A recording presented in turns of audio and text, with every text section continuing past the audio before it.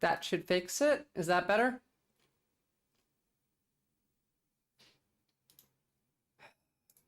Sorry. Again, the Twitch ban really messed with like all of my settings. That's kind of the worst thing about it. I honestly could give less of a fuck of being banned from Twitch for a week, but it's the settings. All right, cool. That is better. Cool. Thanks, Gianna and Trans. Also welcome as well. Let me just figure out a way to make your names thicker, and then we'll move on just because I can't actually see who's talking. And I'm so bad at coding. What did I do for chat? I increased the opacity and the font weight. So I just have to do that again, right? Okay, that makes sense.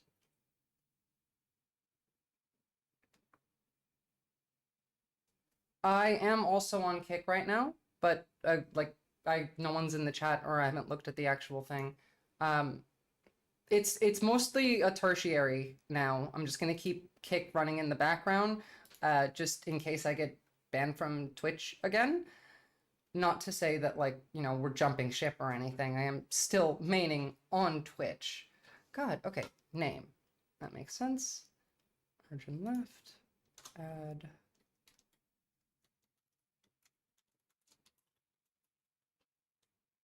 No, there is no mod on Kick. Although, again, there's no chat on Kick. You can hop in there and be the mod on there if you want. Let me see if this makes it better. I had opacity at, what was it? 20%? No, that doesn't sound right.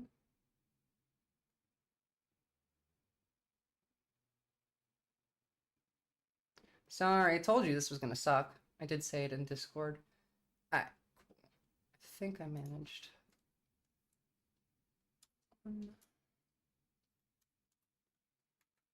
Okay, this is either gonna break everything or fix it. So let's try again.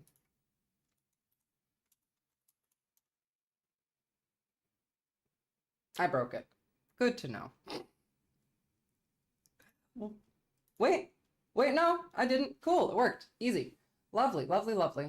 I suppose we can get started then. Now we have a decent amount of stuff to cover. It's been a weekend. It's always like this when I take the weekend off, but I didn't even get to finish stream last time, so now I have to figure out where to start. Everyone liked the stream. Yeah, that's actually a good point. Very, very helpful to do so. All right, so we're gonna start off with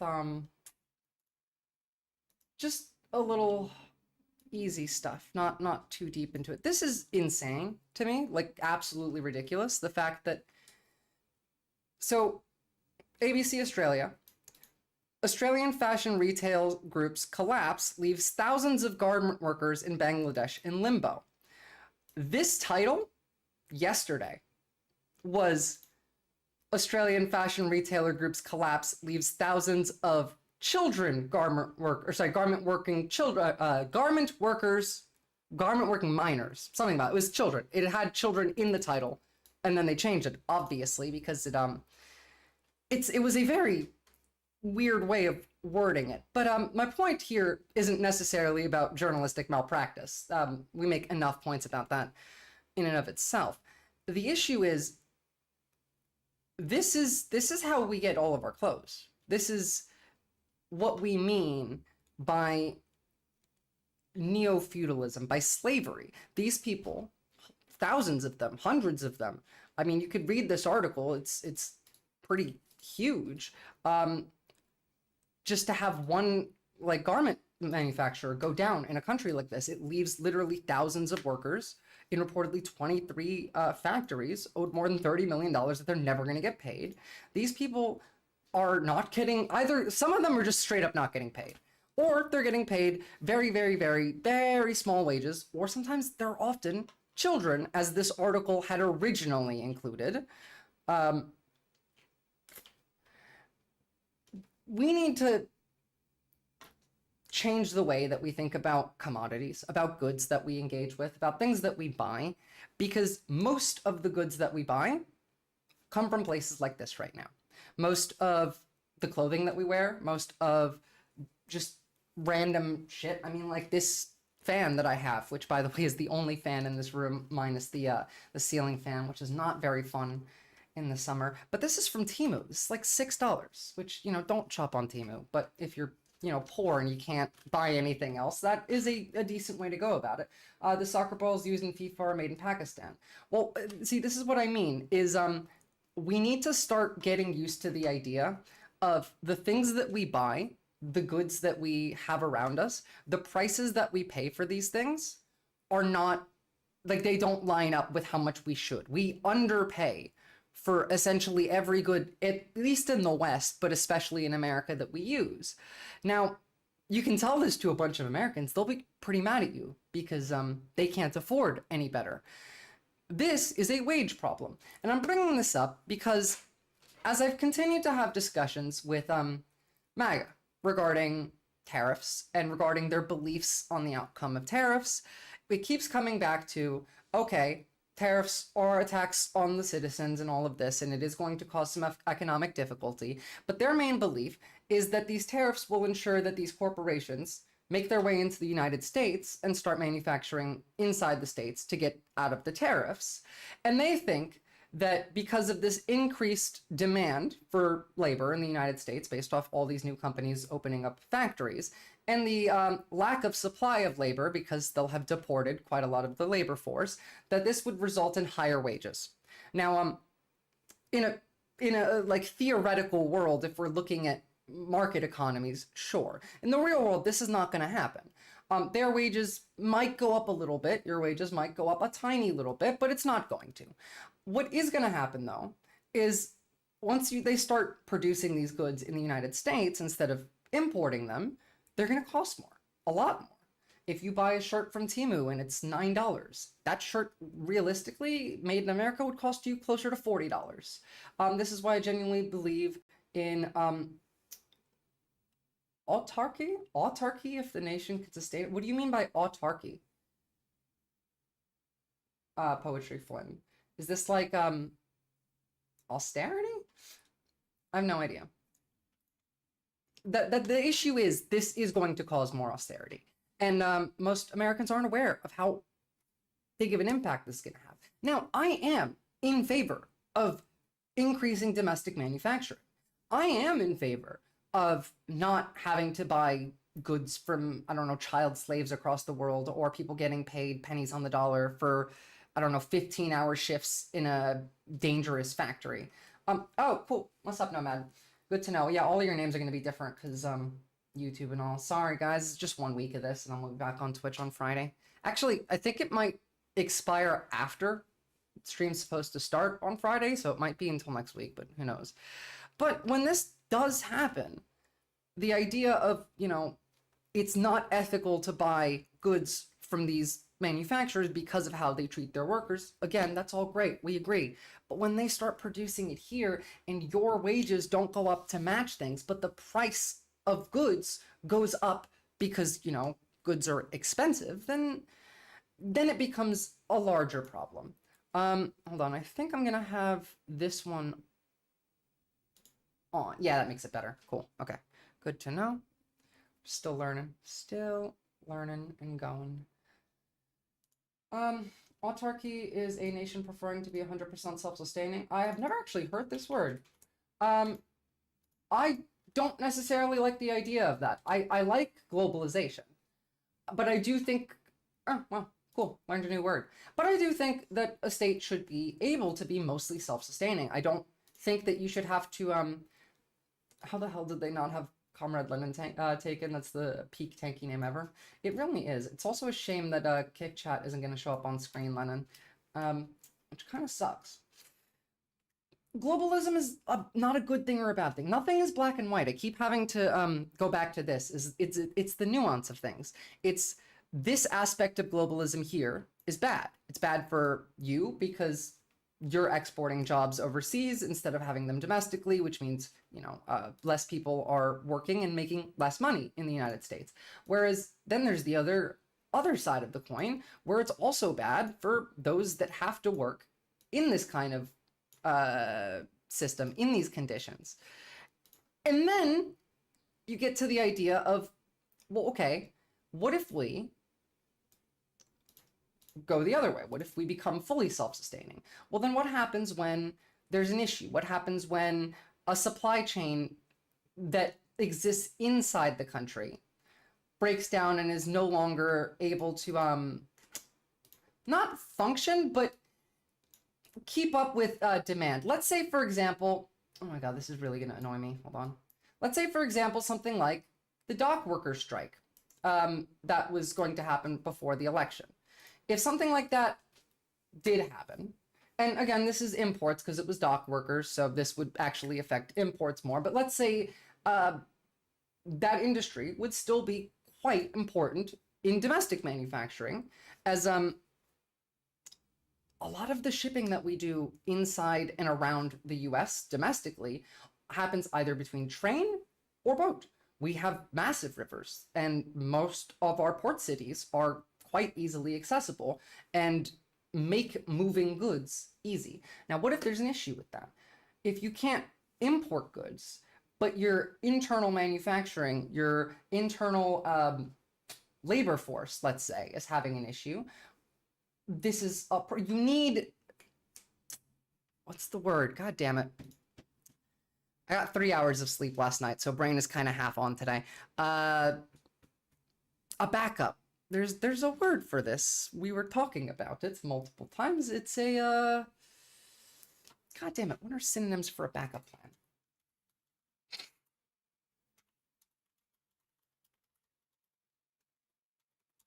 plan? Put like a backup in the system already in place.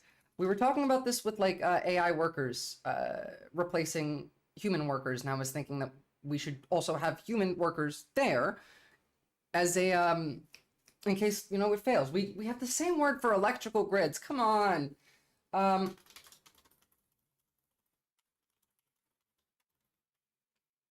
Electrical grids. I cannot find the word. What word is the word?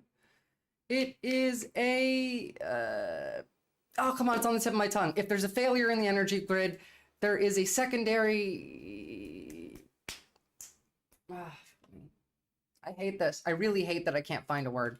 This is like the worst thing in the world. This is, I would literally rather be sent to the camps right now than not find this word. So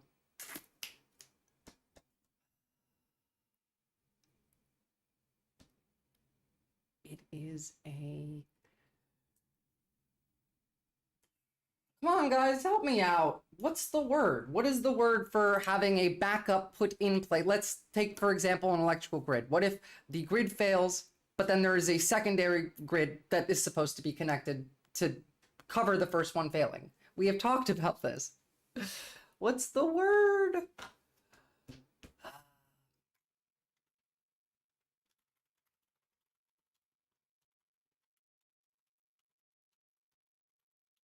No, it's a backup plan built into a system. It's a word for it. It's a, it starts with an S, I think. It's not. No, it's not that. I'm not moving on until I find this word. It will stick with me for the rest of the day. It's a,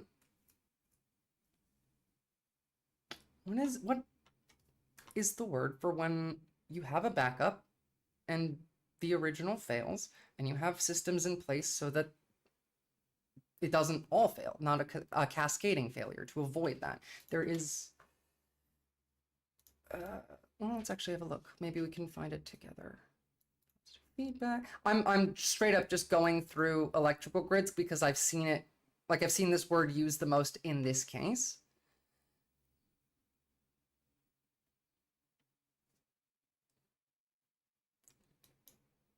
Traffic is routed through another alternative path. This alternative path, because this is what we're talking about. Is this circular node cause even briefly? It can be taken down. Maintenance upgrades.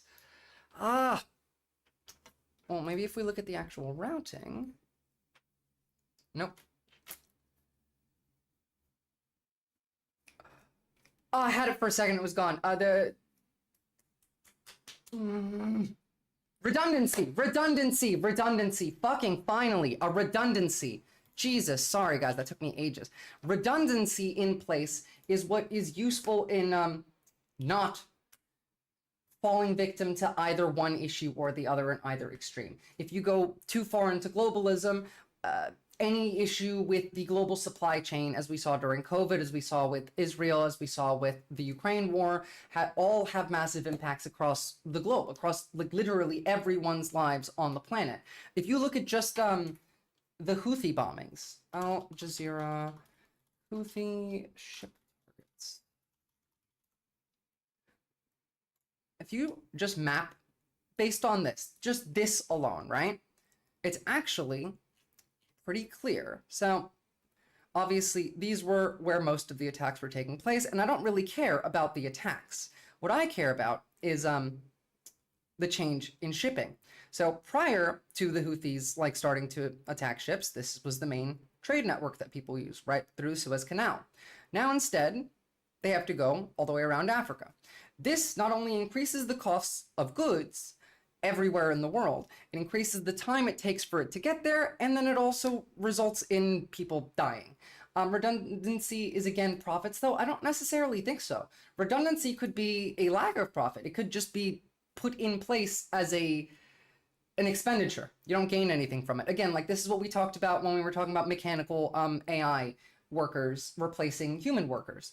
I wouldn't mind if we used machines to like add into what a human does and make their job more efficient, but I don't want to get rid of the human whose job it is. They can like have an easier job. Their job can be to sit there and watch the machine and make sure it doesn't fuck up, but they still need to be there. A, because it's a redundancy in case the machine fucks up, and B, because they still need their job. You know, they're still making money from this. And in this case, the redundancy isn't making a profit. It's just paying a wage that doesn't need to exist. Autarky can work if it's a temporary protectionist thing, if you want to prioritize local industry instead of opening up your economy to be ravaged by foreign corporation conglomerates. Like temporarily, yes, I can see that happening in a useful system, but generally no, yeah, leaning into that is not my idea of a good idea. And hey Art, what's up? So you are the hard wall breaker, interesting. Oh cool, I didn't even look at Kick Chat. Thanks Lennon, you're actually already on that shit. But again, the 30-day increase it takes, sorry, 8-day increase of time it takes for a ship to travel to its destination instead of through the Suez Canal, but around Africa, increases not only the prices in Europe where these ships are going, but also like food and medicine prices exploded in Africa when this was happening.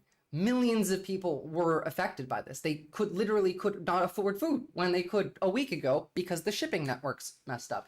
And again, you know, don't lean into either. You need a bit of nuance because not having redundancies in a system doesn't generally end up very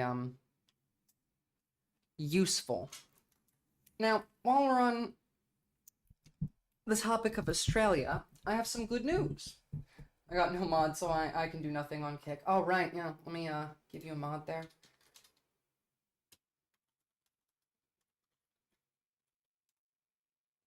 Hmm?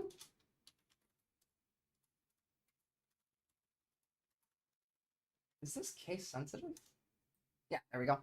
Okay, so while we're on Australia, I have some good news. So we covered the ban for social media. We talked about the social media ban for those that are under the age of 16 and how this is not only good and helpful, but I think that it should be raised to 18. But we had also mentioned at the time that there was a pretty big risk factor with this misinformation bill that the Australian government wanted to pass. The idea was to restrict misinformation. However, all it would have really done is police what you can say on the internet, but not actually police the people spreading the misinformation. It was really poorly written. It would have given protections to specifically, like this bill came from the media lied, like the TV media, Sky News said misinformation. And in this bill, in how it was worded, Sky News, the like legitimate like cause factor for this bill being written, would have been totally fine. They would have not had to follow these rules. And I mean, it's ridiculous that this was like the idea of this passing. It actually would have made me have more ability to speak misinformation, while you would be more liable for saying something just incorrect. I could make a joke and like say the sky is purple, and that's fine. You could do that, and that could be misinformation under this. So pretty good that this did not pass. It's been scrapped. In fact, like the Greens and the Liberals didn't like it. Labor put this forward, which just goes to show you how stupid we can all be sometimes, and even the left.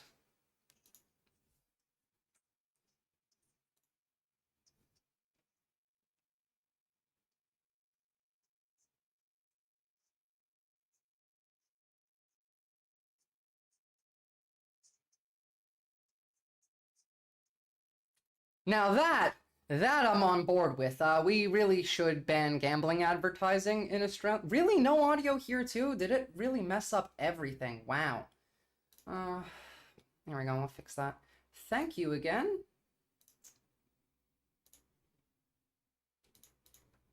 Sorry. Blame Twitch. This is specifically Jeff Bezos' fault. The reason that I could not be heard and that the audio was fucked up. Be mad at him. Aimed at cracking down on misinformation and disinformation on the internet has been pulled by the federal government. The bill failed to gain support in the Senate, with the Greens and Coalition against it. The government's proposal to ban or restrict gambling advertising has also been delayed. Our political reporter Stephanie Dalzell joins us now. Again, I really it's very clear that they just kind of slide that in there. The gambling bill has also been delayed. They need to get on that right now, and gambling needs to be restricted heavily in Australia, considering Australia has a very, very large gambling problem. I mean, it is probably the worst country for gambling. I think it actually is. Average money spent on gambling per year, countries. It is so part of the culture here. However, the issue is it also results in much higher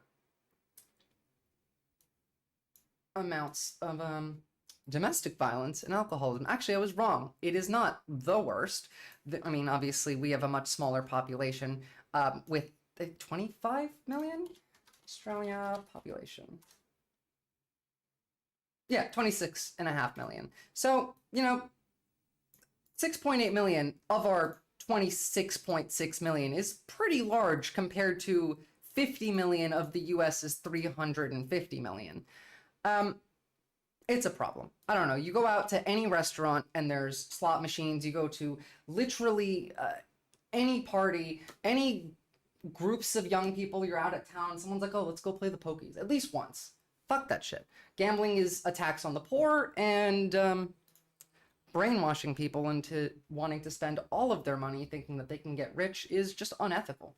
Most people really think that they can get rich doing this. And also, a lot of people are just plain addicted.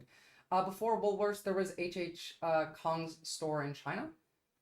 I don't know what H.H. Kong's is, but I do like Woolies better than Kohl's, I will give that.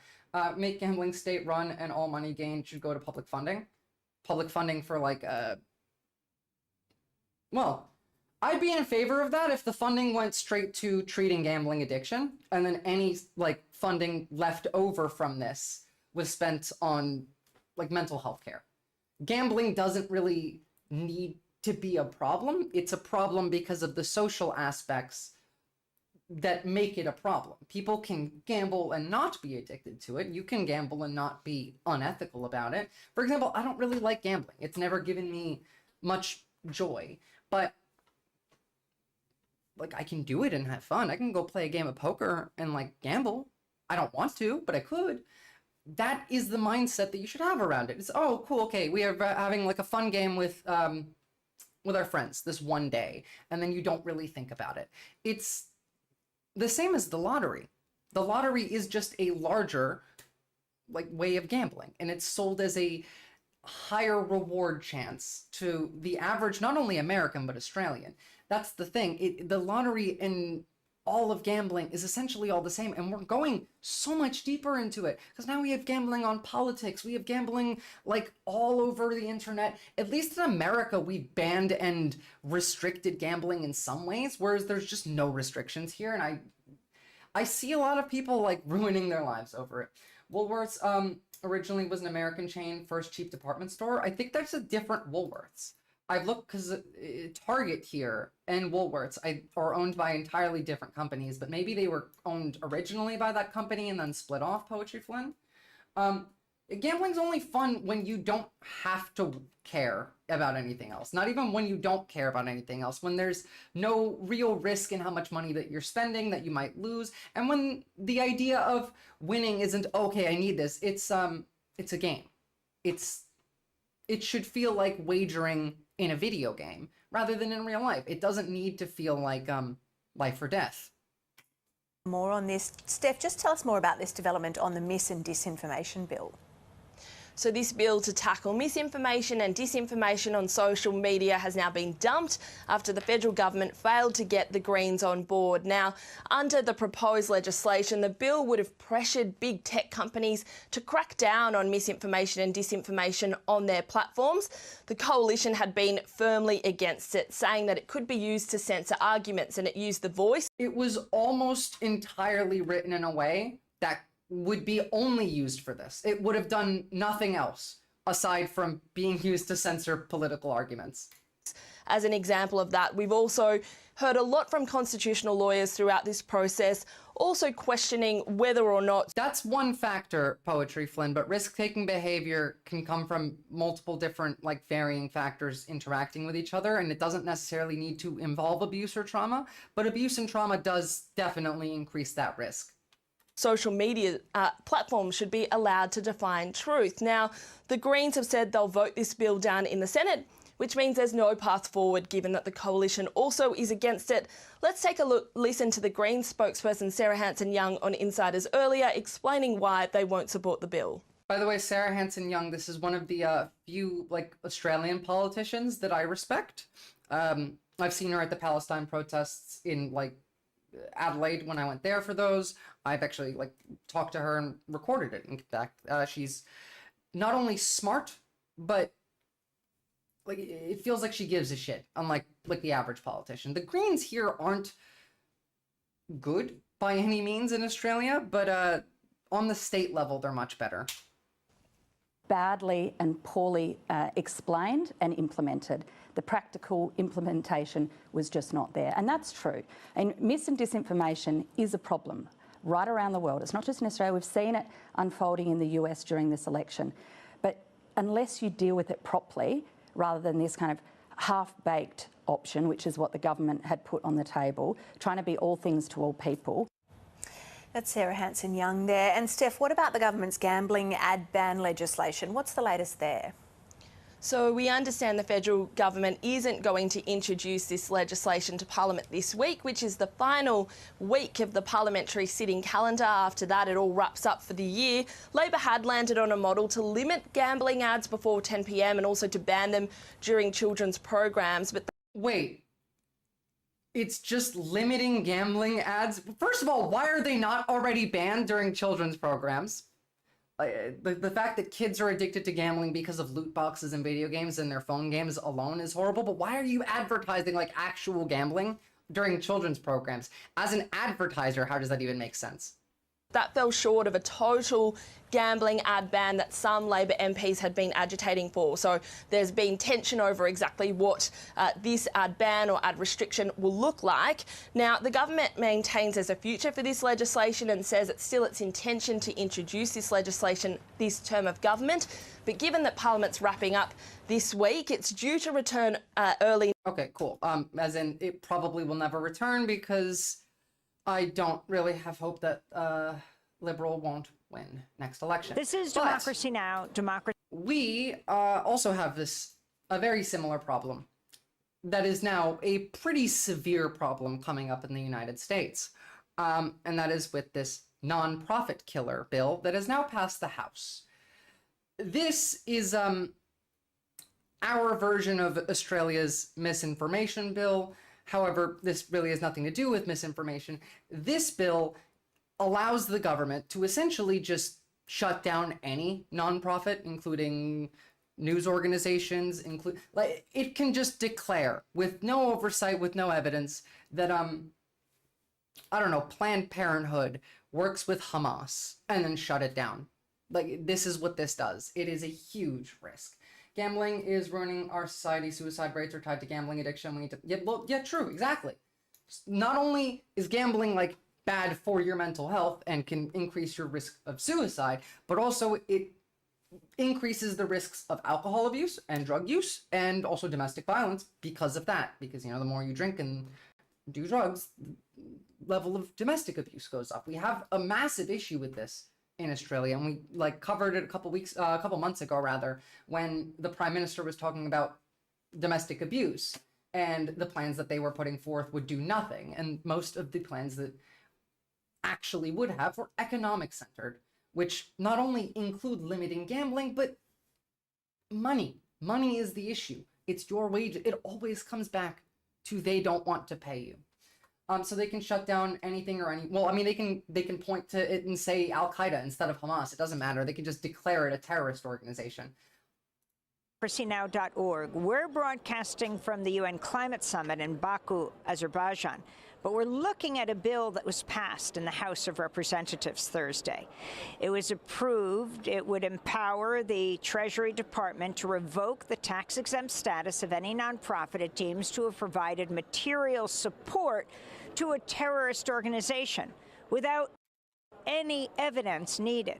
If the I didn't realize she was going to say without the any evidence needed there. So what this does is it allows the Treasury Secretary to decide whether or not resources were given to a, quote, terrorist organization. Who's our new Treasury Secretary? Well, his name is Scott Bessent. Bessent is a past supporter of Democrats who has become an enthusiastic supporter of Trump. He is an advocate for cutting spending while extending tax cuts approved by Congress in Trump's first term. He worked for Soros and donated to Democratic causes. In the early 2000s, notably Al Gore. Cool. I mean, that's not the worst thing I've heard. However, he's obviously evil because he's rich. He speaks regularly about deficit reduction while supporting extending tax cuts. Bessent has backed extending provisions of Tax Cuts and Jobs Act 2017. Yeah, the cost of various tax cuts range between nearly $6 trillion and $10 trillion over 10 years. You know, $6 trillion is our entire yearly budget. So, yeah, basically, they want at least a year of the U.S.'s full budget to just go to them. That's fine, I guess. Sure. Views tariffs as a sanctions tool. He's on board with that. He would be the first openly gay Treasury Secretary. Interesting. Well, let's see what he's actually done without mainstream media glazing him, as even AP is going to do now. Aha, here we go. So, cool. He's Yale. Again, worked with Soros's fund management. This guy is just another one of the evil suits. He's an empty suit.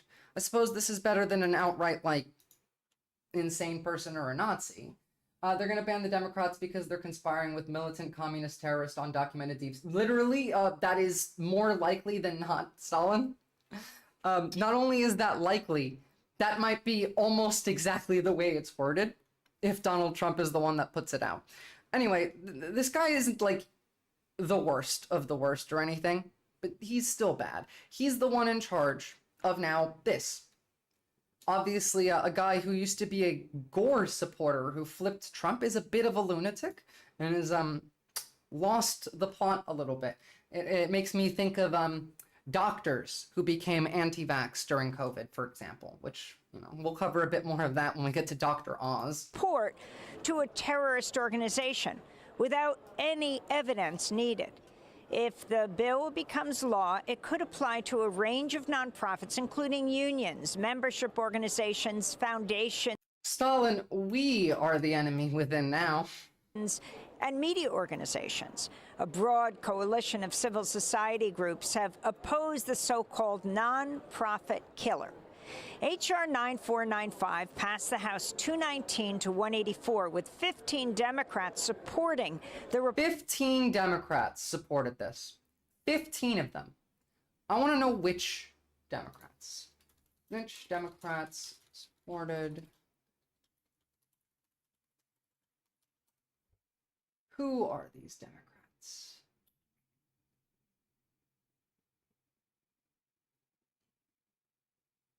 Give me an actual link from an actual news source, please. Whatever this will do. Who are the Democrats? No, they're not in here. God damn it. Ah, here we go. So, the Stop Terror Financing and Tax Penalties on American Hostages Act. The 15 Democrats would be Colin Allred. That tracks. No idea who this is. Yeah, I don't know most of these people. Obviously, I'm not going to know like every representative of my name, but Debbie Wasserman Schultz, that makes sense. I'm kind of surprised. There's names that I would have expected to be on this list that aren't on this list. Well, I suppose that's good, but Republican majority. Earlier versions of the bill received broad bipartisan support, but following Donald Trump's election, most Democrats withdrew their support. For more, we go to East Lansing, Michigan, where we're joined by Darrell Lee. He's an anthropologist, lawyer, and legal scholar teaching at the University of Chicago. His analysis of the so-called nonprofit killer bill was published on Spencer Ackerman's blog, foreverwars.com. It's headlined, "The Most Dangerous Domestic Anti-Terrorism Bill Since the Patriot Act." Okay, Darrell, why? Yeah, it's pretty bad, guys. Also, sorry, I just messed up chat, so let me fix that real quick. Aha, there we go. I was just trying to make the box behind it, like, bigger. Why? No, Biden's on board, Stalin. They're not gonna do shit. You think that they're gonna save us? You think they care? They're literally ghouls. Yes, these people are going to destroy the country, in fact. But they're not going to help us. Like, the Democrat, you know what I saw this morning? I saw that the Kamala Harris is thinking about running again in 2028. That's where the Democrats are. They're not going to help us. No one's saving us. We're the only ones that can. I heard Australian bacon was different. Not that I've noticed. Like, meat here tends to taste better. And that's mostly just because of how we raise like cattle here, and we don't use a lot of the same methods. We don't pump a lot of the same like hormones and stuff into the food as you guys do in America. But I haven't really noticed much of a difference with bacon. It's chicken that tastes different here to me. She died before she gets to a primary. She's never running again. True. Again, imagine we even have an election in 2028. Why? I hope the Supreme Court is generous enough to declare this law. No, man. You shouldn't hope the Supreme Court is generous to do anything. They're all political operatives. They're like literally bought and sold. Is this so significant? Again, it was passed in the House. It now makes its way to the Senate. Thank you for having me on, Amy. As you mentioned, this bill is essentially a civil rights disaster that would allow the government, under any administration, I want to be clear that this bill is terrible no matter who is president, but it would allow the government to shut down nonprofits on the smear of being terrorist-supporting organizations. Now, obviously, the government, after decades of authoritarian war on terror policies, already has ample legal tools at its disposal to go after nonprofits essentially for any reason that it wishes.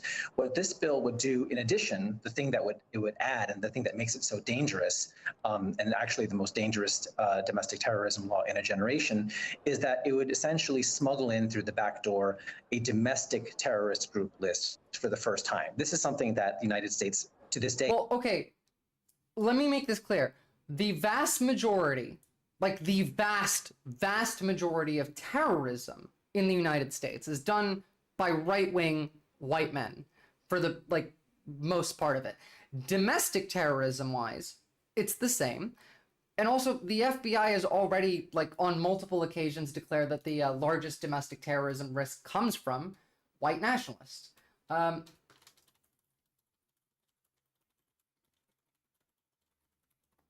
The Asian guy looks like a typical Asian graduate student. That's racist. I mean, you're not wrong, but...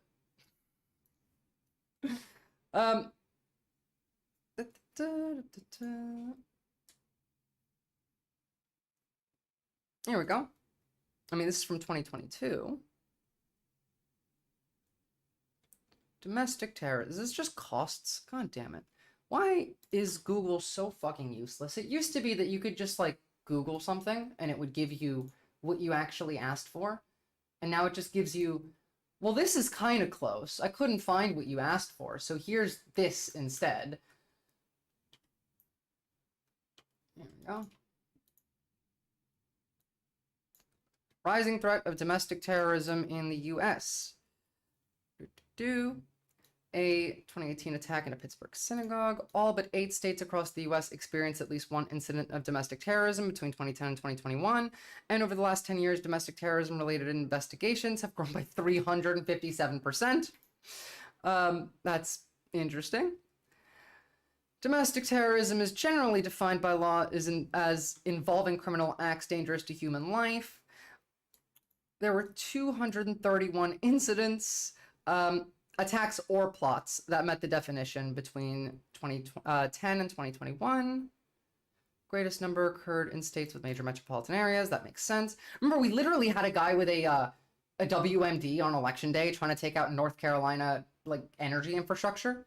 It was a literal guy with a drone that he had attached explosives to that he wanted to blow up a substation, and then they got him before he could do it. And again, was a right-wing white nationalist. It's always the right-wing white nationalists, every single time.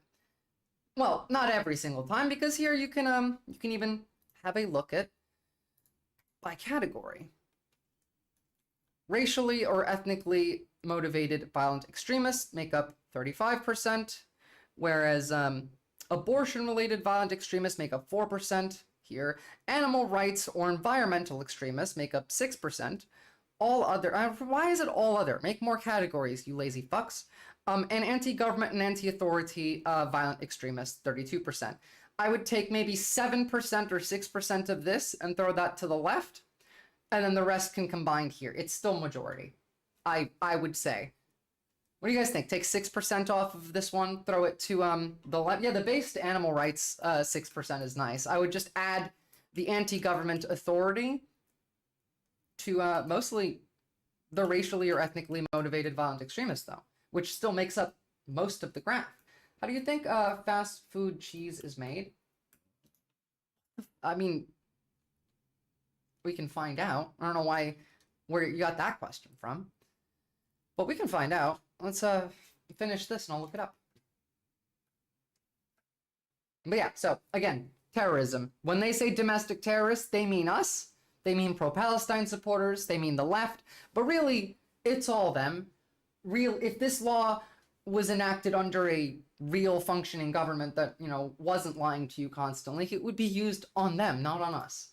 Still doesn't have. We have many, many lists of so-called foreign terrorist organizations that are overwhelmingly Muslim and or based in the global south. This law requires an accusation with no evidence, but a tie-in. It's an accusation that nonprofits are supporting a group on one of the existing international terrorism lists. This is important to understand because it explains why so many people on the right in Congress are comfortable signing on, because the bill is essentially discriminatory by design. Right-wingers. Well, also, what we consider as a terrorist organization needs the definition to be changed. It's incredibly vague. We consider everything basically a terrorist organization as long as they're just like against us or our allies. For example, Hezbollah. Do they do terrorism? Yes. Is that just what they are, a terrorist organization? No, they're a literal political party that gets votes in Lebanon. We need different ways to, we just call everything terrorism now.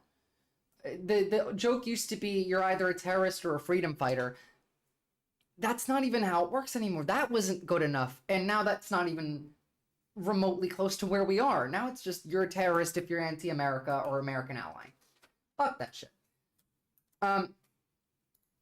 And white supremacists in Congress can support this bill with the assurance that their allies, right-wing extremist groups, are highly, highly unlikely to ever be targeted by this bill, because it's much less likely that they will be smeared with an accusation of being tied to a. Why are you timed out on YouTube? Whoopsie, I see that now. I really did not think I had any,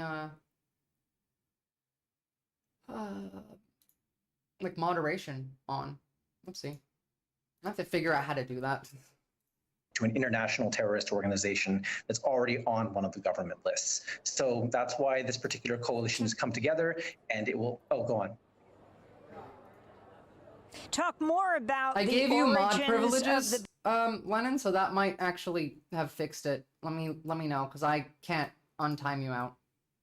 And then I'm gonna go fix Nightbot in the meantime. bill, why Democrats and some cults supported are the bill, terrorist organizations. and what it means now that it's going to the Senate, how organizations are organizing around it. Right. So since October 7th, we've seen a whole bunch of outlandish anti-Palestinian pieces of legislation that have been designed to crush any protest or dissent around Palestine in the United States, while Congress, of course, continues to supply. That is the point of this, by the way. Like almost the entire reason that they're doing this is just because Israel and nothing else. I mean, they'll use it for other things, but this was already on the docket prior to the election. Billions of dollars and weapons to Israel for ongoing genocide in Gaza. This particular piece of legislation is the one that has gotten closest to becoming law. And initially, it did have significant bipartisan support because, of course, anti-Palestinian racism is one of the great bipartisan unifiers in Congress. With the efforts of civil society groups to ring the alarm and educate members of Congress about the dangers of this bill, not only for Palestine advocacy, but broadly for any number of causes. And of course, with the election of Donald Trump, more and more Democrats have awoken to the danger. So right now, the important thing, now that the bill has passed the House, is to ensure that it does not go anywhere in the Senate. So it's extremely important for people to keep up the pressure on. I don't really have much hope that this won't pass, but hopefully it won't. Yeah, sorry, I literally cannot untime you out, but I've turned off all the moderation, so it shouldn't happen again. But you're right, Poetry Flint. We do have cults that are... Please stop autoplaying. We do have cults that I would consider straight up just a terrorist organization. For example, this scamdemic anti-COVID cult could be defined as a terrorist organization if you really tried hard enough. Which, that's my point, the point that these words need deeper meanings. Because right now, okay, scamdemic. This is a political action that incites fear and anger and distrust. Again, saying the pandemic isn't real, the government was either trying to chip you or control you or this, that, and the other thing. And it also leads to, it did lead to a lot of violence, generally stochastic, as well as death. You need a functional definition that cannot be just used on literally anything. If you're gonna be making a law that limits nonprofits and how they engage with groups that might be considered a terrorist organization. How you define that matters. But, again, we're fucked, so we gotta assume the absolute worst is what they actually do. Again, assume this is the kind of stuff that you're gonna get when you ask for help. Oh, sorry, that was a bit loud. The disturbing video comes from the inside of an emergency room, and the woman screaming, a burn unit nurse who is being arrested by a Salt Lake City police officer. Then walk. The incident, captured by police and hospital cameras, happened in July. But now the district attorney says he wants a criminal investigation. She's literally like at a burn unit. She's a nurse. She's doing her job. She hasn't done anything illegal. This is what this was all over. Just, well, yeah, ACAB generally is the message here. But like the fact that this is the cause of it is insane to me. Department are you with? Salt Lake City Police. University of Utah nurse Alex Wubbles says she was just doing her job, following hospital protocol by refusing to let police take a blood sample from an unconscious patient. As she should. Fucking the fact that the police want to go and take blood from an unconscious patient is, first off, not only illegal and assault, but unethical. So thank you for doing your job, even if I got you arrested. Nurses really are like heroes. Every single nurse that I've ever met is just like very stressed, very angry, but always correct. Is this patient under arrest? Nope. Wubbles says Detective Jeff Payne demanded a blood sample from a car crash victim who was in a coma and severely burned.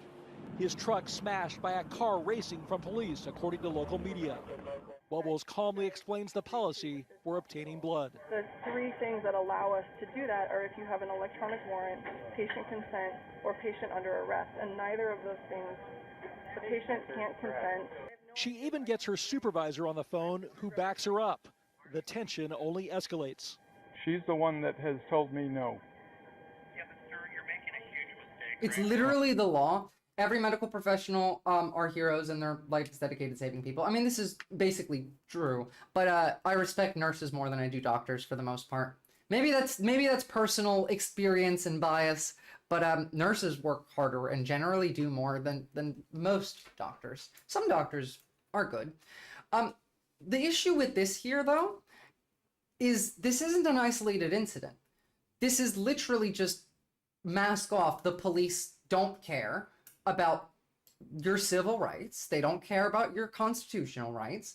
They don't care about the law. They believe they should just be able to be jackboots, go in there and take the blood and leave, and no one can stop them. And someone is doing their job trying to stop them, and they arrest her, kicking and screaming for it. By the way, her supervisor is saying, oh no, you can't do this. So what? She either gets arrested by the police for doing her job, or she gets fired from her job for doing what the police says. That's the position that this woman is in right now. Okay. No, we're done. Literally trying to take her phone. Under arrest. We're going. We're done. Salt Lake City's police chief apologized and said what happened was unacceptable.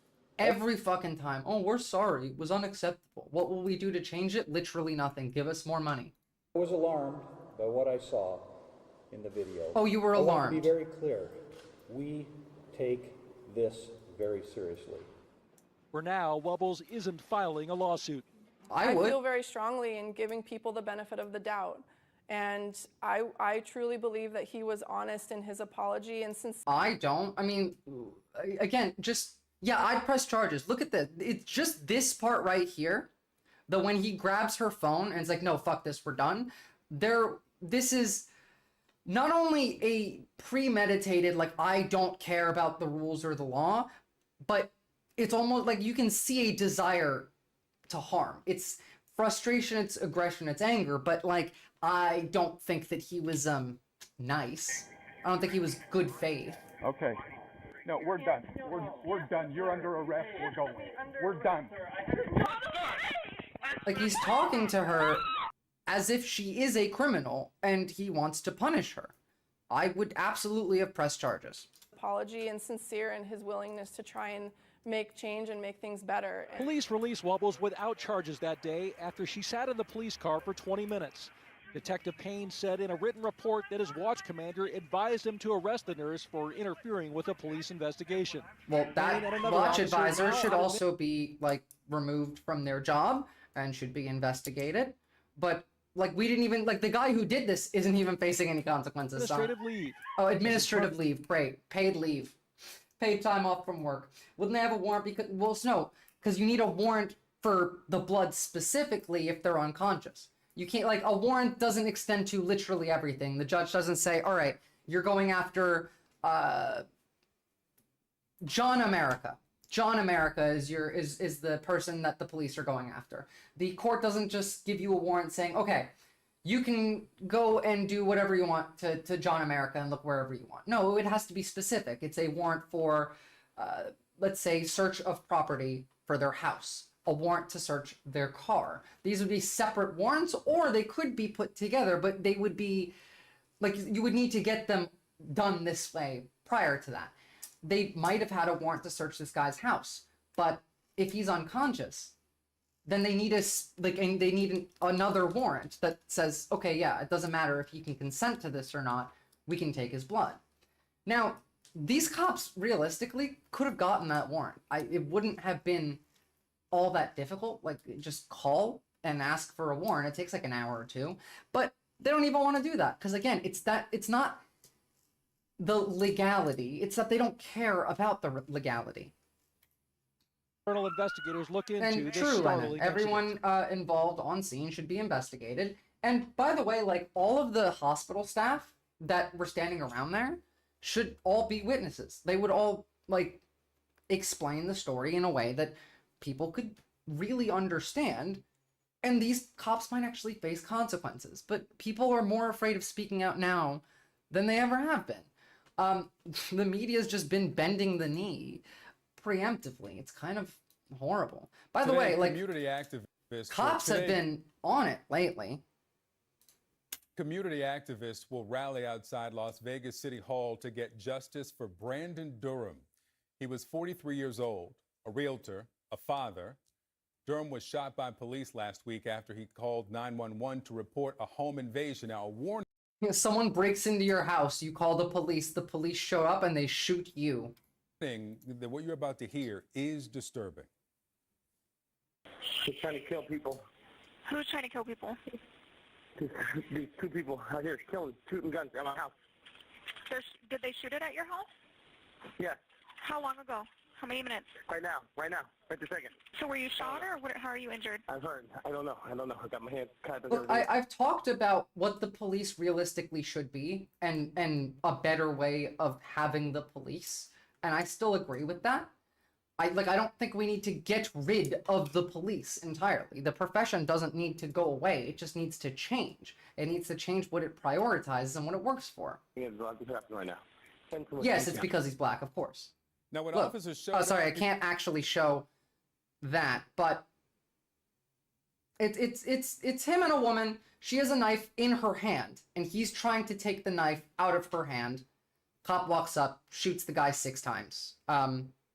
So that's what happens. I can't really bring it here without it being too graphic, maybe. Yeah, okay. So she has a knife. He's trying to take it from her. He shoots him 6 times. with Durham, she's been charged with assault with a deadly weapon, home invasion with a deadly weapon, domestic violence, and child abuse. The officer who killed Durham is on administrative leave, but Durham's family wants him arrested. Yeah, well, fucking of course. Administrative leave? Are you kidding me? The guy called the police and you showed up and killed him? And charged. Why would you, like, the person who called 911 was a guy. And you show up and there's a guy and there's a man and a woman. Woman has the knife, man's trying to take the knife from the woman. The man is the one that called 911. Why the fuck are you shooting the man? But also, again, why shoot him 6 times? Shoot him in the leg. Shoot them both in the leg. That's better than, it literally, no, you're right, actually, Lennon. You, overkill. Shoot his kneecaps, not his face. I mean, they didn't shoot him in the face. They shot him 6 times in, the chest. But, the fact that the only consequences for this is fucking administrative leave is insanity. With us now are Brandon Durham's sister, Diane Wright, and attorney Lee Merritt. Welcome to you both. And Diane, when you see that video that we just played a bit of, that body cam video, What do you feel? What do you think? Disgust. It is heart-wrenching.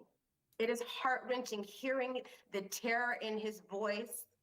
I was actually able to see the uncut version, seeing the look on his face.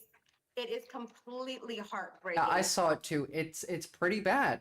Now, like, we all know what police violence is like in the US. We don't really need to watch this whole thing, but I just want, like, this is getting not only worse now because they feel emboldened, but understand within like a year or two, we're gonna have cops like this just pulling people over, checking their IDs to see if they're illegal immigrants.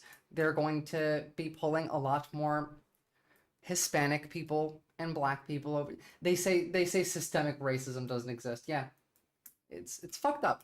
But no, they're going out of their way to institute systemic racism because they felt like we did it to them, and so now they want revenge. And which is why Trump is making it so you have to pay reparations to white people now, and that there's DEI, but it's the other way around. It's childish. It's also psychotic because none of this was ever real in the first place. But no, they're genuinely going in on it. They keep talking about all over on Twitter, on Instagram, on YouTube. Every time you hear the right, it's like, oh, well, you know, there is white race. There's racism against whites, but not against anyone else. So glad I'm white, so I'm not affected by this. Lucky you. Officer that he shot. And you're a man, because this also affects women. I fully believe that within a year they're going to try and at least not ban, but restrict the ability for women to cross state lines by ourselves. It's part of Project 2025, so we'll see how far they get with that, but... Wrong person. She told police, quote, "I wanted the cops to shoot me dead, and I wanted Durham to live with the wreckage that I caused in his house." That, oh, okay, so she was insane, and she wanted suicide by cop. All right, so, like that. Again, no one likes the police, simple as that. True. I still think if we made the police a system that, you know, was actually useful, one that doesn't prioritize fighting crime. Not to say that that can't be an aspect.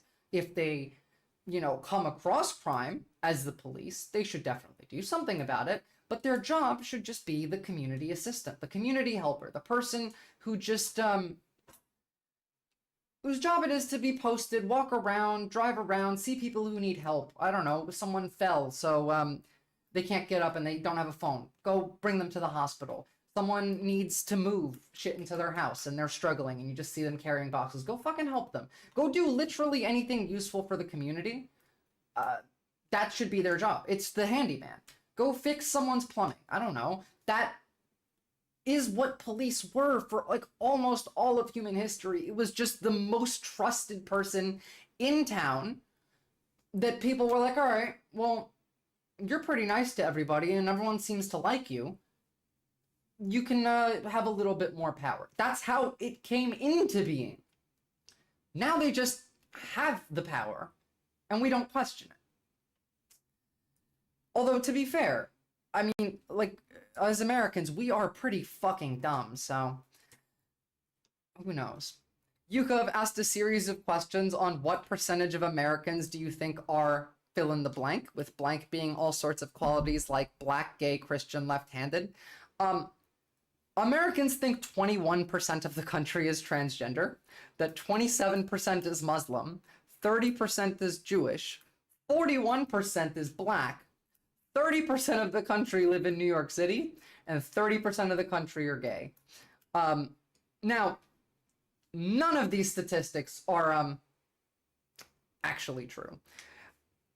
The 30% gay, if you added bi into that, I'll believe it. But this is like how off Americans are on what we think reality is like. U.S. Census demographic data.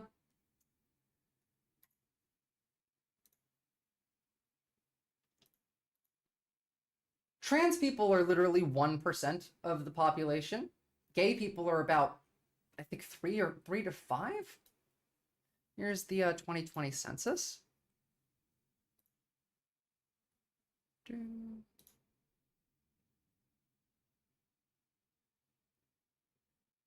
Give me a table. Give me a full table.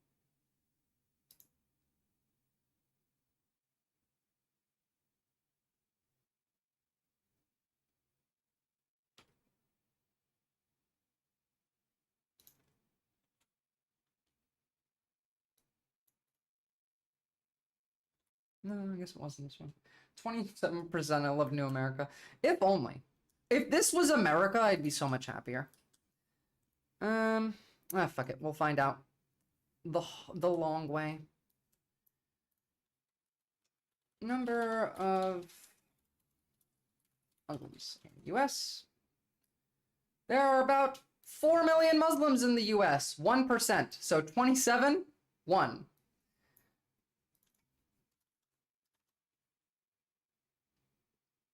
There are about 7.5 million Jewish people, so 2.4%, not 30. Don't joke about that, Lennon. They'll take you seriously. There are 41 million Black Americans. Now, what is that as a percentage base? That is 12%. Essentially, of the population, not 40. And the percentage of who lives in like New York is easy to do the math, but it doesn't necessarily matter. Like this is ridiculous. This is where our brains are at. How do we expect to really do much of anything when we're this fucking stupid? All right, let's get into some good news, actually.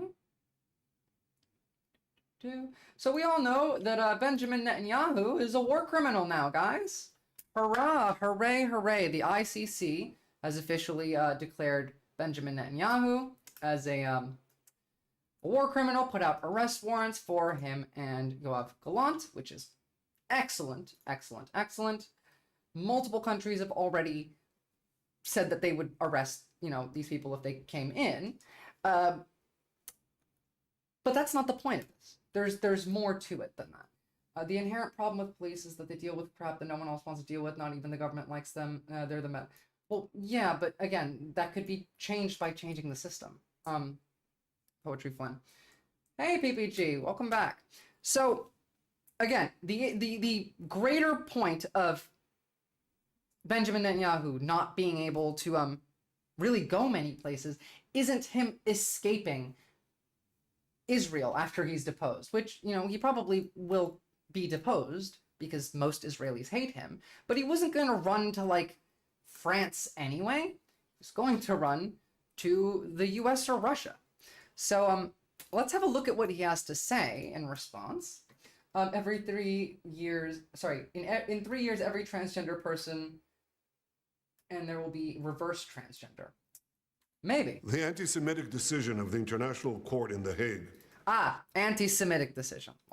Well, we already knew where this was going to go, but before we actually listen to this man speak, I want you to know which countries have said they would arrest him. So Canada, Italy, Switzerland have all said right now that Benjamin Netanyahu is not allowed in the country and would be arrested directly if he came in. I believe also France did. Let me ask you a question. Do you think America would? No, we've already said we wouldn't. We have outright threatened the ICC and our allies, actually. And that's what I'm going to talk about. Is a modern Dreyfus trial, and it will end the same way. 130 years ago, we literally have a law called the Invasion of the Hague Act. Here, listen to this while I pull up all the links that we're going to go through. French Jewish officer Alfred Dreyfus was falsely accused of treason by a biased French court. In response to these false accusations, the great French writer Émile Zola wrote his monument. Nah, you're fine. Honestly, achievement unlocked. I finally got banned from Twitch. I feel like that was a necessary step to get me to be a real live streamer. Who would care? Trump is pulling out of the UN anyway. Actually, is he pulling out of the UN? I thought he was pulling out of NATO, which was weirdly going to end up as a good thing, because if he pulled out of NATO, then all of NATO and Europe would work together against Russia. In fact, England has essentially already said, like, we will go to war with Russia, which I'm a fan of, but we'll get there when we get there. Again, let's take it one war at a time, guys. I know there's a few to get to, but... Mental essay, J'accuse. He accused the French court of anti-Semitic lies against an innocent officer who was later exonerated of all guilt. You know what? Fuck you. I thought maybe we should just have the idea, like, I thought it would be fun to, like, listen to him talk knowing that he is now a convicted war criminal and the international community knows it. But no, it's not fun. But again, the issue here, like, the point of this is not to arrest him. He's not going to get arrested. The ICC is never really going to get a win from this. This is the win, because what this does is this opens mechanisms that are in place all over the world in countries like that have mechanisms in law that activate after something like this, after the International Court of Justice or the International Criminal Court make a decision. There are laws that help these countries back away from having to be as supportive of Israel. And we've seen this already. Australia was absolutely supporting Israel and would not say a negative thing against them at all. The moment this came out, one of the most outspoken pro-Israeli, well, I knew that she was never pro-Israeli, but her rhetoric would be pro-Israeli. Politician in Australia came out and just immediately denounced Israel. Our government was being held back by this here, which is the same for places like France, like Italy, like Canada. It does also restrict his movement. But again, if he was going to flee, he would come to America or Russia. Go make some chicken, Flynn. If you're hungry, you can't pay attention. You need brain food. But there are countries that support him. Like Hungary has invited him to come to Hungary. I mean, obviously it's Orban, so what really can you expect much about that? But this is a step that doesn't seem like it's going to create much of a change now, but it will create a pretty big change as we go on. Now, I'm just trying to get through all the international stuff before we talk about American politics, because we have a lot to get through. We haven't really gone through much of... Oh, please shut up. We haven't gone through much of Trump's cabinet picks, so we really gotta... Yeah, haha, Hungary. Of course it's Orban. Although Trump's glazing Orban too. So this is what I want to show you guys about it. This literally, like, we would invade The Hague. It's what the law is. Remember all the political assassinations in the 1920s in the past? Why can't it be like the 20s? That is almost a Fed post. But I will say, I have said, I'm kind of disappointed in America. Like, way back in the beginning of the genocide, I kept saying, you know, like, the CIA used to just coup countries like this, that, and the other thing. We just needed to South America Israel. It would have been better for us. I don't know why we didn't do it. I'm usually against the CIA doing, like, regime change behind the scenes, but we definitely could have and should have in Israel with Netanyahu for, like, not even just the ethical and moral reasons, but because it was, like, in the US's best interest to do that. But will we invade? We didn't need to invade. You think that we invade to coup a country? We've couped many countries by just, like, having one guy in there, just talking. Businesses. Send in, like, again, we can do this with Russia too. Just send in, like, 6 CIA agents undercover. Lights go out.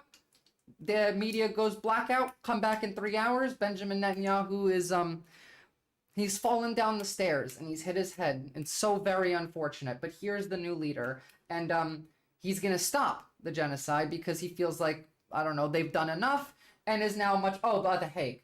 Taking The Hague. No, we won't actually invade The Hague. Because he's not going to get arrested.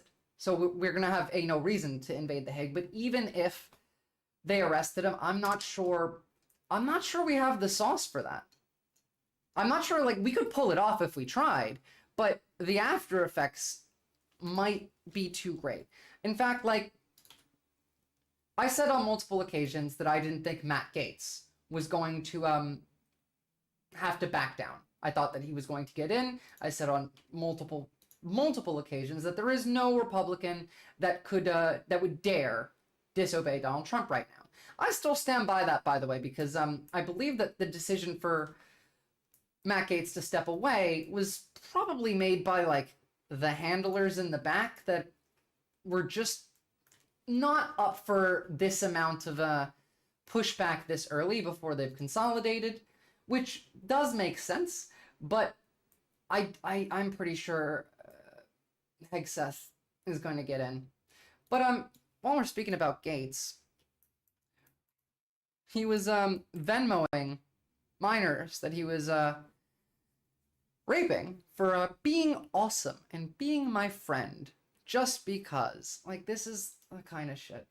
It's messed up, man.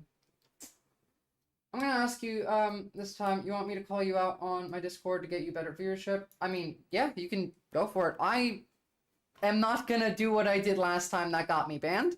And I mean, YouTube viewers are always less than I get on Twitch, like by a lot. So please do, yeah. And like the stream as well.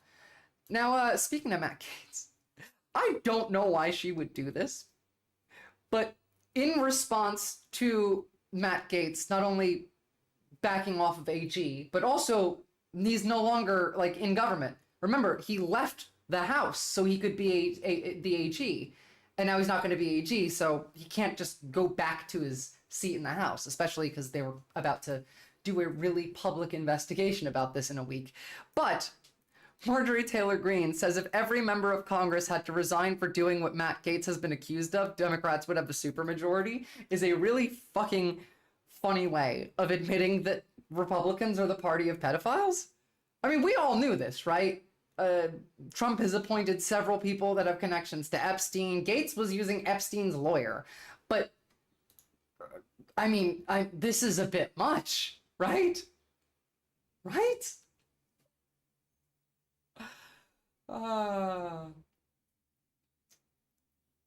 So here's what actually happened with Matt Gaetz.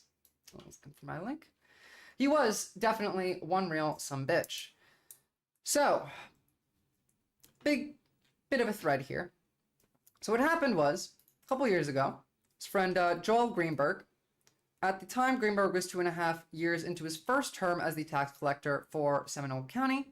Greenberg is your classic rich kid, doesn't matter, we don't need really background on him. He was a friend of Matt Gaetz. So, throughout late 2019 and 2020, Greenberg rolled out a series of ever-escalating smear tactics against Butte, which was Brian Butte to throw his hat in the ring. So just politics shit. Then we get to Matt Gaetz. And this is where Matt Gaetz gets in the story, because I really don't care about Greenberg. The guy already got charged and he was convicted of sex trafficking minors. It doesn't really matter. It's Matt Gaetz, which is the important bit here. What do you mean the Democrats are constantly accused of being groomers? Well, that's literally because every accusation the Republicans make is actually a confession. Have you not seen the million examples I've shown of Republicans grooming children? I think a couple weeks ago, I had like a 6-year-old boy or 7-year-old boy with 2 kids behind him, and one was a black kid and one was a woman, and they were all like chained, and he was just holding the chain. The Republicans are the child groomers. It's every accusation is a confession. But from what I can gather, Gaetz and Greenberg became acquainted at some point in the first half of 2017. The first public record of them associating on the private level comes from a picture posted to Twitter with also Roger Stone, which is noteworthy. So after getting arrested in 2020, Greenberg approached Bill Barr's DOJ with a proposition. He claims he can provide evidence that a sitting congressman had engaged in sex acts with a minor. Bill Barr then proceeded to open a secret investigation into these allegations that remained a secret until the leak the following spring. So earlier that day, New York Times released a bombshell story alleging the DOJ had opened an official investigation into Gaetz over allegations that he engaged in sex with an underage girl. I remember this. This is where all the memes came up of, you know, everyone knows that he's a pedophile. At this point, everyone already kind of knew. There were other people in government making comments to the effect of, even like Nancy Mace hinting at it at parties. We've covered all of that before. But so following Tucker's opening monologue, he introduced Matt Gaetz and gave him free rein to tell his side of the story. Anyone watching is unlikely to soon forget the absolute bizarre story that Gaetz proceeded to tell. I did not actually see that, but it involved $20 million extortion threats against his father to help free an American hostage in Iran that would then be paid back with a presidential pardon for Gaetz for all of these charges. Gaetz demanded the FBI release the tapes that they had in possession of the recordings made by his father. In interviews with extortionist, he didn't hesitate for a second to name the alleged extortionist David McGee. All lies are obviously coded. All good lies are coated in truth. So sure, maybe there is some extortion of his father. But again, this is just like spin to hide from pedophilia. None of that actually matters. None of like these side characters matter. What matters is, at the end of the day, they all got to testify. Investigations revealed Joel Greenberg was a customer on the Sugar Daddy website where he solicited various women for sex and escort services. This is where he met the 17-year-old that he would then traffic to Matt Gaetz. Where is it? Give me the party. Give me the actual, like, party. Oh, wow. Why? It shot me all the way back up there.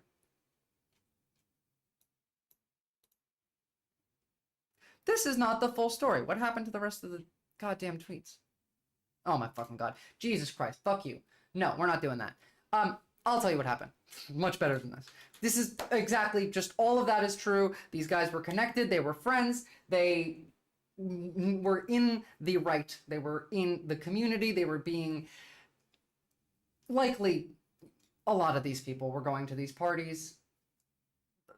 The accusations that got publicly made against Matt Gaetz, just those alone, was not just sex with a minor, was bringing a minor to a party, specifically with the desire to have sex with her, but also to do drugs at said party, while there are several known sex traffickers at this party. I don't like Gaetz, but he legitimately doesn't take corporate money. It doesn't matter whether he takes corporate money or not, and it doesn't, like, I don't have evidence on the fact, but like the guy is objectively a sex trafficker. This is the Epstein party. It always is the Epstein party. I mean, here, where's Pete Hegseth? Another one. That's another, like, this one's just a rapist. RFK is a rapist. Like, it's, how old was Gaetz at the time? Well, I mean, how old is Gaetz now? Because this was in 2021 and 2019 to 2021. He's 42 years old. So he was 39 to 41, sleeping with 17-year-olds. It really does not matter whether he takes like corporate money or not at that point. At that point, he needs to go to prison for raping minors. I'm trying to decide where I want to go because there's so much stuff I have to like cover because I like find it important, but none of it is appealing. All of it is horrible. All of it is horrible. But I suppose we'll stick to the topic and we'll move from Gaetz to RFK's. Former babysitter to RFK's kids speaks about sexual assault allegations. Come back here. So the only person Eliza Cooney told what happened was her mom. It wasn't 30 years ago. I don't know when this was. I think that Pam Bondi is just going to be a serious bitch. Yes, absolutely. Pam Bondi is there because she'll still be the loyal one that will do whatever Trump says. That's kind of the whole point of the picks, is loyalty. RFK is really the only one that isn't on their knees constantly sucking Trump off, so, you know. But he's also a rapist. It happened so quickly. Cooney was out of college in 1999 when she began working for Kennedy at his environmental law clinic during the week and on weekends as the family babysitter. As part of the job, she moved into the Kennedy house. Kennedy had 3 kids who lived with them, 2 kids from previous marriage who visited on the weekends. She knew Kennedy men had reputations for being wealthy, good-looking, and forward with women, but she was still shocked. It surprised me that it happened so quickly. One night there was a meeting in the family kitchen with Kennedy and another person who was there to talk about work related to the law clinic. She said she felt Kennedy rubbing her leg under the table. Another time, she said a shirtless Kennedy, then 46, appeared in her bedroom doorway asking her to rub lotion on him. Like, fucking, these guys do not beat the weird creep allegation. Really? Sorry, hold on. Let me try and fix night font. I really did. I turned all of those off. That might just be YouTube doing that. Twitch banned me for a week. Marxism is theft, but YouTube is still up. I'm also on Kick right now. Not that I know how many people are watching or not that anyone is chatting from Kick. It doesn't seem like there is, but I don't care. I don't care. I really do think it was so stupid what they banned me for, but I'm not going to make an issue about that. Because I want to make an issue about something else. I want to talk about a content creator who has personally offended me, and I need to rant about this. Vosh, man. So gay women are too annoying to have deserved this. Arcane, Vi and Caitlyn kissing, and they're amazing sex scene. By the way, if you haven't seen Arcane, excellent show. Really great for like analysis. If I could, through like copyright law, just sit here and watch Arcane with all of you and just analyze the emotion, the depth, the color, the story. I'd be the English teacher, you know, like, oh, well, so this is the color blue because this means that. It's literally this. But off the subject. Yes, you are correct. Gay women are very annoying as a gay woman, but we definitely deserve this. 3 years, Vosh, 3 years to see these two kiss. I needed it. I literally needed it. But also, gay women are too annoying from a bisexual man, pot calling the kettle a bit black there. I don't know, I just wanted to make fun. I think that was funny, by the way. I'm not actually trying to start beef with Vosh, but yeah. We are kind of annoying as queer women, rather. Both bisexual and gay women. Also bisexual and gay men. Queers are just kind of annoying. I think that's part of what makes us better. Annoyance is a perceptive thing, you know, a perception thing, because I'm annoying. I'm annoying to myself, but some of you like to actually watch me, even when I consider myself annoying. Therefore, I don't mind that. What I do mind is idiocy. Replacing the tax code with a flat tax, which again may happen. I don't really think it would, but Elon's floated it around. They're floating around every fucking crazy idea, from like buying MSNBC to shutting down NPR, or this, or like, they have no idea what they're actually doing, right? But I think it's more than this. I talked about this before the election. I said there are various different factions inside of the Republican Party. There's the Christian nationalists, there is the Nazis, there is your average MAGA, there is the bourgeoisie, there is the lower level tier cults inside of the larger cults, like flat earth cults, like the crypto cult, which is another big one that ties in, because they could really do some damage with the crypto stuff, but we'll get to that in a second. Flat tax might as well be flat earthers. Essentially, yes, it would destroy the economy, but it would also really like destroy the economy for you and me. It would make them richer, which is kind of the whole point of this. But there is some contention, it seems. Now, it's difficult to really understand the full scope because obviously we're not in the inner circle, but there are those in power that are pulling the strings of Donald Trump, because we all know that the man's brain is soup and he's not making any real decisions, is not able to come to a consensus. And I said this prior to the election. I said, if they win, they might not be able to get the worst of what they want to do done because they can't agree, because they have different ideologies and different goals that don't resonate with each other. Does this mean that they're not going to do a lot of the bad stuff? No, they're totally going to do a lot of the bad stuff. But seeing already, like within the first month, there being this level of contention that it's reported regularly. Not only just Elon Musk being annoying, but I mean, look, the tensions came to a head last week on the patio of Mar-a-Lago in what one witness described as a big blow-up and a huge fight. The two men grew loud as Musk accused Epstein of leaking, with Epstein replying, I don't know what you're talking about. I didn't do anything wrong. His cabinet is Miriam Edelson Zionist. Well, yes, this is true.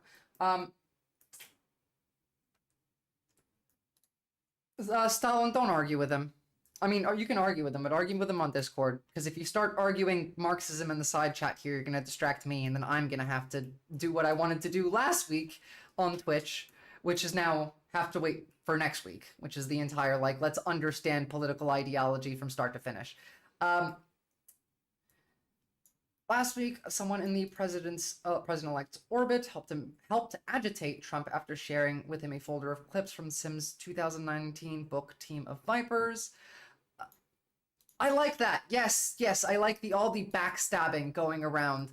You know, make the old fucking, I don't know, senile king mad so that he could sentence your political enemies to death. Like, fight each other. Go for it. I'm totally on board with that. After the memoir, Sims worked his way back to Trump's graces after serving as key deputy to the Director of National Intelligence, John Radcliffe, who is now our CIA chief, by the way. Trump's current, it was there. As well as coordinating speechwriting for 2020 and 2024. Less than 3 weeks after the election, Musk already began rubbing people the wrong way. There's, like, articles that come out all the time. The Onion released one the other day of Trump locks door to his bathroom so Musk doesn't follow him in. Well, here's the thing, PPG. I don't know if Musk is actually a disruptor or if he's an asset for, like, the Russian government. It literally could be both. It could be one or the other. It could be neither. He's an idiot. We know about the connections to the Russians from most of them. But we, like, all of this is so, like, up in the air. It's difficult to point this person out and that person out and this person out. But Elon Musk specifically is creating a lot of this chaos. Not only just by the things that he says and things that he wants to do, he can't really do much of anything. His Department of Government Efficiency is an advisory department. It's a non-government agency. He doesn't actually have any power to do anything. He can only recommend things be done. But I mean, we keep calling him the shadow president. He won't leave Trump alone. He definitely is influencing not only just where the conversation goes on the right, but what conversations are had on the right. We looked at, on last stream, the amount of manipulation that Elon Musk was able to do pre-election in suppressing left-leaning votes and just absolutely boosting the shit out of right-wing votes. Not votes, rather, tweets. So we know for a fact that he'll be in there and he'll disrupt, but who's he disrupting for? Is he disrupting because he's an idiot? If so, then yes, I do want him in there. If he's disrupting for the Russians, then no, I don't want him in there. Or he's just disrupting for himself and his other rich friends, which is probably going to be true regardless of the fact, because he's going to be a trillionaire soon enough, but I am expecting more of this. Because again, who else is behind the scenes here, right? They have a fully Zionist cabinet. Everyone that they've picked is pro-Israel. Almost all of them are just like war hawks. Whereas the base tends to watch Nazi content. Whether or not they know it's Nazi content or not, doesn't really matter. But like Steve Bannon, Charlie, is Charlie Kirk? No, Charlie Kirk will be on board with this because TPUSA is just like their dog. But what's his name? I've seen several content creators complaining about this, as they've gone too Zionist, that they need changes. Whoa, I froze. Am I still live? Did stream crash or not? No, it says I'm still live. Then why have I frozen?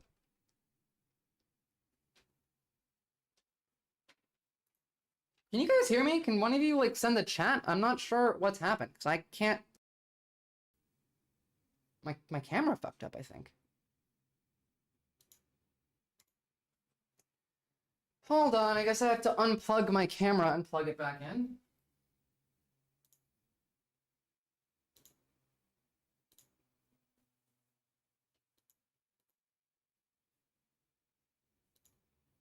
Aha, there we go. Thank you. I don't know what happened there. That was weird. Okay. What was I saying? I forgot what I was saying. Jesus Christ. ADHD is not very fun. It should be back now, right?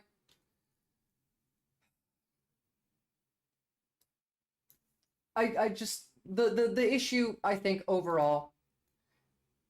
Please enjoy the commercial break. Well, I mean, I don't have ads running on YouTube, so you guys get to enjoy the lack of a commercial break. All right, let's have a look a bit deeper at this cabinet. Well, first, as we know, we have Elon Musk in the Department of Government Efficiency. I just want to point out really quickly that they really are all working together, and there is no good billionaires. There are no good social media platforms that actually want to help you. You were saying Elon wants to enslave our brains and then ship us in pods to Mars. I mean, true. You're not wrong. I've made a joke in the past that maybe he's trying to invent Cybermen from Doctor Who. I'll put a brain chip in there, turn us all into Cybermen, so we could just go colonize the universe that way. It seems like the type of stupid idea that he would think is cool. But again, there was all this fuss about like banning TikTok before the election because of its generally pro-Israel, pro-Palestine leaning posts on it. And the left started to view TikTok as a bit more left-leaning friendly content. Obviously, this is not true because the entire TikTok algorithm shows you specifically what you're looking for and also does prioritize right-wing content significantly more. Now, the reasons we wanted to ban TikTok, by the way, are all present in Twitter, are all present in Meta. There is no actual difference in the data that's being gathered. Now, Trump has now reversed the idea of banning TikTok because TikTok is now on board with Twitter. ByteDance's own chief executive officer was seeking input from Elon Musk prior to the election regarding like what to do afterward. Meaning they've bent the knee, they're on board. Every social media company is going to become more and more like Twitter. That was always the goal. As we talked about like during the election season, why they want to go after why they wanted the FTC, why the right was glazing Lena Khan, because they wanted to use Lena Khan and the FTC specifically to go after other competing tech companies for not just the censorship of left-wing like thought process, but also the decensorship of right-wing Nazi content like that happened on Twitter, and realistically a consolidation of the market. Because again, we're on YouTube right now. I'm on Kick because Twitch banned me, but again, so Kick and Rumble are just the right-wing owned versions, the crypto market owned versions of these platforms. If they have the right to I don't know, do whatever they want with social media, what if they decide to consolidate, to take power away from Google and from Amazon and put it into smaller companies, a monopoly breakup, so to say, in a way that appears good, but results in a less free media environment? I can see them attempting something like that, at the very least, whether or not they're successful about it. But like, you guys have to understand the amount of danger that we're in So all billionaires are bad, or when good people become billionaires, they turn bad. Both are true. Marxism is theft. In fact, we have evidence of the fact of over time, the richer you get, the less empathy you're able to exhibit, the less empathy you have for others. It also generally doesn't make you happier, of course, but it is actually harmful to your brain and to your personality and to your mental health to have more money. Oh, hey, PPG. Thanks for hopping over there, too. Drop me a follow. Now, real quick, I meant to show this earlier. My links are, like, alphabetized, which is, I guess, not the best order for how I should keep them next time. So this is Lindsey Graham on what America's position is on the ICC ruling. I'm going to go pee real quick while you guys watch this school. And just understand, we are really the bad guys. We've been the bad guys for a while, but this is objectively some of the worst, like, most overt we are bad shit I've ever seen. So to any ally, Canada, Britain, Germany, France, if you try to help the ICC, we're going to sanction you. Well, that means I want every ally, and you saw little Justin in Canada and his position. What should the penalty be? We should crush your economy because we're next. Why can't? So to any ally, Canada, Britain, Germany, France, if you try to help the ICC, we're going to sanction you. Well, that means I want every ally, and you saw little Justin in Canada and his position. What should the penalty be? We should crush your economy because we're next.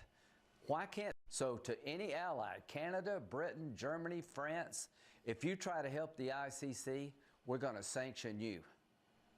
Well, that means I want every ally, and you saw little Justin in Canada and his position. What should the penalty be? We should crush your economy because we're next. Why can't? So to any ally, Canada, I am back. Britain, Germany, France. So yeah, we're pretty fucking evil. Now Jesus, it's hot in here. I'm gonna put on a fan. Can you guys tell me if you start like hearing the whirring of it on the mic? Because I'd like to avoid that, but it is hot in here. Now, yes, we're actually that evil. By the way, we're also this stupid. Backed hedge fund manager Scott Bessent as a Treasury Secretary. He had a long financial career. He served as the chief investment officer for George Soros's funds. He's been a political donor. Elon Musk came out publicly against him, calling him business as usual. Do you favor Mr. Bessent in the role as Treasury Secretary? You know, I've heard good things about him. I haven't made a decision. I lean towards being supportive. I don't like tariffs, but then again, I don't like the president promoting tariffs. I think tariffs are a tax on the consumer, and they ignore things like with steel. There are 80 workers working in steel buying industry for every worker making steel. So yeah, you can protect certain industries, but it's at the expense of other people. When Rand Paul is the more logical like Republican senator, you know you have a fucking problem. That's insane. Rand Paul makes more sense than most of the right at the moment. And simp Flynn. Bush did torture and is a war criminal too, right? Yes, absolutely. 100%. People. I don't believe that'll be enough for me to want to vote. Because I live in Australia, Stalin. It's the opposite side of the world. When you guys go into winter, I go into summer. We have opposite seasons. It's like 80 degrees here right now. And by the way, it's 80 degrees in a, let me see if I can do this without really messing up the camera setting, in a very, very small room with just that, no air conditioning, and I have two like bright LED lights pointed at me. So yeah, it gets a bit hot in here. No, mate, like there is the hold on.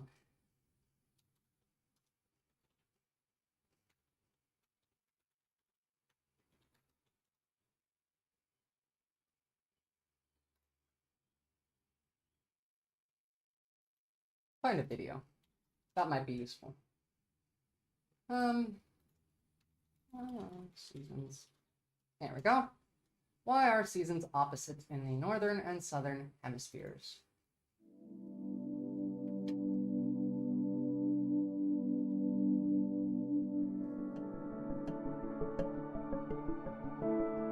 You know that Earth orbits the sun, right? And that it takes a full year for our planet to complete its orbit? Earth also rotates like a slightly tilted spinning top. Earth remains tilted in the same direction all year round as we orbit the sun. But that means the sun's light shines differently on Earth at different times of the year. Let's look at Earth when it's winter in the northern hemisphere. Which should be closer to now. How the North Pole tips away from the sun? This means that sunlight strikes the northern hemisphere at a shallow angle for a short period of time. This is why winter weather is generally... Whereas literally, like, this is what's happening right now, is sunlight right onto me. Cool, with short days and long nights. As Earth orbits the sun, we move towards spring in the northern hemisphere.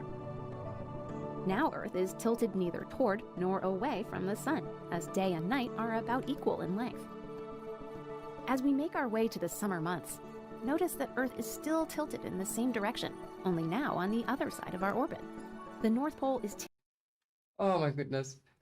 Like, I know you're joking, but just so everyone does know, we are always the same distance from the sun. It's just whether we tilt one way or the other. But, like, you'd be surprised how many people don't actually know that the seasons flip the other way around. Now, yeah, we were talking about the Treasury Secretary, right? So I just wanted to talk about cryptocurrency for a second. Donald Trump wants to start his own crypto. Elon Musk is heavily involved in crypto. Peter Thiel is heavily involved in crypto. Many people, like, in the administration have at some point or another been involved in, profited from, or invested in cryptocurrency. Now, first of all, what even is cryptocurrency? I'm not going to explain what it is to you, but I want to talk about what Americans necessarily think about it. Oh, what the hell? Server error. Why is my link not opening? Excuse me.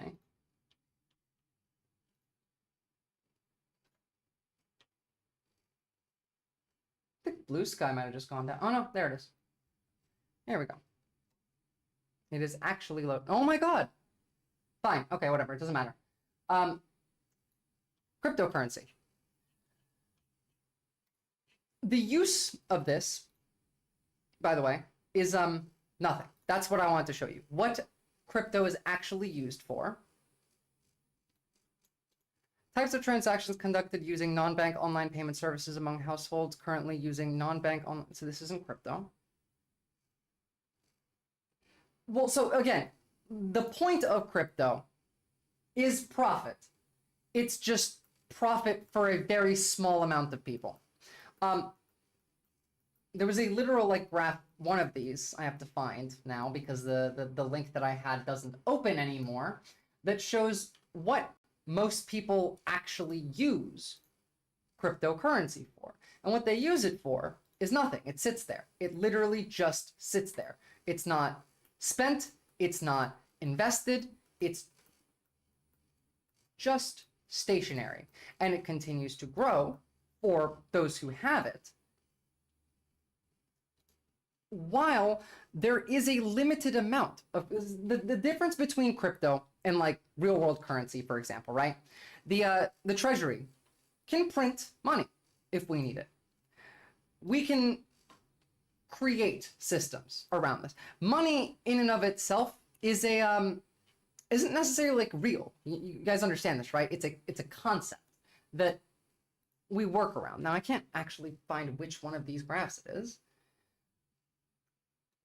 I suppose I'll actually have to read for once. Who likes doing that? But when you have, let's say, an investment, a large investment of crypto, and you hold on to it, and let's say this cryptocurrency, here we go, this was the graph. Specific uses of crypto among households that used crypto by income level, 23%. This was the graph. 92% just hold it as an investment, like the Fed. However, there is a limited amount of crypto. The blockchain is not unlimited. It doesn't create new money. You mine it. It's a resource, correct? Now, like, how that's done is like a whole process. But once the amount of crypto is all mined, then that's it. That's the amount that there is. If there's, I don't know, 65 billion Bitcoin in the world, once people have that money, it is now, that's it. There's no more of it. Now, realistically, in an economy, you'd be spending some of that money and the money circulates in an economy. But if, let's say, 92% of people are hoarding the money that they have, this could potentially be a problem. Supposedly that is the reason, but we can't identify who actually invented Bitcoin. Well, we can get into that a little bit as well, in that the person that they claim invented Bitcoin is Satoshi Nakamoto or something, but this is not a real person. This is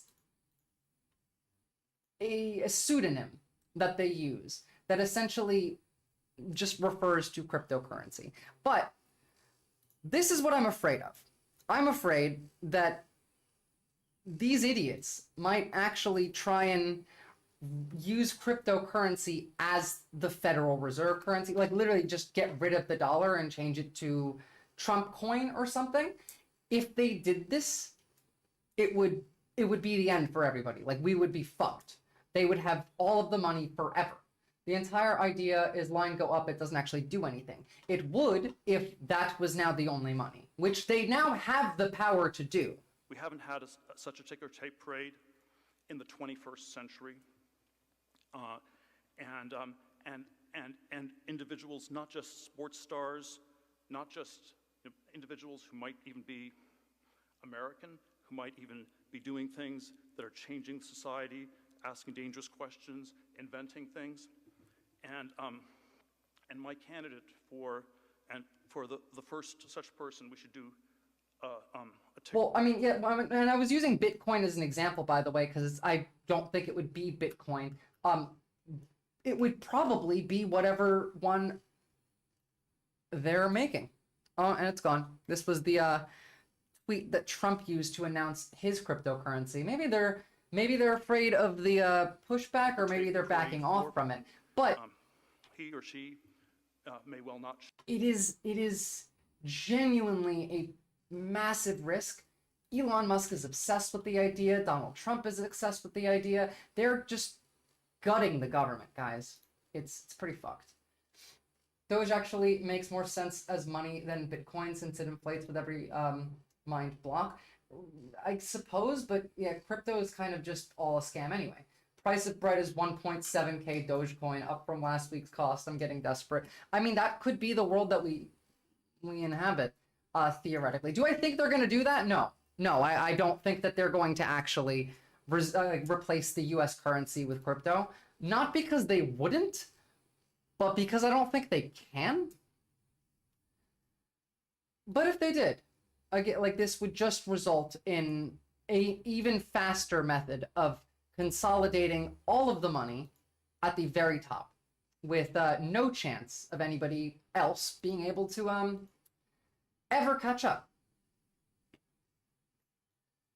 It'd be funny, though. I mean, it'd be funny in a, like, this is depressing kind of way. Again, like, 0.3% of all make purchases in person, 4.4% of all make purchases online.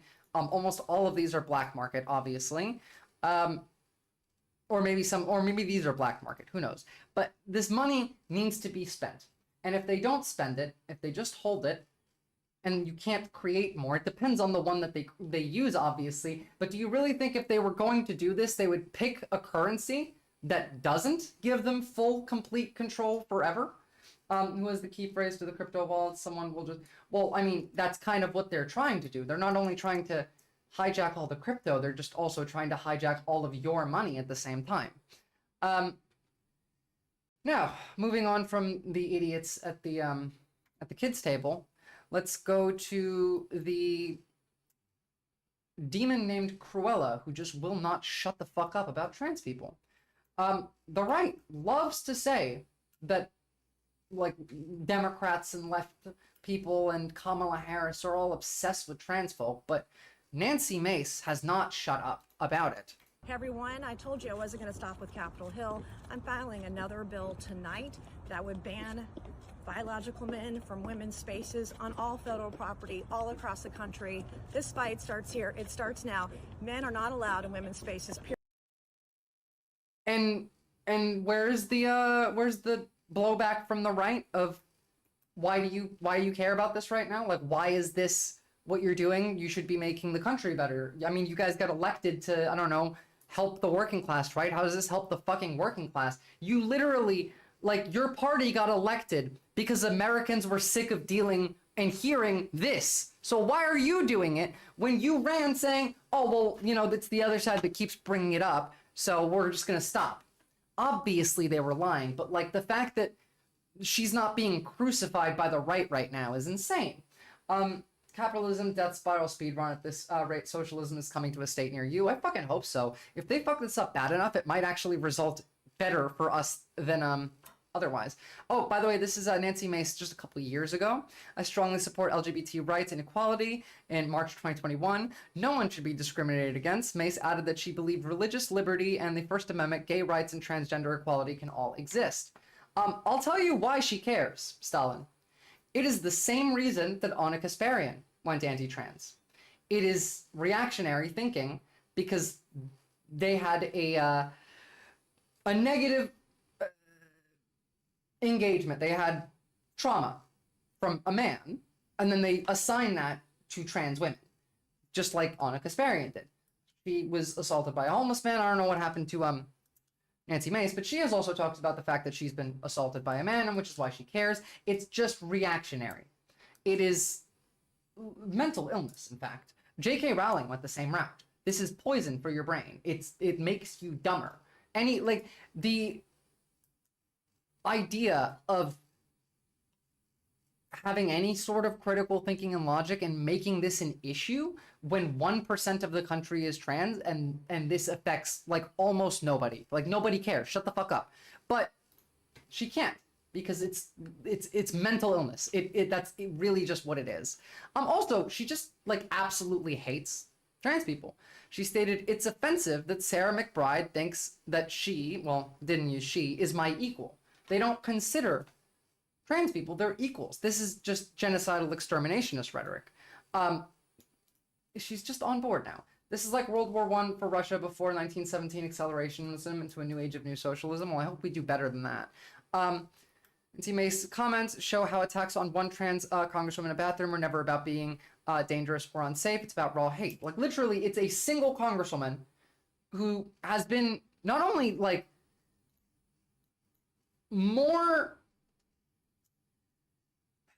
she hasn't fought back as much as I would like her to. She's been like, okay, fine, these are the rules, I'll follow them, conciliatory.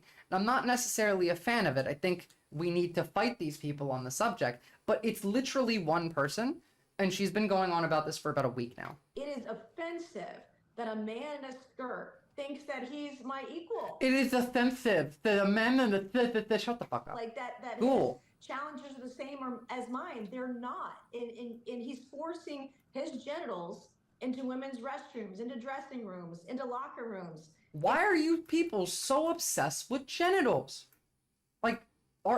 Do you need someone to give you a sex ed class? Have you never seen them? Do you not know what genitals are, and that's why you're just so into it? Like, it's insanity. It's sick. It's twisted. And here you showed that clip. The left celebrating mental illness.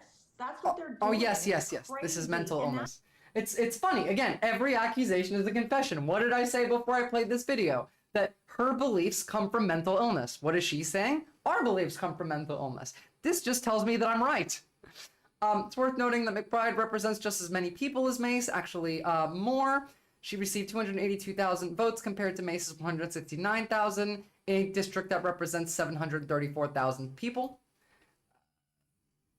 Give them a phone, they need to relieve themselves. No, take away their phone.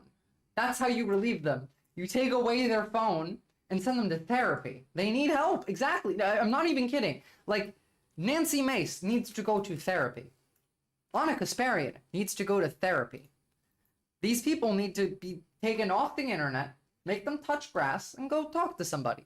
This is AOC's response, which is, I mean, correct and base, but like, it doesn't take much to have a correct response to this. What Nancy Mace and what Speaker Johnson are doing are endangering all women and girls. Because if you ask them, what is your plan on how to enforce this? They won't come up with an answer. And what it inevitably results in are women and girls who are primed for assault because people are going to want to check their private parts. Well, I mean, that is how they want to enforce it, by the way. That's why they have no actual like law enforcement plan. The plan is this is publicly enforced. But talking is hard. Well, life is hard, Poetry Flynn. Get used to it. Skill issue. Get better at talking. Again, a year ago, you couldn't catch me doing this for 5 minutes. Now I sit here and talk for hours. It takes practice. In suspecting who is trans and who is cis and who's doing what. And so the idea that Nancy Mace wants little girls and women to drop trow in front of who? An investigator? Who would that be? In order because she wants to suspect and point fingers at who she thinks is trans is disgusting.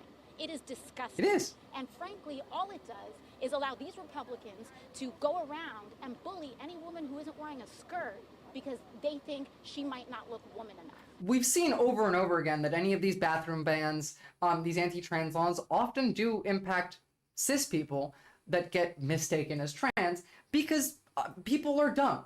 You guys wouldn't be able to tell the difference between a cis person and a trans person if you put like two that looked kind of similar standing next to each other. You're not going to be able to check. You can't tell. It's ridiculous. So when a baby is born with genitalia, what is sex and gender? I've talked about this before, Marxism is theft. I'll explain this to you really quickly once. The difference between sex and gender is one of sex is a physical characteristic that can be observed and measured. It doesn't change. Your gender is a social construct. It's not real. It exists in your mind based on how you feel, related to the social roles and expectations related to an existing sex and how you want to engage with these roles and expectations, how you want to be treated by the world through these roles and expectations, and how you would like to be perceived through these roles and expectations. That's your gender. It only exists in your mind, and it only exists between you and the other person that you're talking about it with. It makes no difference outside of this. So that's the difference there. Sex, physical characteristic, gender, social construct. Copped, just gotta check my balls just so I can take a shit. This is against our rights. Well, I mean, you're a man, Stalin, so you don't have this issue. None of these people are talking about trans men. It's all about trans women. What's up, Glenn Miles? Nice to have you.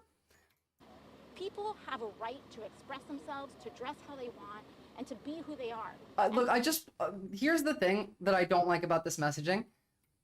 The way she could have done better here is when it says, frankly, all it does is allow like these Republicans to bully any woman that doesn't look woman enough for them.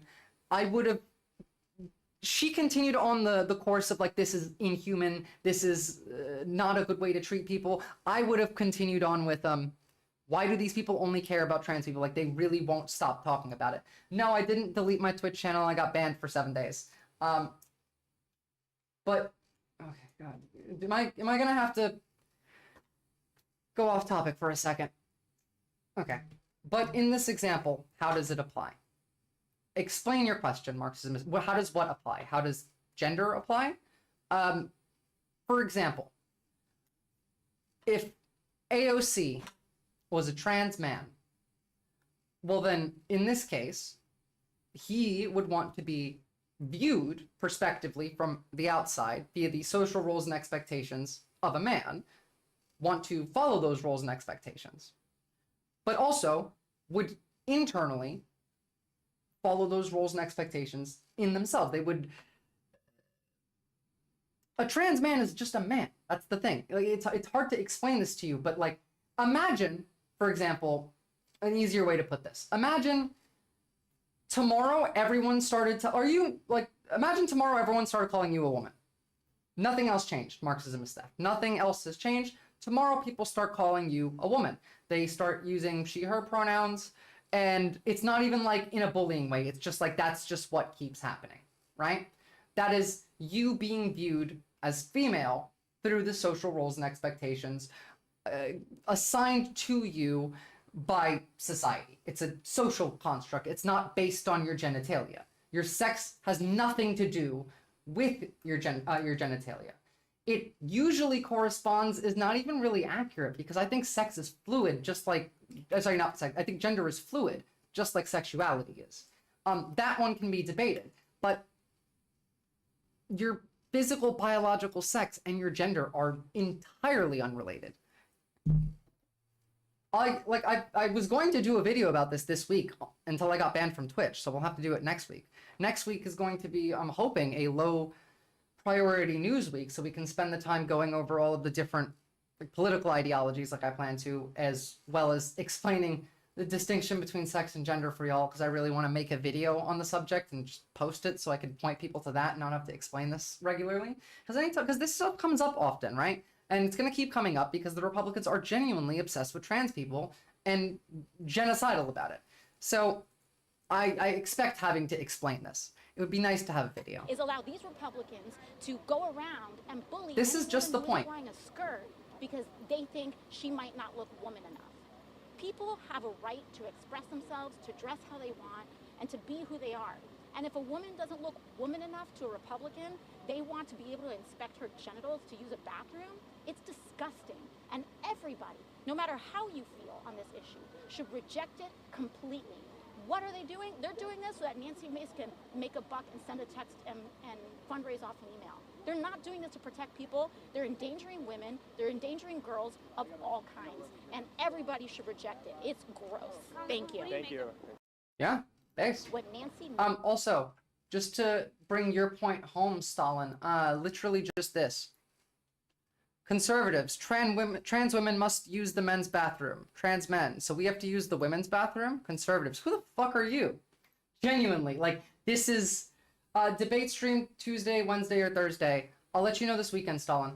I want to see, like, how things line up this week and then decide accordingly towards the end what would be the best day to do that. But I am very much excited for it. I think we need to get the actual, like, explanation of political ideologies out of the way before we do the debate, just because I would very much like y'all to understand what we're debating here. Now, I'm just going to take a little bit of a sideline here before we continue on with some of the cabinet picks, because that's most of the stuff we haven't covered. Saw this today. This is insane. This is genuinely fun. Like, this is why I, 22F, have been dating this guy, 24M, for 8 months, and he lied about his political views. He said he was liberal, voted for Kamala, and was pro-choice, but I found messages on his phone where he and his friend were celebrating Trump's win. When I confronted him, he admitted that he lied because he knew I wouldn't give him a chance otherwise. He even said I'd, quote, forgive him because women do that for the men they love. I feel violated. This person swore up and down that he cared for women's rights and the rights of minorities. He told me he would support me if I ever wanted an abortion. He hates immigrants even though my parents are immigrants. He's very pro-life. I've lost all respect for him. I'm scared of ever letting a man get close to me again. I've been crying all day and I can't help but feel disgusting. This is horrible. Now, it's shit like this that contributes to this loneliness epidemic. It is a vicious cycle in that right-wing men do horrible things, and then women don't want to be around them, and then they get sad about it and do more horrible things. And also Stalin, base, me too. Like, you can use whatever pronoun you want. Call me Z, Zay, Zems, I don't give a fuck. I appreciate respectful explanation, but since you did not use new, I don't need, what does newborn have to do? A newborn doesn't have a gender. They have a sex. A newborn doesn't have the conscious, like, thought to produce gender yet. Gender is produced when you understand yourself and your place in the world. And so what age do babies gain? Well, first of all, object permanence would be important. So that's about 4 to 7 months. I remember that one from developmental psychology. But gain self-awareness is, I think, about 2 years old. 15 to 18 months. So a year and a half. Until about a year and a half, a baby literally cannot even relate themselves to the world. They don't exist to themselves. Self-awareness needs to come before gender does. Well, I mean, that's true. And that's not necessarily a bad thing. You don't need to have the same like political views to as your partner. You don't need to have even similar views to your partner. You just need to be respectful to your partner. It's the fact that this guy lied to her constantly. Like that, to me, if that happened to me, I would feel like I got raped. I genuinely would feel like that because you built this idea and the idea existed specifically to produce this. And I don't know. Yeah, and gender is specifically stated to develop between 3 and 6. That makes sense. Your personality, like in your mind, doesn't consolidate until you're about 9 years old. So like up until a kid is 9 years old, they're not even a singular person yet because they have different aspects that haven't consolidated. The brain is weird. We barely understand how the brain works. Yes, okay. If that makes more sense, then I'm glad that helped Marxism a step. I don't think I could stand a fucking Trump supporter, not gonna lie. Then again, a leftist would be bad too. I've only dated normies. I dated a QAnon at the very beginning of QAnon, in fact. Like, it had just started kicking off on 4chan. It was insufferable, but it was really nice being right all the time and getting to rub it in. Didn't last very long, obviously. I've never dated a leftist. I'm always the political one, and everyone I've dated has always been, oh, please shut the fuck up, talk about anything but politics. I feel like I would prefer a normie as well. I don't know. I mean, I have no issue with dating a leftist, but like, we'll see. PPG, the reason for this, the reason that everyone's like, oh, talk about literally anything than politics is because everyone is this, like, the idea of politics makes you feel stressed. Every single person that thinks about it. It's like you're getting ready for an assault, and it's been coordinated to produce this effect. Leftism is my personality. Yes, true. Lying is needed in today's society. I don't know how you survive without it. True. You definitely, like, not to say that it's good to lie and not to say that you should lie, but you do need to lie sometimes. But in a case like that, that is lying for a malicious purpose, lying for personal gain in a hateful, malicious way. That it really would, to me, feel like rape. Anyway, speaking of, let's get to Pete Hegseth. It is on purpose. Yeah, there's literally like Reddit groups, like Reddit pages specifically created to help right-wing men learn how to pick up liberal women. The fact that like, absolutely, people have been programmed by propaganda to be apolitical. It's not even just propaganda, it's experience. Like, take for example 2016. A lot of young people showed up to vote for Bernie Sanders. A lot of young people were out there and excited, and Bernie Sanders won that election, the primary, but they cheated and gave it to Hillary. They admitted this. They apologized afterward. It's not like conspiracy theory. But this alone took out like more than half the young people that were paying attention. They will never pay attention again for that specific reason. And like, you can blame the Democrats for that, sure, but like, it's not necessarily their fault either. It's the establishment. It's the system. It's just functioning as it should be. It's doing what it's meant to do the whole time. I don't know. The less people pay attention to politics, the more power these fuckers have. It's the same as why they want to limit your right to vote. The less people vote, the more often Republicans win. The more people vote, Democrats win. Well, yeah, absolutely. I mean, Bernie would have won in 2020. He would have won in... I probably would have won this year, honestly. But so, let's move on. Pete Hegseth assaulted a woman who went to the hospital, reported a sexual assault on October 12th, where she underwent a rape kit exam, gave the clothes she was wearing on the night of the alleged assault to a police officer, and a nurse at the hospital first reported the alleged assault to the authorities, according to CNN, who reviewed 22-page police report. So, again, does seem like pretty solid allegations.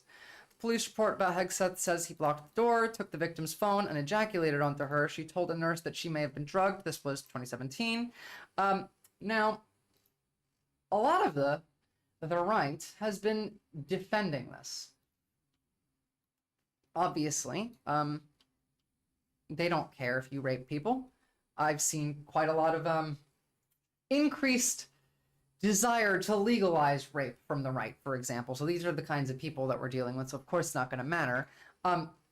Pedophilia was one thing with Matt Gaetz, but this is a bridge too far, I suppose, for some people. But I think he can explain a lot of the situations. I think he's going to be just fine. Senator Mark Wayne Mullin said about the allegations regarding the police report. If you read it, you can clearly see that it was two people flirting with each other. That's what he sees from this, is two people flirting with each other. Let me bring up that tweet one more time. One more time. Give me that tweet. Emma Vigland. Actually, no, sorry, not Emma Vigland. This one. I think he can explain a lot, and they're flirting. Rape kit exam. And taking her phone. It was Emma Vigland. Silly me. Taking her phone, possibly drugging her, blocking the door, and ejaculating onto her. Yes, this is clearly just two people flirting. That's nothing else.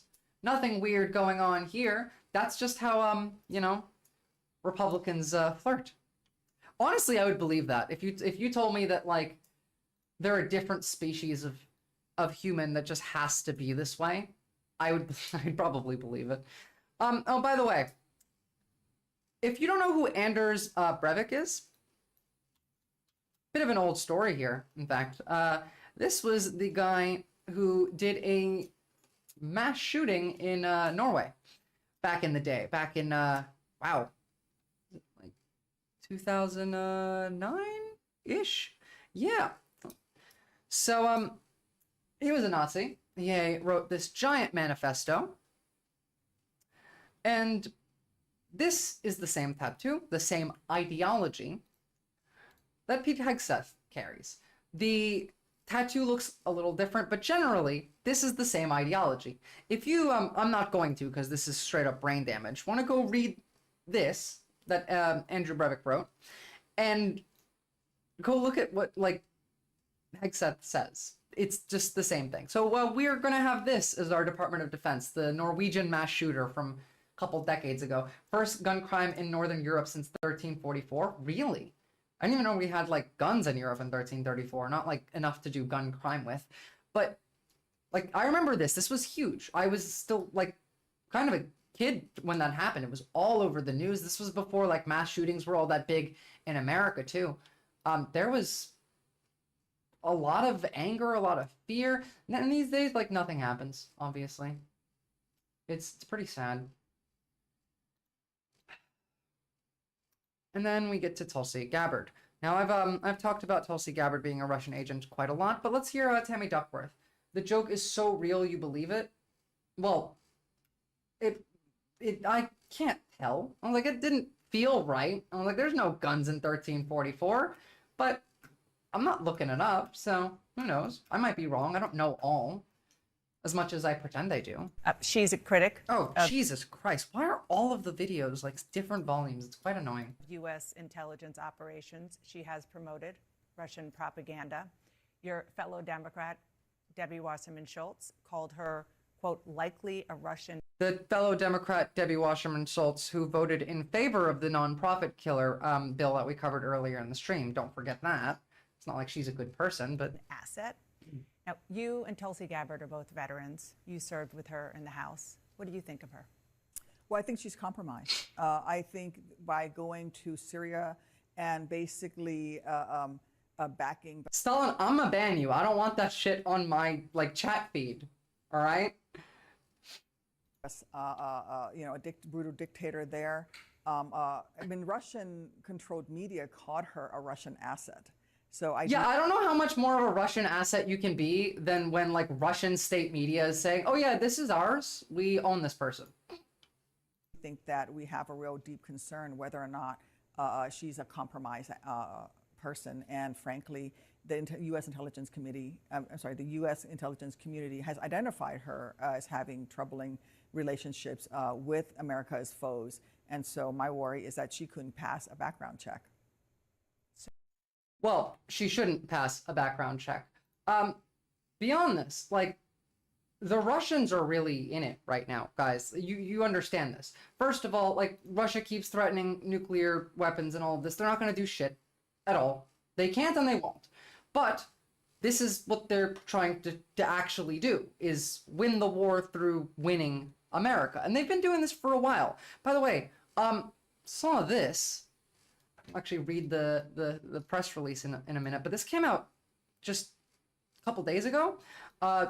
Concealed evidence from the Jan 6th hearings regarding Charles Flynn, who was a general at the Pentagon, brother of Michael Flynn, again, like, literally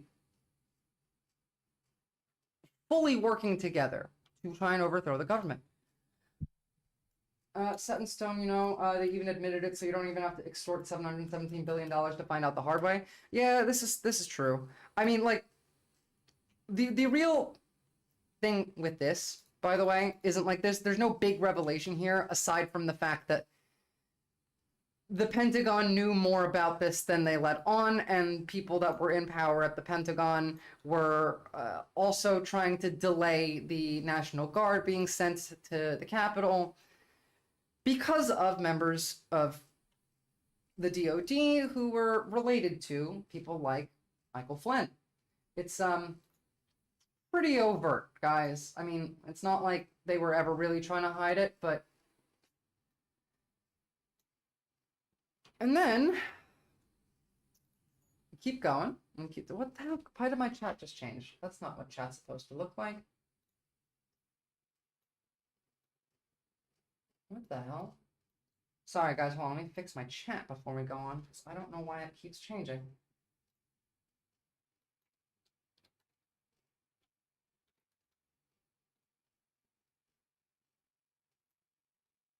Interesting.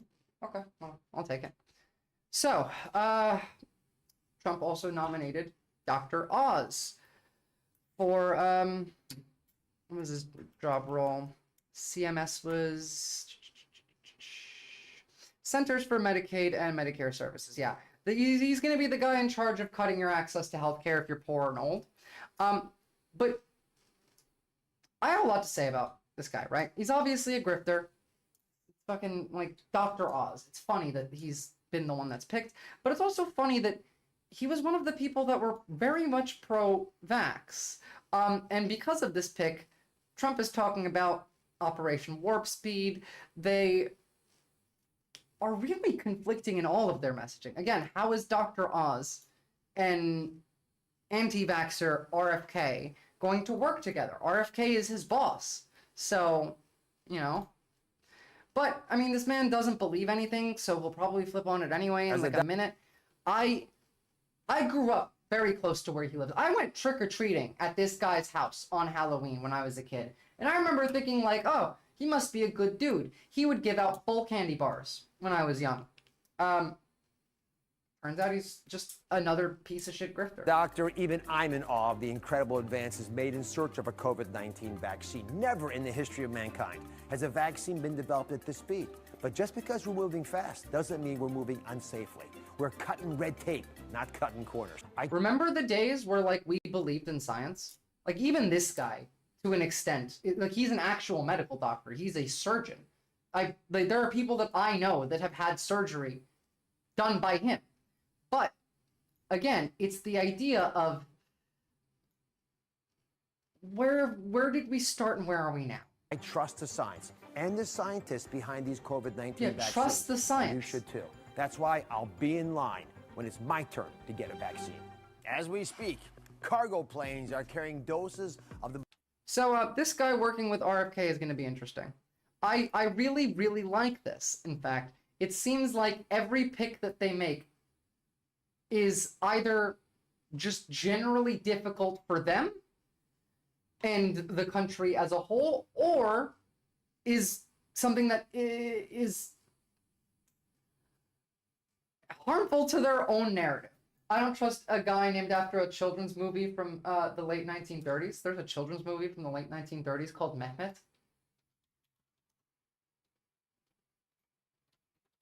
Or is it, oh, you're talking about Oz, of course, but should have seen that one coming. That's how shot my brain is after 3 hours of sleep. So yeah, just last year, Kennedy said during an interview with Russell Brand that the public health response, particularly Trump and Oz's beloved Operation Warp Speed, was a militarized and monetized and a pretense for clamping down totalitarian controls. So have fun working together, you two. Yeah, no, I got Wizard of Oz.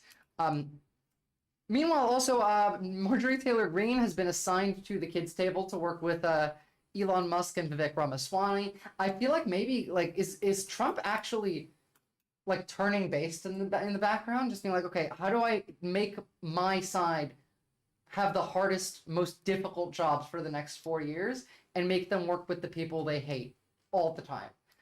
Which, I mean, I suppose was kind of the plan, considering the Project 2025 architect Ross Vaught was just instated as the Secretary of the Interior, is what they gave him? Oh no, the U.S. Office of Management and Budget. Remember, this is the guy we watched a video of saying that the goal was to make government workers so miserable that they don't show up to work, that they don't want to show up to work. I mean, a lot of, like, the actual mainstream media is looking at this and saying, oh, well, you know, he said he wasn't going to do Project 2025. Look at this, trying to, like, bring right-wingers over, which is never going to happen. It's just kind of, it's been all out in the open, you know? It's nice being vindicated at the very least. Now, we've got two options. We can sit here and we can watch the talking heads talk about all of these different picks. Or we can not do that. And I'm going to go ahead and pick not do that and jump on to a couple random topics. This one I forgot to show earlier. I wanted to show this when we were talking about Nancy Mace. We're going to see a lot more of this happening. Crowd cheered as 2 transgender women were attacked at Minneapolis rail station, advocates say. This happened just a week ago. I was like, was it 2023 or was it this week? It was actually this week. So yep, we're gonna see a lot more attacks on just queer people in general, people that might be perceived as trans. This is why I'm saying that, like, if you live in a red state, you need to get the fuck out right now. But be careful no matter where you are, because it doesn't matter. Reality doesn't matter to these people. It doesn't matter whether you're trans. It doesn't matter whether you're a bad person or a good person or you're doing what they think you're doing or not. The reality is half of the country believes entirely different things than the other half. And that half of the country is much more prone to violence and has a lot more weapons. That's all I'm saying, you know? Minneapolis trans community is preparing for a potential uptick in attacks by taking self-defense classes, while others are attending classes on how to get a permit to carry handguns in public. Base, do that. If you're trans in America, buy a gun and get buy a concealed carry license. Do that. That'll help you more than, like, anything the government will do for you. Speaking of, like, women, well, I mean, this was not just women, but, like, trans people as a whole. But speaking of women fleeing the right, it's not just in America. In Lusatia, close to the Polish border, women are becoming increasingly rare. Like many of her generation, Claudia Keller left the region to study. She returned 3 years ago to be closer to her family and open a plant nursery.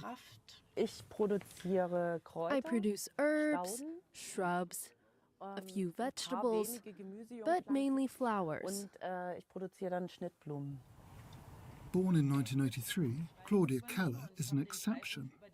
Since the fall of the wall, okay, this is far too slow. Let me put this up a bit higher. Population has left the region, and unlike her, many women have never returned.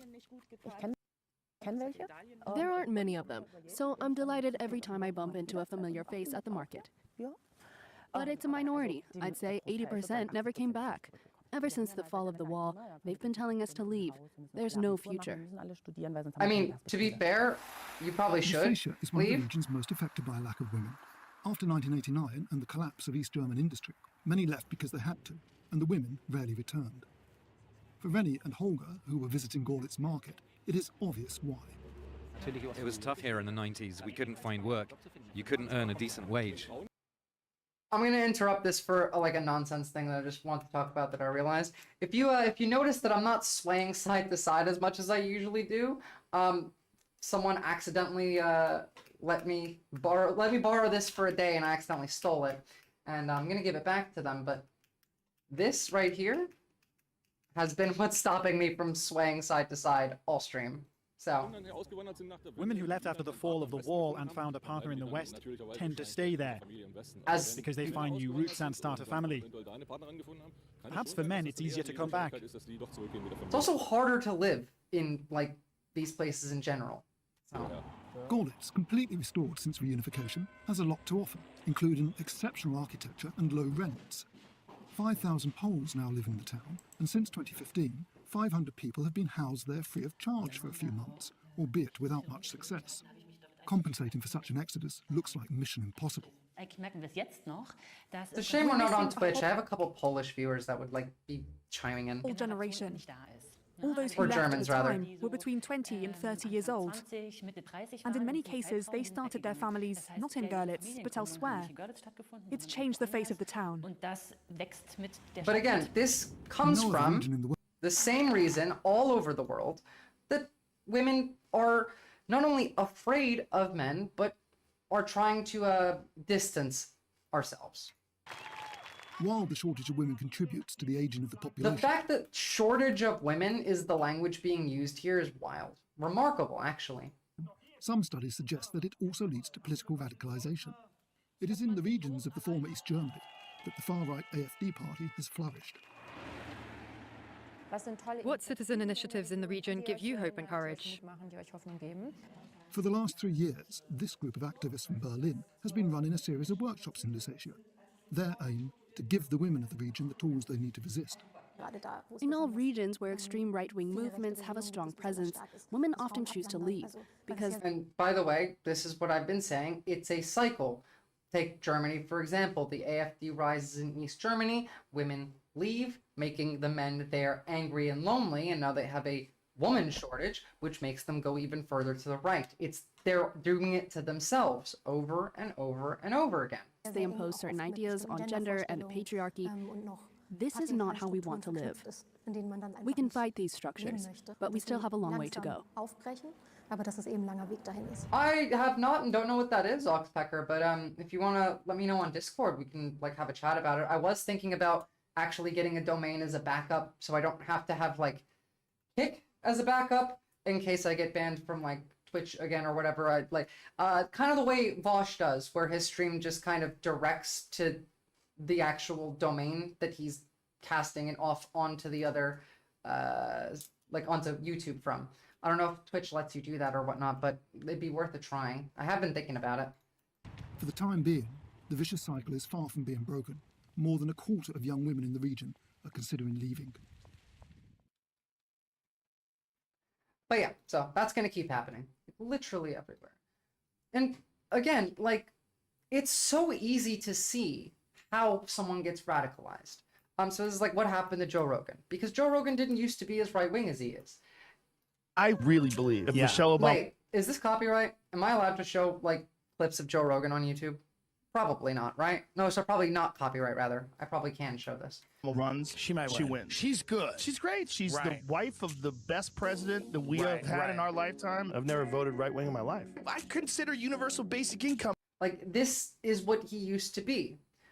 Now, this, his audience change, he's following the money thing. I don't think that's true. I don't think that, this one's obviously wrong. And I don't think it's this either. I think the answer here is that he got brainwashed the way everyone else did by spending all this time online and falling into the trap of not analyzing the things that you see, not being introspective, and losing your mind. Oh, look, Bitcoin weekly close hits all-time high, 100K in sight. What did I say? This is a real possibility, guys. That scares me more than anything. The idea of them taking crypto in making that the US currency because they have the power to, and it would make them essentially forever like the richest people in the world. It would make it impossible for us to redistribute their wealth without breaking the entire system. And also, it solidifies their power entirely. Now, it would be hard, so they probably won't, but it scares the shit out of me. Yep. And Okay, Ms. Crockett. in the meantime, they're going to focus on this stuff because, again, Republicans don't have anything for you. They don't work for you. They don't care about you. They hate you. What they want is, first of all, everything that they've done since winning the election has just been, let's piss off the left. But on top of this, it has been, let us undo everything that the left does and has done, but do it in reverse. They want revenge almost. It's, again, like I said, that's why they want money to go from the school system to paying white people reparations for racism during DEI, while they also institute their own version of, you know, the original DEI, the whites only DEI. So many of you know that I practice law, but some of you don't realize that I actually was a business major out of Rhodes College in Memphis, Tennessee. And the emphasis that I got in my business degree was on finance. Like one of the few people in our government that I respect. As I traveled the country campaigning this election cycle, one of the things that I talked about was this idea that in finance, we always promote this idea of diversity. If you know anything about a portfolio, the one thing that you want to do is make sure that it's as diverse as possible, because at times certain stocks will perform better than others. And they will exemplify various strengths and weaknesses. And together, a diverse portfolio is usually what any good finance person would promote. They wouldn't promote that you solely invest in vanilla wafers, believing that that is going to be the strongest portfolio, but instead they may want to add some chocolate cake and some Twinkies into the mix to make sure that we have the best portfolio, because there will be different preferences by different people. And again, there will be different strengths. But as I sit here and I think about what we say and what I'm hearing as it relates to diversity when it comes to anything outside of making money, and to be clear, we are losing GDP every time we try to push back on this idea of diversity, because all of us bring something different. No shit. Like literally, again, it's fucked up. Yeah, Bosch is a white leaf streamer, so it's Kanura, Shark, Demon Mama, Xander Hall, Riverboat, Jack. Wow, okay. I did not know even about Whiteleaf. Like, I'll have to look into that afterward. But yeah, thank you for the heads up. I'll be sure to Google it. The table. But you consistently said over and over the word oppression, and every time that you said it, it was almost as if I was hearing nails on a chalkboard, because it seems like you don't understand the definition of oppression. And I'd ask— Oh, by the way, everyone that was getting censored by Nightbot should be fixed now, because I'm just giving you all like a hard pass right now so that it just doesn't fuck with you. Hopefully that fixes it. You to just refer to Google to help you out. Oppression is the prolonged, cruel, or unjust treatment or control. That is the definition of oppression. And so as I sit here as a Black woman who practiced civil rights, let me tell you, the reason that my colleagues wanted to make sure you understood the same Black history that your side of the aisle wants to delete out of classrooms is because you can then misuse words like oppression. There has been no oppression for the white man in this country. I mean, true. Again, she is one of the only representatives that not only sticks to her points, not only works actually for the people, but also has a spine. And like, having a spine is kind of fucking key. The idea of, I mean, like, again, it's kind of impressive when you think about it. The idea of a Black woman in the House of Representatives after essentially the Nazis just took power, saying this. For the white man in this country. You tell me which white men were dragged out of their homes. You tell me which one of them got dragged all the way across an ocean and told that you are going to go and work. We are going to steal your wives. We are going to rape your wives. That didn't happen. That is oppression. The average conservative still cannot tell the difference between interpersonal racism and systemic racism. They don't know what systemic oppression even means because that would require an understanding of systemic racism as a baseline, first of all. They look at Jasmine Crockett and they just, like, I can't say the words that they would be thinking about her. But it all comes down to this idea that is built in your mind by the media.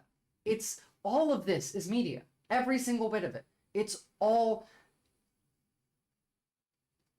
manufactured. We didn't ask to be here. We not the same migrants that y'all constantly come up against. We didn't run away from home. We were stolen. So yeah, we are going to sit here and be offended when you want to sit here and act like, and don't let it escape you that it is white men on this side of the aisle telling us, people of color on this side of the aisle, there's nothing that more y'all are the sacred ones or being more serious oppressed, that you could ask. that y'all are the ones that are being harmed. That's not the definition of oppression. You tell me the prolonged, cruel, or unjust treatment that you've had, and we can have a conversation. I'm not saying anything here because I don't have anything to add. I mean, she's just, like, correct. She's on fucking fire. There's nothing incorrect here. It's ridiculous to have to explain this, obviously, but it's not that, like, the people she's talking, it's not that they don't understand. It's that they don't care. They hate her. The final thing that I will say on this particular issue, two things. There is an article from The Guardian, and it is a little old. It's from 2021. So I apologize. But it said that back then, just 3 years ago, white men represent 30% of the population, but 62% of office holders. These are the issues that we are constantly looking at and recognizing and trying to say, is this? We don't have to finish watching the rest of it. Like, you understand the point. It's What am I fucked. under arrest Meanwhile, meanwhile, this is the other kind of shit that's happening. Wait, is this Australia? Did I open the wrong one? reckless endangerment. And how was I? Oh, never mind. This is Australia. Oopsie. That's not related. This just, I can't even tell you how many white men have served in this chamber, but I can tell you that I am only the 55th black woman to be elected to Congress. And so when you want to talk about history and All right.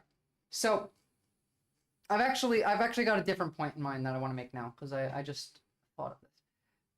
I think a lot of people in their minds have a difficulty understanding the difference between themselves and other people.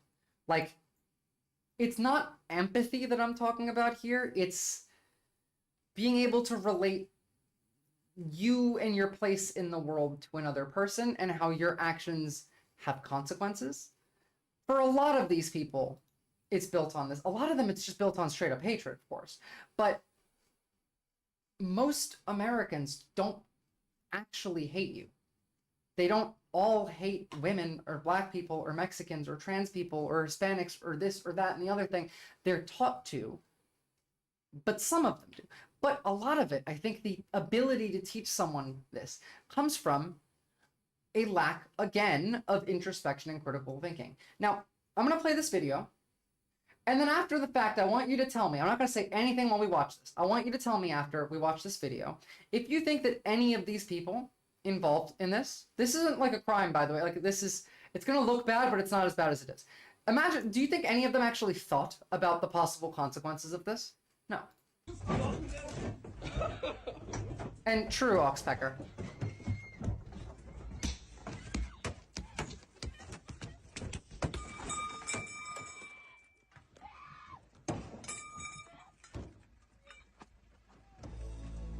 This is pure psychosis. Oh, hold on. Music. Pure psychosis. So, yeah. You want to bash the car up with your girlfriend in it before you go and propose? While she's, like, literally sobbing?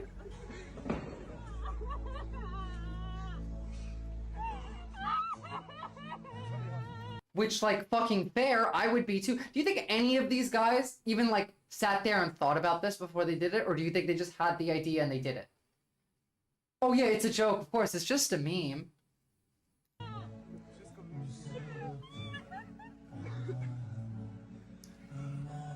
She says yes too. That's the worst part about this. Like, she actually says yes.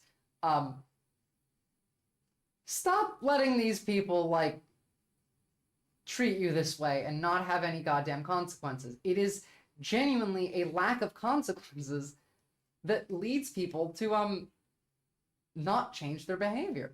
It's not even just cruel.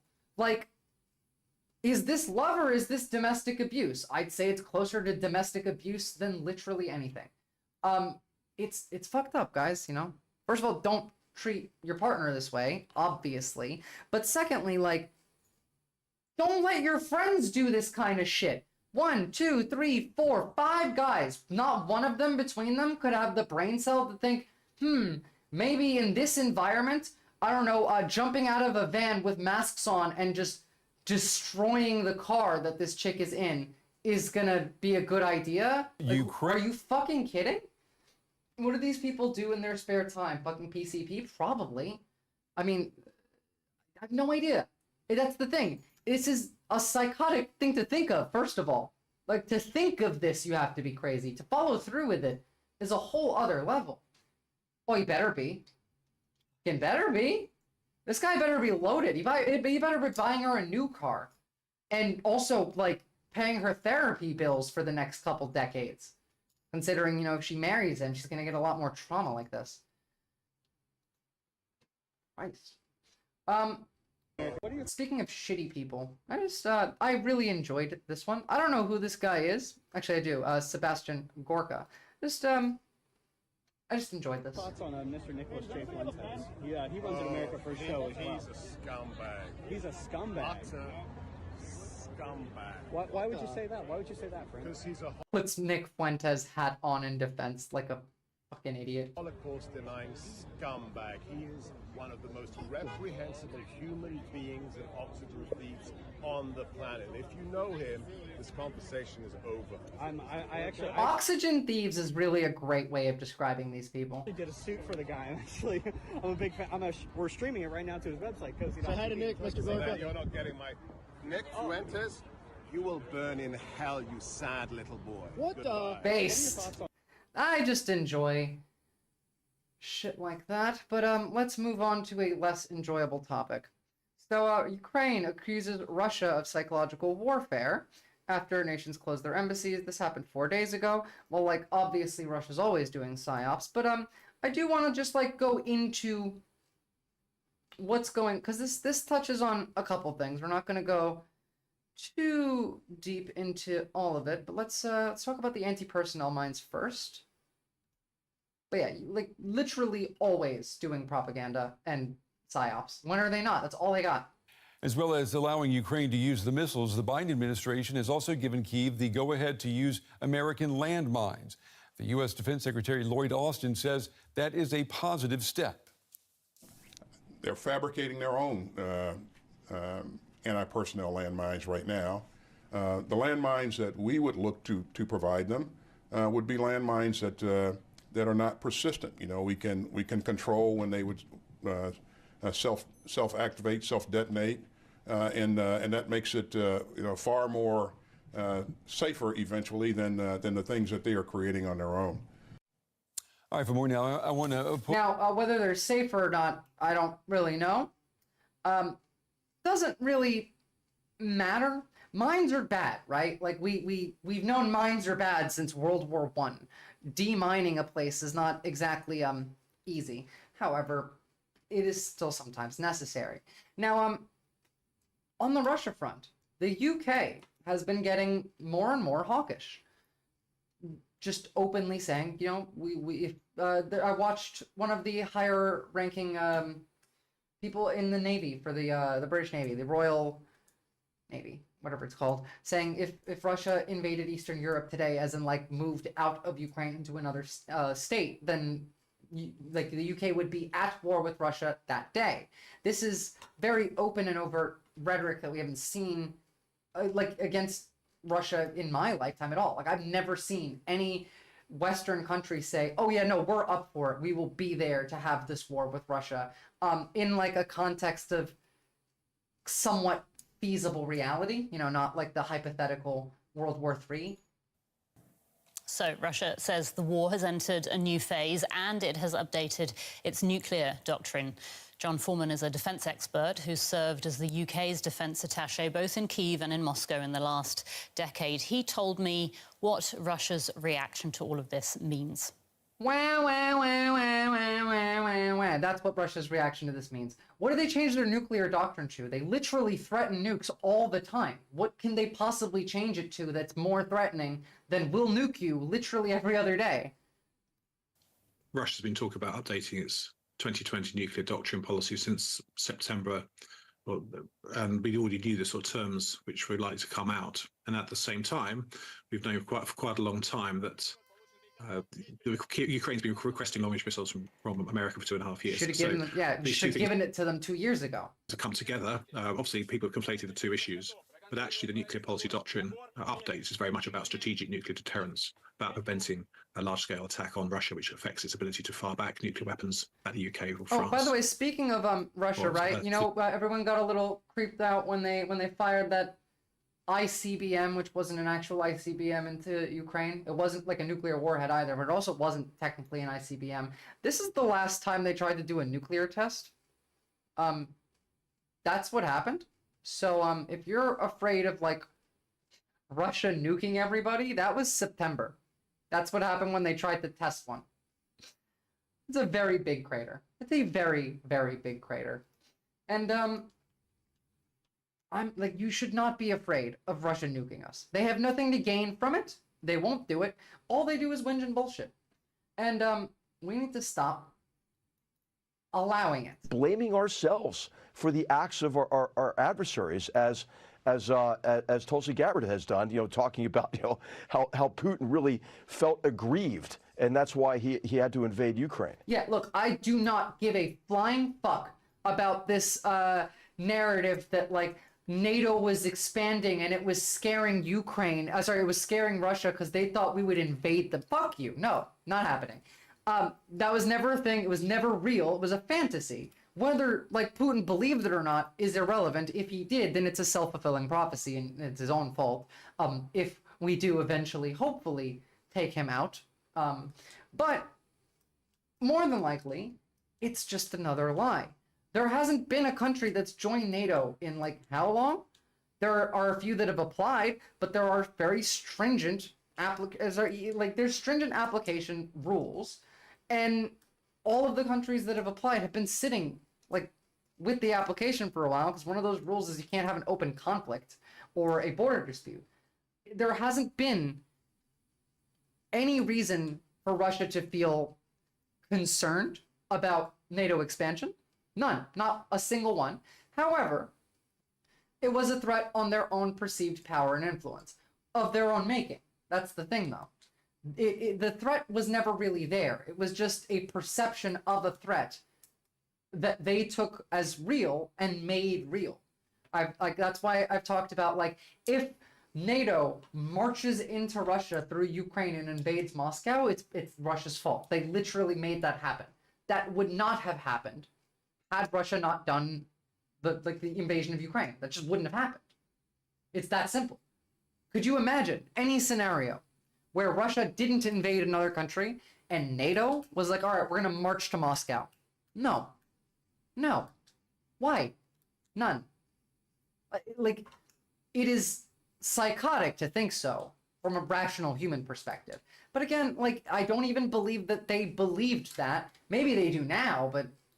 Right, that's a Russian talking point that she's repeated, and in direct. This is a Republican, by the way, a literal Republican. This was like in Trump's administration Republican. What U.S. intelligence has concluded. I also want to ask you what someone you. And this is what I can't understand, Margaret. Yeah. There's some people in the Republican Party these days who kind of tend to parrot Vladimir Putin's talking points.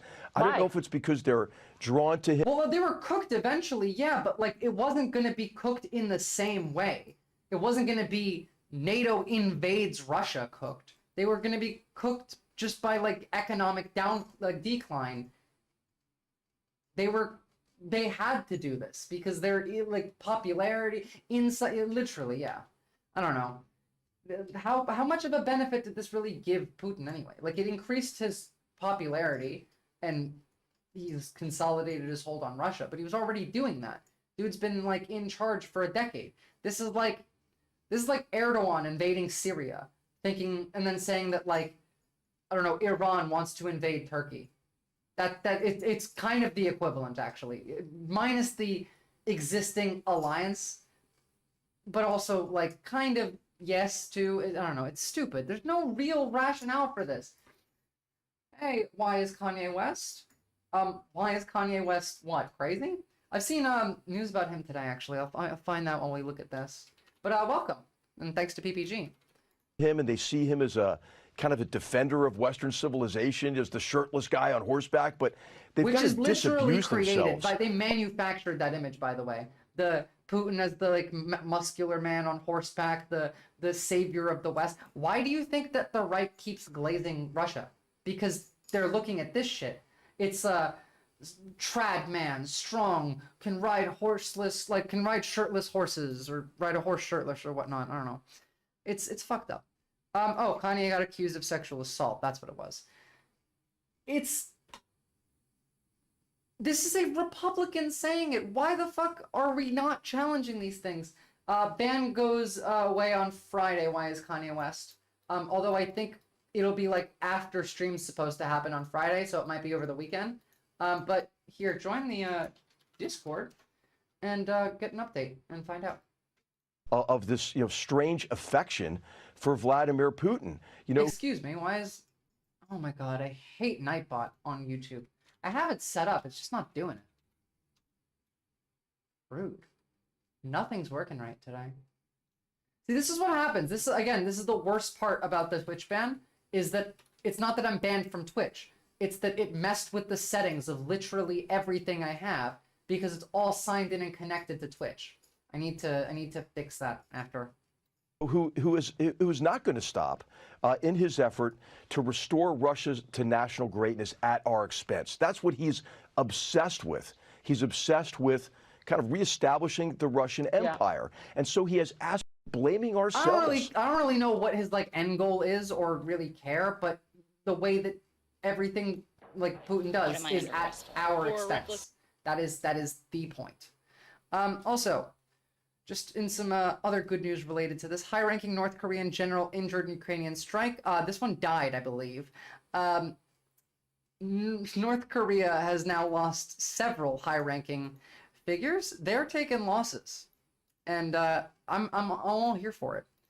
It was ridiculous to have North Korea come help Russia. I think that Russia should feel embarrassed by that, to be honest, just off the bat. But yeah, they're not even really doing well.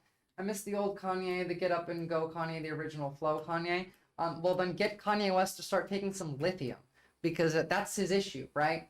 Is that he has untreated mental illness and he hangs around with grifters that take advantage of him, and he just kind of picks up their beliefs and language. He didn't start being Hitler until he started hanging out with like Milo and Nick Fuentes and Alex Jones and like the Hitler crowd. Just get him on lithium and go put him in like I don't know, like a room full of socialists, lock him in there for an hour. He'll come out as the new Marx or something. Actually, doesn't sound like the worst idea. Could be an experiment. Can we birth a Marx from Kanye West if we give him the right dose of lithium and trap him in a room with smart people to listen to for long enough? So this one's kind of fucked, guys. This is called Free Range Kids. This happened in Australia. Endangerment. And how was I recklessly endangering my child? Brittany Patterson never imagined that she could end up arrested for something like this. I was shocked, surprised, disbelief, couldn't really understand what was going on or why. They told me to put my hands behind my back, and then I had to ask to tell my children goodbye. Recently, the Georgia mother of fucking disgusting. for making national Wait, headlines. so this isn't America. This is just Australian news covering it. Oh my god. I thought this was like... I was like, this is American when we first pulled it up, but... Children, goodbye. Recently, the Georgia mother of 4 making national headlines. A Georgia mother is facing jail time because her nearly 11-year-old son walked into town by himself. As a result, she was arrested, fingerprints and mugshots taken. She says he was... Okay. I need y'all to understand that at that kid's age, I wasn't technically allowed out like very late at night, but like I would go 3 towns over on a bike. Are you fucking kidding me? This kid is like definitely old enough to walk into town unaccompanied without it being reckless endangerment. The helicopter parenting is really one of like the things that I hate the most about parents of the current day. We live in a safer time than any time in human history.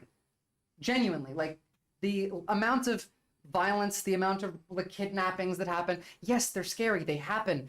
They're just not as frequent as they used to be, but we perceive them as more frequent because we see them on the news all the time. Now, I'm not saying don't be worried about that. Obviously, you should, I don't know, pay attention to what your kid's doing. You don't let your kid go wander off alone. But like, if they're going to town and they're that old, that's fine. This is like normal shit. Go back to normalcy, guys. What the fuck? You're gonna arrest the mother because the kid took a walk to town? If my parents got arrested for half the shit that I did at that kid's age, like my parents would have been in prison. This has to be a joke. Where your kid sneaks out of like the house at night and you're going to jail? And Kanye does need one night with me, but like on a lot of lithium. I could turn Kanye into Marx. Never in any danger. Taken into custody after her 10-year-old son left home by himself and was found walking alone in their small town of Mineral Bluff. It's a small town. Charged with reckless conduct, sparking a nationwide debate over what's right and wrong when it comes to a child's independence. Like, this is not New York City. This is not Los Angeles. This like literally is just like a Midwest town. Literally, the kid walked a mile away. This is fucked. Jesse, Comrade Yee.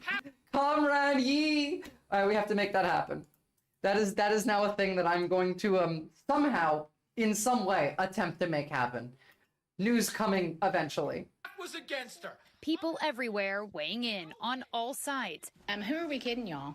I've probably let my kids do way worse things. Even on talk shows. I say please drop the charges for this mom. She doesn't deserve to be arrested for this. If any parent has read any of the Beverly Cleary books, I mean, I haven't, but like, there are many, many, many, many existing reasons to arrest parents for like child abuse. This is not one of them. We used to allow children some freedoms that we no longer allow them. And I don't think that's to their benefit or to ours. The crime was that she didn't know where her kid was for a little while because she'd left him at home. And to her surprise, he didn't stay home. It's just so... You know, like, in my lifetime, I was a very young child. Doesn't matter, though. But in my life, this is how everything worked. This was before, like, kids had cell phones. I didn't get a cell phone until I was in like 8th grade. How have we flipped so far so quickly? I don't understand. Literally, like in my lifetime, it was normal to not know where your kids are when they're outside because they didn't have a phone. Normal. And now you get make that arrested into a for this. crime is insane. It seems like everyone has a take on Patterson's case. How much freedom for a kid is too much? If we don't give our children opportunities to be more independent, they don't get to exercise those muscles and think of them as someone who is capable. Remember, this is supposed to be, small government party. The we don't want to fuck with your freedoms party. Being independent. According to the American Academy of Pediatrics, children are generally ready to walk alone safely without adult supervision at around 10 years old. Parents watching this story who are kind of thinking to themselves, what would I do in my own scenario? No parent always knows where their kid is, you know? And Depending on like where they're going to, I could see that number being like 9, maybe even 8 if they're just going like down the block to like a friend's house. I mean, I'd like look out and like make sure they're going the right way, no one around. Like, you can use your common sense. This is not only extreme, this is not only like, I don't know how this is not unconstitutional, but like, this is extreme. This is harmful to both the child and the parent and to society overall. And it's like confusing to me. I don't understand how we got here in the span of less than 29 years. It's not a crime that kids are human beings and sometimes make bad decisions, sometimes don't tell you where they are. That doesn't mean you're a bad parent. That means you're a human being with a fellow human being who's younger than you. Recently, the Surgeon General issuing an advisory about... I do think that point that she just made there is an excellent indicator of what the actual answer is. And we know this. It's that a lot of parents don't see their children as human beings. They see them as extensions of themselves and as property. And this parent did not. But the cop that did, maybe they did. Maybe they were like, why aren't you, look, tying this to this metaphor may not be the best metaphor, but it really does feel like, it's like slave catcher. It's like, your property was out and about and you weren't taking, like, you know, enough precaution to prevent that, so you're getting, you know, punished for this. It's what it feels like. This is not how parenting, and this is not how growing up as a child worked for like entirety of history. This is just in the last decade, maybe decade and a half. And by the way, like, you can see the direct effects of this, considering the kids that are 15 and under today are not all doing all that great mentally. You know, and obviously there's multiple factors that go into this, social media and misinformation and just media overall being large factors in this. But freedom, a lack of such, and I don't know, it would be a different feeling. It would be a feeling of, I'm trying to imagine myself in a home with my parents where they could get in trouble, like they could get arrested if I'm out in town and they don't know where I am. It creates its own anxiety in getting your family in trouble by doing. It's like someone with a green card, like a kid whose family has a green card, and if the kid does one illegal thing, the entire family is going to get deported. It's the same kind of feeling, but not as severe, is what would produce this. And now, after that, this mom got arrested, right? This kid is going to be forever traumatized by this and be afraid that anything that kid does from now on could result in, like, the end of the world, basically, in consequences that are so horrible that they might just not choose to do the thing that they would have. And that could result in a creation that was good for society no longer happening because of a fear response that was created in this child by essentially the state for no reason.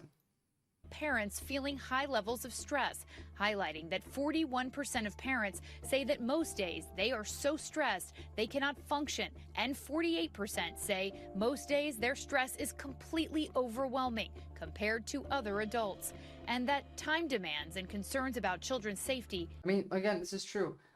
You saying that, like, non-wealthy families didn't let their kids out, like, to play and not know where they are, or was that to the second part of what I said, Flynn?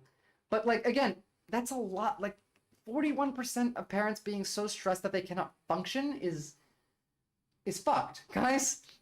Which is why we wanted paid family leave, you know, and also paid time off. It's gonna get fucked because, you know, now the schools aren't gonna function correctly either. A lot of these kids that are already teenagers are going to exhibit a lot of rebellion when they lose every ounce of freedom that they have, which is going to make these 41% of parents even more stressed. It's going to cause a lot more problems in families. We're going to see instances of domestic abuse and kids getting kicked out of home. I mean, like, all of this stuff happened the last Trump administration too. That's the thing.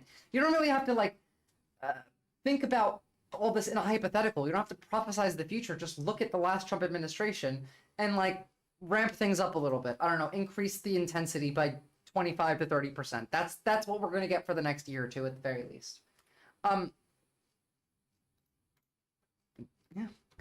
Can contribute. The Surgeon General just did this big study where he said that parents are really miserable. Well, of course, if you're expected to be with your child every single second, and parenting never had to be 24/7 until now. But I don't blame the parents. I blame this culture that talks endlessly about the impact of every parenting decision on every atom of their kids. You got to understand, like the bit of this that ties in is half of the country, from the moment they wake up to the moment they go to bed, their children are in danger. The state is going to mutilate and do surgery on your child. There are groomers everywhere. There are pedophiles everywhere. This is what they believe. No shit that they're all terrified, but it is spread far enough that it's now part of like the law and how it works. Other way around. So as in, it worked that way in wealthy families, that younger kids didn't get to, wealthy families would overprotect their children, and even today, richer the parents, the more overprotected they tend to be. This is true, exactly. Poorer families don't overprotect because they know that their kids can handle it. The parents that are overprotective of their children generally have not had to experience too much hardship themselves, so they're worried that their kids may not be able to deal with it when they absolutely likely could. But also, there's the concept of when you're rich, you think less of poorer people. So rich parents letting their kids out, in their mind, it's like, oh, well, there's a lot of poor people around. What about the homeless people that are around? Are they going to attack my child and try and rob them? You come up with all of these theories and then end up helicopter parenting your kid to their detriment, to yours, and to society's. Oops, I just realized I messed up my camera when I moved it earlier. If you are anxious, I guarantee your kid is catching it. If your kid is anxious, I guarantee that you are catching it. What happens is we pass that anxiety back and forth, and we start creating anxious patterns in our family that actually make anxiety worse. It was just a normal day for us. Brittany Patterson's ordeal began when she says she left home late October to bring one of her older kids to the doctor. Her younger son, Soren, who was nearly 11 at the time, stayed home. My dad is literally there. an 11-year-old kid fucked off and went to town while mom's taking the brother to the hospital or the doctor, and you get arrested for that. This is genuinely like remarkable. I could not imagine this in my head in like as a scenario of like, oh yeah, that's a thing that could happen. It feels stupid to think about. All the time, so there's always an adult in the home. And so off I went to go take my other son to his doctor's appointment. Sometime later that day, according to a Fannin County Sheriff's Office report, her son Soren, who has since turned 11, walked less than a mile into town to go to the Dollar General. There's a little tiny post office, little tiny fire station, a Baptist church, a gas station, and a Dollar General. Authorities discovered him walking alone. Me, when I was a year older than this kid, sneaking out of my parents' house out the window on the second floor in the middle of the night to go hang out with my friends. Like, are you kidding? Are you kidding? When I was 11 years old, I was out wandering the town, whether my parents knew it or not. The fact that anyone could get arrested for that is, I mean, think of a more present attack on your freedoms. You're going to get arrested because your 11-year-old walked to the dollar store a mile away. After how is the right not up in arms about this? This happened in Georgia, a state that voted red.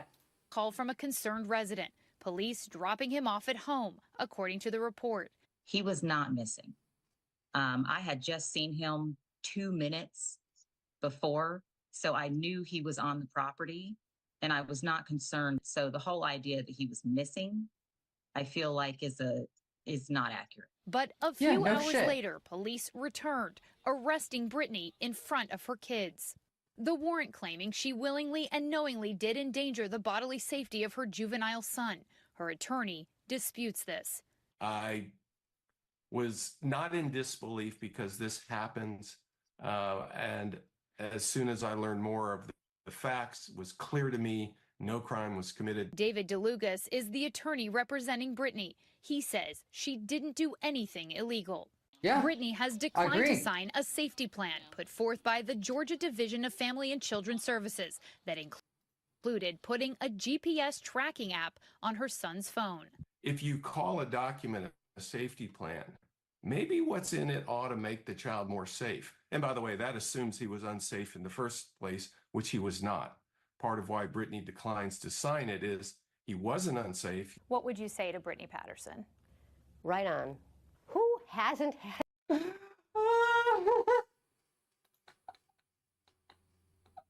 I love it. I really do. Gonna make it happen. Boys, we're getting Comrade Yi. We're getting it. One day. Just you wait. That experience. What parent in the world has not had some time when they thought their kid was one place and Oh, thank you for that, Stalin. That was excellent. That was actually excellent. All right, we can move on from this. Now, global climate talks in Azerbaijan appear. We've had climate talks that everyone walked out on. Is anyone surprised that we're going to do nothing about the climate? I'm not, but appear to be on the verge of collapse, with representatives from developing countries walking out of a meeting. The summit had been due to wrap up, but went into overtime as negotiators from nearly 200 countries tried to reach an agreement on a climate funding plan for the next decade. Wealthy countries had reportedly agreed to raise their funding offer to more than $450 billion by 2035. But poorer nations say that still falls far short of what's needed. Joining us now is Mona Mashahadi Rajabi, a researcher at the UTS Centre for Climate Risk and Resilience. Thank you so much for joining us. Mona, just tell us a bit more about this main sticking point between wealthier nations and poorer countries about how much is paid to this climate funding plan. Hello, thank you for inviting me. Actually, developing countries was expected to receive 1.3 billion trillion US dollars from this summit because the economic studies has shown that they need 2.3 trillion US dollars to combat climate change annually, and they were expecting to fund. That's a lot of. That's a quarter of the US budget, like annually. $1 trillion by themselves and receive $1.3 trillion through the fundings from the summit and developing countries. At the moment, the developed countries has agreed to pay $300 billion to developing countries, while they are it is far below what they were expecting to receive. And like $1 trillion below, yeah. You know why we're doing $1 trillion less? It's because Trump won. We don't care. Sorry. Drill, baby, drill, eh? And that it is not enough to meet their climate needs, combat climate change, and invest in the transition to net zero and reducing their dependence on fossil fuels. So at the moment, they have It's not. still insane to me, by the way. The United States doesn't run on clean energy and hasn't for like decades. Like, we could have done this decades ago. First of all, like, we've had hydropower for we've literally, like, the Hoover Dam. It's massive, yes, but also we've been building solar panels for decades. We've had wind farms for decades. We could have been. China now is the world's like largest exporter of solar panels. We could have done that, but we didn't. We didn't invest in the industry. We could have invested in that industry much earlier on and become a global leader with it, and then made a profit getting off of fossil fuels. We could have profited off of stopping the use of fossil fuels. But we didn't do that. You know why? It's the same reason that Republican economic policy is always bad. It focuses only on short-term gain at long-term cost. We could have made more money, but they wanted the money now. We could have helped more people, but they wanted money now. We could have made energy like bills cheaper all over the country. We could have gone full net zero by now. We could have done it, but they wanted money right now, not 5-10 years from now. And it's just that simple. Super Evil Corp decides higher profit margins over saving humanity from living hell on Earth and eventual extinction. True. Any agreement, although we know that the commitment that developed countries has made has increased. They were paying $100 billion annually, and now they are committed to pay 300 billion US dollars, which is equivalent to 450 Australian dollars annually. And still they think it is far below what they need, given that the problem is caused by developed countries through their. That's not necessarily true, because developing countries are also industrializing and also use quite a lot of it. You can't really blame developed versus underdeveloped countries, because developing countries are just doing what we did after us. They just didn't get to do it first. But it's not like, we haven't fixed anything. America, for example, has just gone the other way. But like other developed countries like Germany, they failed to do nuclear power because, they're Germany. I'm not really a big fan of the German government. They should be managing that. Actually, we are running on a large amount of solar now. Not for long, Flynn. Not for long. Just be glad it wasn't wind, because that would already be gone, because Trump really does think it harms the whales. But no, they'll get rid of it. They want you to use only fossil fuels. And yes, not even remotely enough.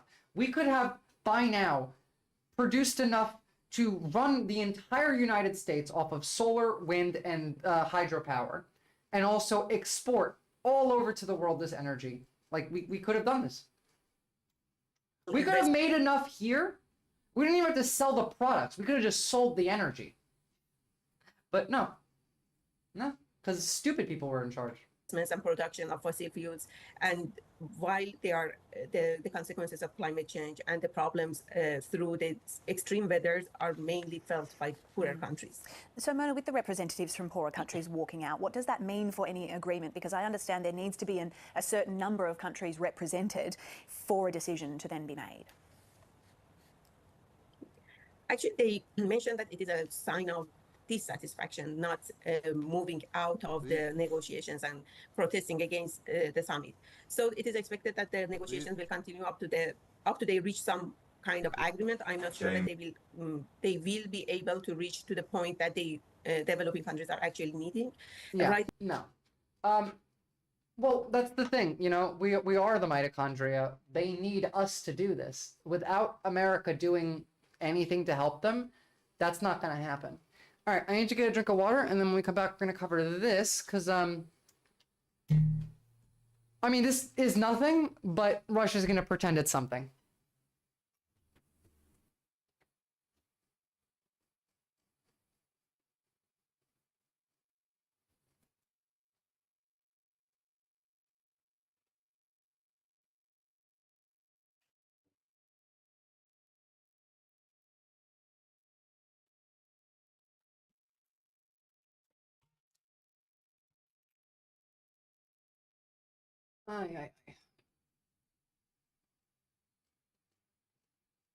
Almost done for the day, actually. And I'll look up white leaf after this, by the way. Thanks again for the link, Oxpecker. Alright, so Russians captured James Scott Anderson, a member of the British Army in the Kursk region. This is bullshit. Obviously, this account is a pro-Russia account. I believe actually they're a Nazi account, I think, from memory, but who knows. But this is the video that was released. James Scott Rees Anderson, 24th of May 2002. I was British Army before. 2019 to 2023. I really love how they just keep cutting in between. I am very curious to know what was being said in between these little cuts, but it came from Russia, so what you can expect. Now, by the way, this is what you can expect in America too, from Plus Truth Media, is they're just going to clip everything out of context. 22 Signal Regiment, just private. I was a signal man, so 1 Signal Brigade, 22 Signal Regiment, 252 Squadron. Okay, so when I left, got fired from my job, I applied on the International Legion webpage. I had just lost everything. I just lost my job. My dad was away in prison. I see it on the TV. It's a stupid idea. Flew to Krakow, Poland, from London, Luton, bus from there to... Hydropower harms the fish in that stream and lowers water access. Rivers going from China to South Asia are being drained by China damming them. This is true, but in the United States, we have already built these dams. There's rivers, or it's like the hydropower doesn't need to be built. We just have it already. And it's, from what I know, not all that harmful to the ecosystem in the way that it was built in the US, at least not comparing it to all of the other things in the country harming the ecosystem, like the runoff from pig farms and cattle farms and the like drilling, obviously, and also like the fact that we're dumping chemicals into all of the water and into the earth and everything's on fire. I don't know. I feel like right now the fish in that stream might be harmed by that, but I feel like it might be a better option than what we're doing now generally.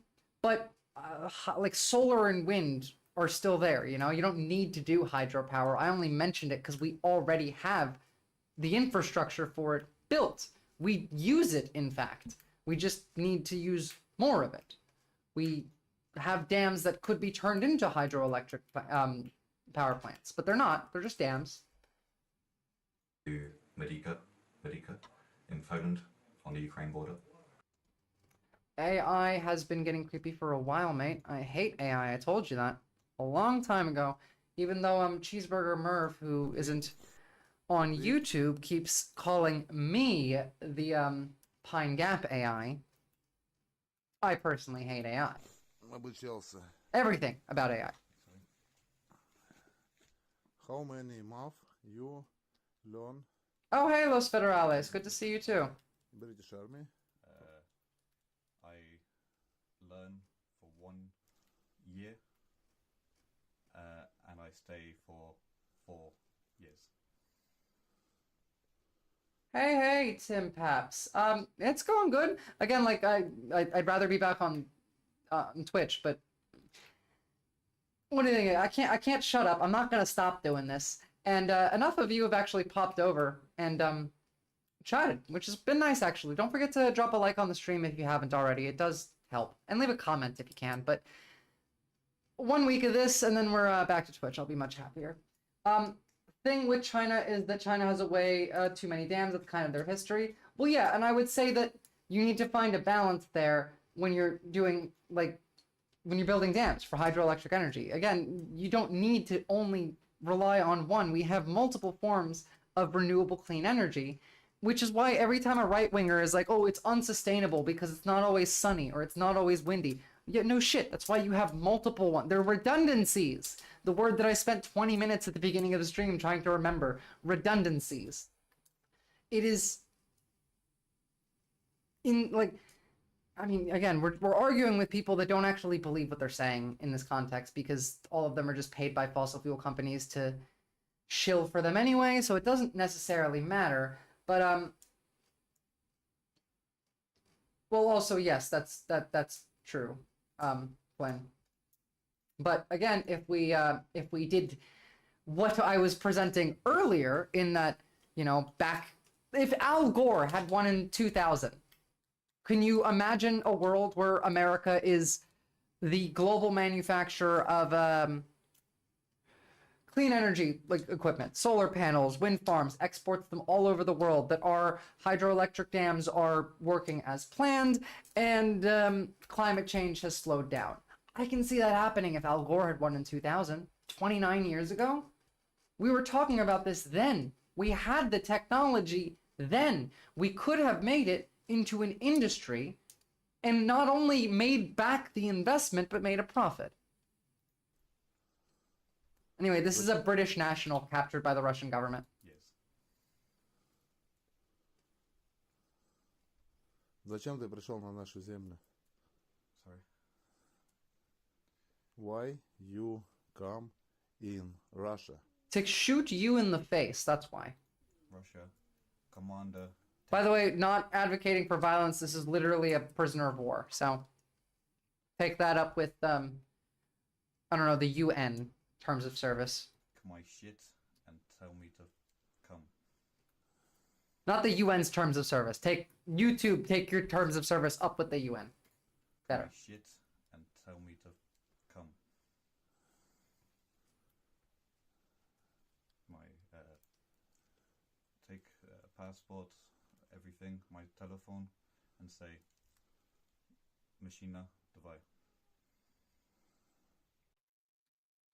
Yeah, so that's what I was gonna say, is, this is probably an up. I've seen how the Russians in the Kursk region act. There's a video I saw today that I would show you if I could. But I can tell you about it. It's literally a Ukrainian guy, middle of the road, Russian car driving towards him, flagging the car down because there's mines in the road. Like the Ukrainian is trying to stop the Russian soldiers from blowing themselves up. Hey, stop, stop, stop. Car just hits him, keeps going, blows up. This guy being, I don't know, not even remotely roughed up, doesn't look like he, you know, he doesn't even have a black eye, he's not bleeding anywhere.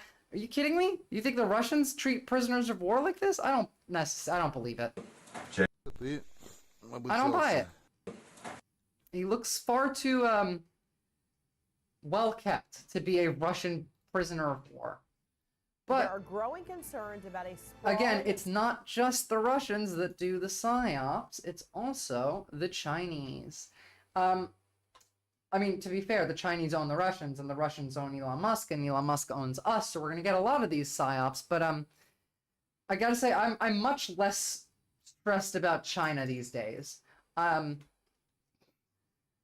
don't like the Chinese government, but at this point, they might actually like be a better, more functional, more stable, and better for like the people government than the U.S. government. You know, if you just took the Trump administration away and replaced it with the CCP, I actually think life might be better for the average American at this point. Which, like, is horrible, you know? Not to say that that's good, it's just they're that bad. Sophisticated Chinese hacking operation. U.S. Senate Intelligence Committee Chair Mark Warner going so far as to call it the worst telecom hack in the nation's history. People briefed on the matter tell CNN that Chinese hackers have been hacking, tracking phone calls, reading text messages. They've been doing this for a little while, by the way. Like, I pulled up a couple articles pre-election regarding this. In fact, I think this is how we got the J.D. Vance document, the one that the Trump administration themselves compiled of things that might hurt Trump's campaign because of J.D. Vance. It was either Iran or China, but one or the other. It is a low bar. You're not wrong. Listening to the conversations for some of the most senior figures in both the Democratic and Republican parties, even Donald Trump and J.D. Vance, were targeted. What remains unclear is exactly what intelligence was gathered during these hacks. I can think of quite a few things that they would want to gather. Stalin, the thing is with like a psyop, right? I try not to think about things as an op often. Like that is not the first thing that comes to my mind. And if the idea comes up that like this might be an op, I try and like exhaust all other options first. But if something just feels like an op right off the bat, trust the vibe. And that felt like an op right off the bat. We could live in Manchuria together in a nice, showy Chinese village. Well, actually, if you want to move, I know this isn't like related to the video, but this is related to what you said. You do have this option.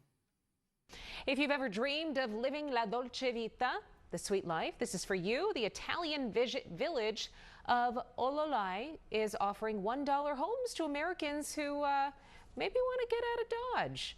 Ololai is on the island of Sardinia. It has been trying to persuade outsiders to move there after decades of depopulation. While anyone can apply, the village mayor says U.S. citizens will be favored over other applicants. Wow. That sounds like Italian DEI. What are you doing, Maloney? But no, I mean, you could theoretically, you know, if you wanted to fuck off, there you go. $1 villa in Italy. Fair, I might apply, honestly. I like that. So are we going to say arrivederci to the United States? We got to find somebody who can fix up these houses, right? I mean, look, they're old houses, right? But if you're fleeing fascism and you get to move here for $1, yeah, I'd buy it and I'd spend 10 years, 20 years fixing up the house. First off, I'm not in a fascist, well, I mean, to be fair, Italy is also falling to fascism, but not as bad as America is right now. But also, like, it's $1 home in the middle of like the countryside. That's worth it. If you're not like a little bitch. Me with my chronic health conditions and my chronic pain would still do this and fix up that house and live there. Japan also gives you free homes if you're willing to renovate them. True, but Japan also really doesn't like immigrants, and it's hard to get into Japan. I've talked about this being like kind of funny in that Japan has the same issue as South Korea in that their birth rate's declining because Japanese women don't generally want to sleep with Japanese men because Japanese men are like very much misogynist. And their population is aging. They're having issues. All they would need to do is just remove the immigration stuff. There would be literally a line, millions long, of Western weebs that are desperate to go to Japan and like find a Japanese girlfriend. Are you kidding me? They could fix it like this, but they don't. I looked at all those villas after all cost renovations. I was looking at 35 to 50K. You also have to give invite property. You can't rent it out. Well, yeah, you have to live there. You're getting invited to live there. But 35 to 50K is not that bad, actually. I mean, like, it's more money than I have. So, I couldn't do anything with it. But for a villa in an Italian village, plus, on top of that, I assume permanent residency and or Italian citizenship is not that bad at all. Just applying for Australian citizenship cost me $8,000. Just the application. Not even like the health checks and all of the documents and all of the like federal police checks and all of that. None of those are included. Just $8,000 for the application.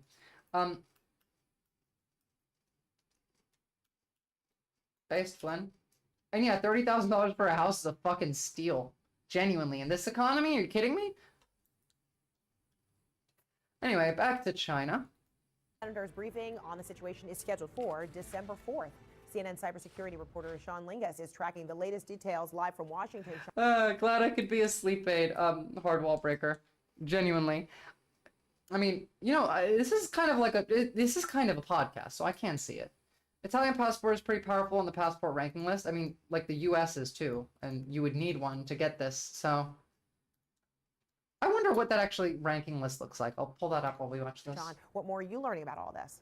Well, Frederica, this has been a 5-alarm fire since it started, since we learned about it several weeks ago. We've been chasing the story along with every other major outlet. But let's be honest, this is a feat of espionage that the U.S. government would be envious of.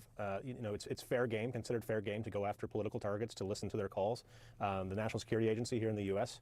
has done the same to other foreign leaders. However, the scope of this hack is really what is troubling U.S. officials. We're talking every major U.S. telecom provider that has been targeted, and they're going after, as you said, senior political figures. The incoming President-elect Donald Trump and his running mate J.D. Vance. We've also reported that Senator Chuck Schumer's office has been targeted. So they really are turning over every stone in an effort to try to listen to what senior U.S. officials are saying about policy, what might be changing in the incoming administration. One source I spoke to the other day compared it to as if the U.S. Had installed Huawei, the Chinese telecommunication giant, in all of our networks. And of course, U.S. officials don't trust Huawei, so that's a point to say that everything is compromised right now. Still very much a fluid situation. We are going to get more names.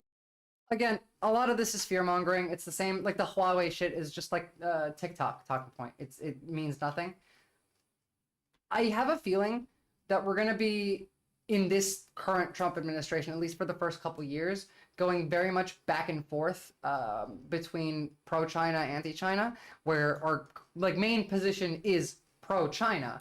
However, it's kind of like Trump's thing, go back and forth, put out so much bullshit that no one knows what's real and what's not. It's hard to pay attention. But I do think that we're leaning in China's favor overall. So people have been looking at this new bird flu virus and have been worried that that might become a pandemic. I don't necessarily think it's going to. I don't think we're there yet. And also, influenza is not, it's not COVID. It's different. We have systems in place for at least that. But the New York Times reports that the virus has spread to nearly 500 herds of cows in 15 states. Meanwhile, RFK really loves raw milk. So raw milk has been recalled in California because they found the bird flu in the cows in California. By the way, guys, I've talked about this before at length. Another benefit of lab-grown meat is that we don't have to deal with this. If you grow your meat in a lab, it can't get sick. You don't have to give it antibiotics. You don't have to give it all of these chemicals. You can just grow it. We already have the technology to create a steak, a literal, a T-bone steak that is indistinguishable from real to a professional chef. Why don't we just do this? Why, like, there's, again, it's the same thing as green energy back in the day. We could make this an industry that exports all over the world, make money from it. But short-term profits and obviously the power of the meat industry will prevent us from doing this. China will probably do this. Japan might do this. Another country is going to make billions, possibly trillions off lab-grown meat because we're whingy to do it. Whereas like red meat is like one of the only foods that is provably harmful to the average person. It's ridiculous. It's ridiculous. I mean, to be fair, all of the food has plastic in it, but I mean, red meat is provably harmful for your cholesterol, your heart, your if you're a guy, your sperm count. All of this is affected by red meat. Oh, well, cool. Thank you. Now I just remembered that you were Art actually, so good doing that. I had forgotten. Can we scale it to replace the real thing? Yes. Yes, we could.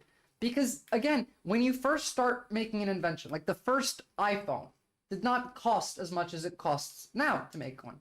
The more we do it, the more we like improve and become more efficient at it, the less it costs. This is how any new invention works. This could easily replace all like meat production, like within 5 years, 10 years maybe. All meat production in the US, realistically, 10 years is a reasonable timeline for that. Again, it's not difficult. It doesn't, it's just expensive for now. That's all it is. It's not bad for you. It's not bad to taste. You can't tell the difference.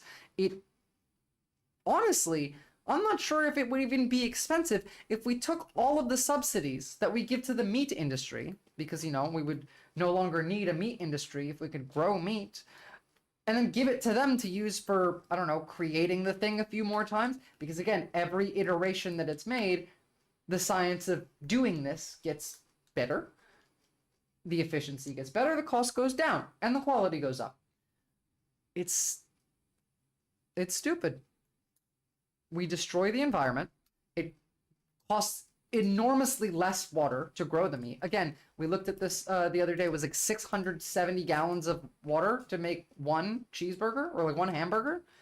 You wouldn't need that much water. That much water could create tens of thousands of those burgers if we grew it in a lab rather than had to use that water to feed to the cows and also feed to the feed that we're growing to feed to the cows. You know, we spend more land on the US growing food for cows than we do for growing crops for us.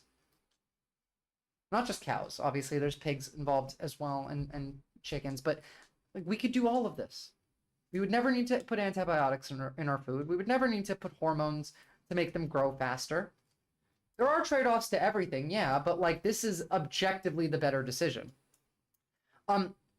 In a moment of disgust, I discovered Charlie Kirk wants to run for governor of Arizona. Mates. I want to start, though, with Charlie Kirk and Turning Point USA. They played a big role in Republican victories this year. Charlie Kirk has emerged as...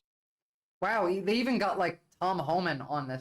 So this isn't just, like, an idea, obviously. This is a part of the plan. He did his job. He got the young people to vote for Trump, and now he gets rewarded with a governorship. He is young, you know, they're probably grooming him to be a president one day, which sounds awful. It sounds really, really, really, really awful. But it is what it is. Oh, I found this, by the way. I forgot to show you guys before. And also, yes, no cars, only ponies. I mean, to be fair, we don't need cars. We could just make cities that are like 15-minute cities to walk around in and add public transport. Even Republicans want to do it. They're talking about freedom cities, which are exactly the same thing. But this, by the way, is the transactions that Matt Gaetz had with multiple little girls. So this was Joel Greenberg. We saw him earlier in the original indictment. He was the one that would traffic the girls to Gaetz, and Gaetz would traffic them around. This is the net of all of the payments as of from 2020. Venmo transaction between all individuals as of 2020. Again, they're the party of Epstein. They're the Epstein party. We were going to look at passport rankings, right? I was curious about that one. Wow, okay. That does not look the way I thought it would. The top 10 list. Oh, that's because there's ties. Okay, that makes sense. So Singapore is actually the strongest passport. Interesting. Followed by Finland, France, Germany, Italy, Japan, South Korea. Wow, I thought America was way further up. Wow, we're below Australia now. Ooh. I remember America being like top of the list when I was younger. Jesus Christ.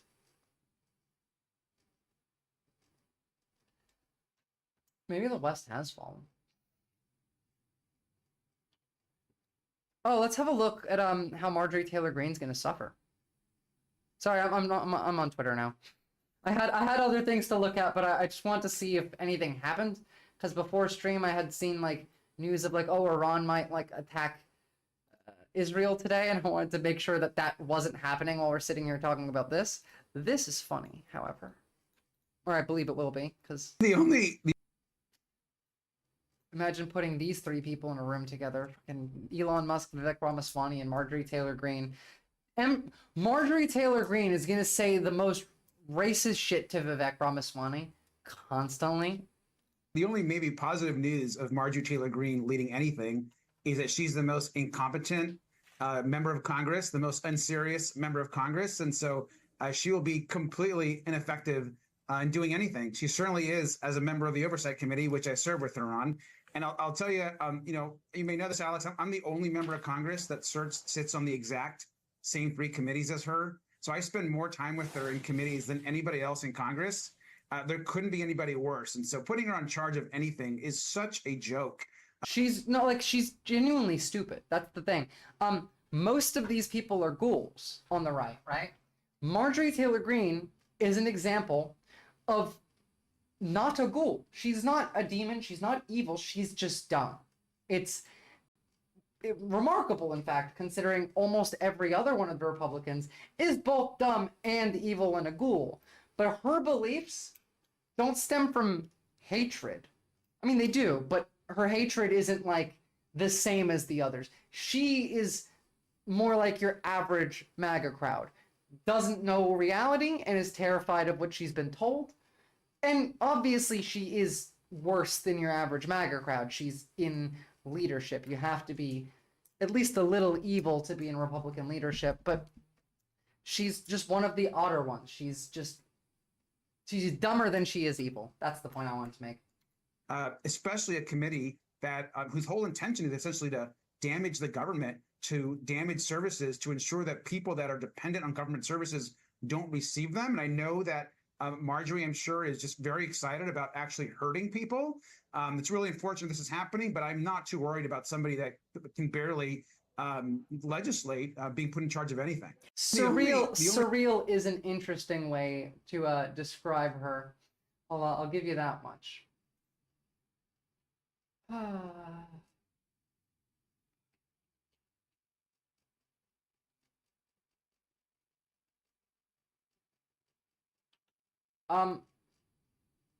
Excuse me? I hope I'm allowed to show this on screen and not get banned for it. I'm gonna do it anyway. If I get banned from YouTube as well, it's SDL's fault, because this is wild, all right? They are making me think gay thoughts. Tell us about them. Spare no detail. It helps in tracking the attacks. I saw a guy on a jog and I started thinking... The right is so mentally ill. They're just all sick gooners.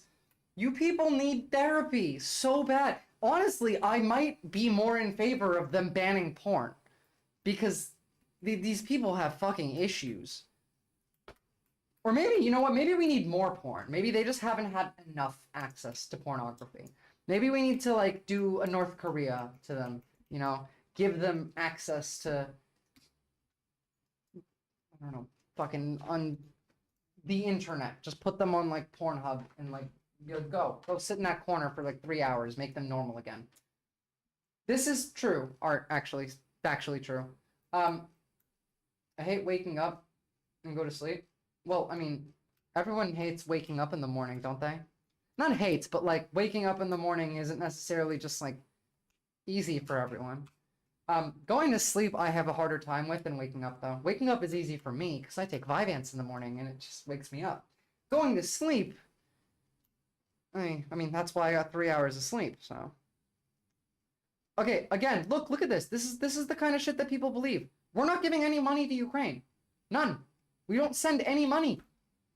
Not our money. The only time we ever sent money, like physical cash, to Ukraine was Russian money that we took from the Russians and gave to the Ukrainians as a loan. We send them old shit that we're about to retire. But again, truth doesn't matter. Reality doesn't matter. These people don't care. Yesterday, agents. Finally, I think this will be the last bit for today, just because I'm a bit tired and don't really have much lined up because it's been. I mean, we could sit here and listen to like pundits talk about all of the cabinet picks, and I'll leave that up to you guys. But it feels kind of boring to me. But let me know. Just like say yes if you want to listen to CNN talk about the entirety of the cabinet picks. But first, let's talk about Andrew Tate being hacked by queer hackers. From the Matrix launched an egregious attack on the most important website on the internet, a website called The Real World, formerly known as Andrew Tate's Hustlers University. Not only did this non-consensual penetration expose 14 gigabytes of data, like extremely valuable course content that will make you rich, but it happened again. And now I'm soaked. Lovely. What the fuck is up with that water bottle? The second it's out of the fridge. It's true, Marxism is theft factually. It also, like, leads to less pedophilia. Not even, like, you know, the bad kind of porn, like regular porn leads to less rape and less pedophilia. Porn is good for you. It's just like everything else in that it's good for you to an extent, and too much of it is now not good for you. Fucking covered in water. Hold on, give me a second. I need to go get a towel. I'm soaked.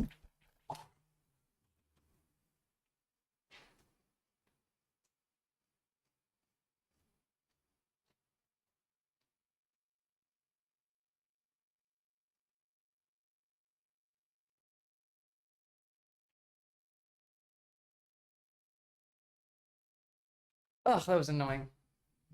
Anyway. Get back to this because I hadn't seen too much about it. Al Gore's Al Gore, not AI Gore, jeez.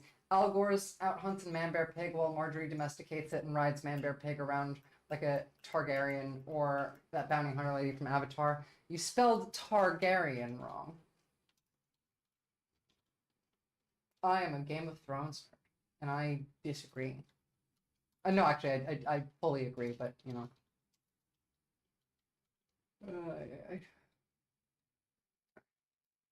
also leaked the usernames and emails of over 700,000 members, including the content. Wait, I haven't watched South Park much, but isn't Man Bear Pig like the cause of climate change in their lore? Just remembered that. But it also leaked the usernames and emails of over 700,000 members, including the contents of their public and private chat rooms. Ooh, so many of you are going to prison for sex crimes. Good. The website as hilariously insecure, and through my own private research, I was able to reverse engineer the tech stack, and you'll never guess which language allowed Top G's backdoor to be exposed. But the data leak is not even the worst part of this incident. It's what the attackers did in the chat room afterwards. It is November 24th, 2024, and you're watching the Code Report. I have degrees from Tech Lead Academy, Clever Programmer Bootcamp, and Hustlers University, but I still can't find a job. The tech job market is broken, so I'm thinking about starting a YouTube channel instead. At Hustlers University, they teach you that money making is a skill, and you learn that lesson very quickly when you pay $50 a month to join the program. When you realize you just got hustled out of $50, you then have all the knowledge you need to go and start your own. Man, like, again, this is why we need to teach logic and critical thinking skills from like 6th grade onward. You're paying $50 for a class to learn how to make money? Are you kidding me? Like, go look around you. There's literally lessons on how to work, make money everywhere. I'm going to, well, I mean, what? Art? The fuck are you talking about? That's what the super surreal joke was referencing. Ah, I see. Own university. This hack revealed 795,000 usernames and email addresses, and the website currently claims to have over 100,000 active members, which would bring in over $5 million per month in revenue. The data was published on DDoSsecrets.com, which is a nonprofit that analyzes hack. Marx would think it is a waste of time. He does not include it in his surplus labor. What exactly would he think is a waste of time? Like, what's that a reference to? Just out of curiosity. Oh, by the way, Marxism is theft. As of this week, I'm going to be spending one stream per week, just like reading Capital. So you might want to tune in. I think I'll do that either Wednesday or Thursday, but yeah. School? No, I don't think so. Marx would not think that school is a waste of time. Education is not, like, Marx is not anti-education. It's the way that school is designed is a waste of time, but I agree with that too. We need to fix the school system. It's not designed to create good outcomes. It's designed to create good laborers. It's not a waste of time in that it is a direct result of the bourgeoisie using their power to create a culture, a class of docile workers. But beyond this, this could be used to spread class consciousness, for example. With reading, Marx only saw education as learning about classes, not learning skill. You also have to remember that, like, Marx wrote this more than a century ago, and you can't directly apply the text to today. You can take ideas from the text. Most of it is still relevant, but the context in which it's written needs to be considered, and then that context needs to be applied to modern times. But also, it's not necessarily just, like, learning about classes is important, but learning skills should not be when Marx was writing Capital, we didn't have school the way that we do now, right? It didn't exist in this context. When did modern school start? Worldwide, beginning of the 19th century. So, like, literally at the point of it's hold on, I want to find it in the US. I want an actual date. Give me a date.